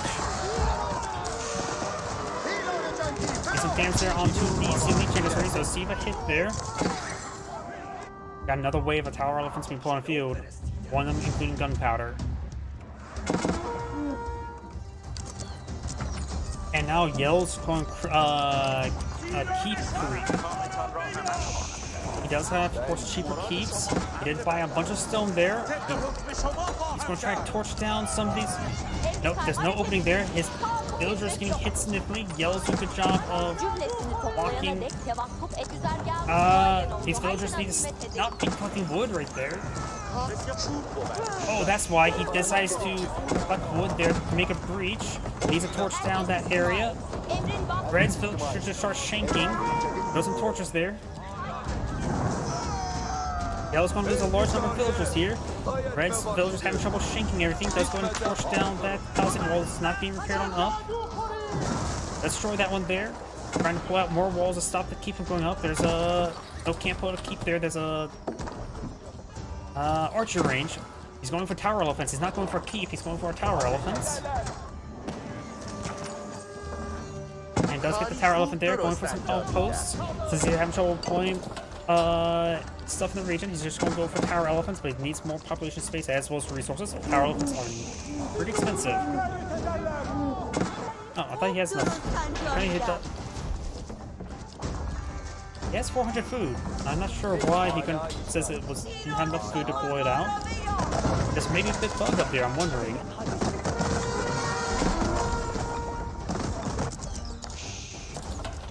Let's get the keep up there. Got the keeps now being upgraded to fortified outposts and cannons. He's hit the opposing keep at the moment, or maybe hit those traders. Elephants not making the way forward. They could perhaps, if they get right there, that will disrupt the trade. Elephant's going. Wait, he's going straight for the landmarks. The sea gate's so up. Destroying these three landmarks will not result in the game over. There's still a yellow keep here, so that will pose some threat to his opponent. Sounds like some great bombards made their way forward. They're trying to bombard down this keep. Got another great bombard over here.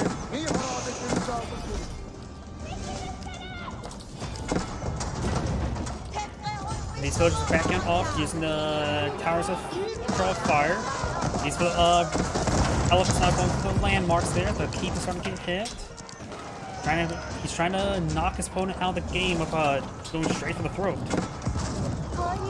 That's a good hit there. Starting to interrupt some of this trade. There's still this keep in this region.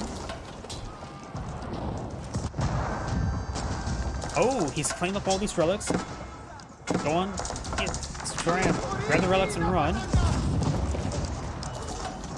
That's going to create a priest there. Over on this great cannon. That's going to be hitting all the traders that run on by. Elephants now hitting the metal landmark there. These tower elephants going straight for the Great Sea Gate. We got 50 spearmen deployed up by the Ottoman player. I don't know where they're at. He does not have he does have elite spearmen, does not have army tactics. He doesn't realize how close he's actually losing the game. He needs villagers over here to start recruiting these landmarks. Okay, got villagers pushing forward. He's trying to recruit up this landmark. He knows the threat. He knows that if this great gatehouse goes down, he's game over, and it looks like it will go down.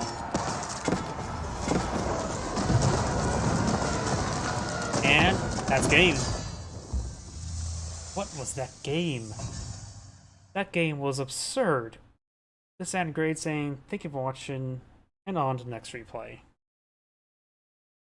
That's going to be my last replay for tonight. I have a little bit of headache right now, and some of these games are just been absurd. This and Grade saying, thank you for watching, get some good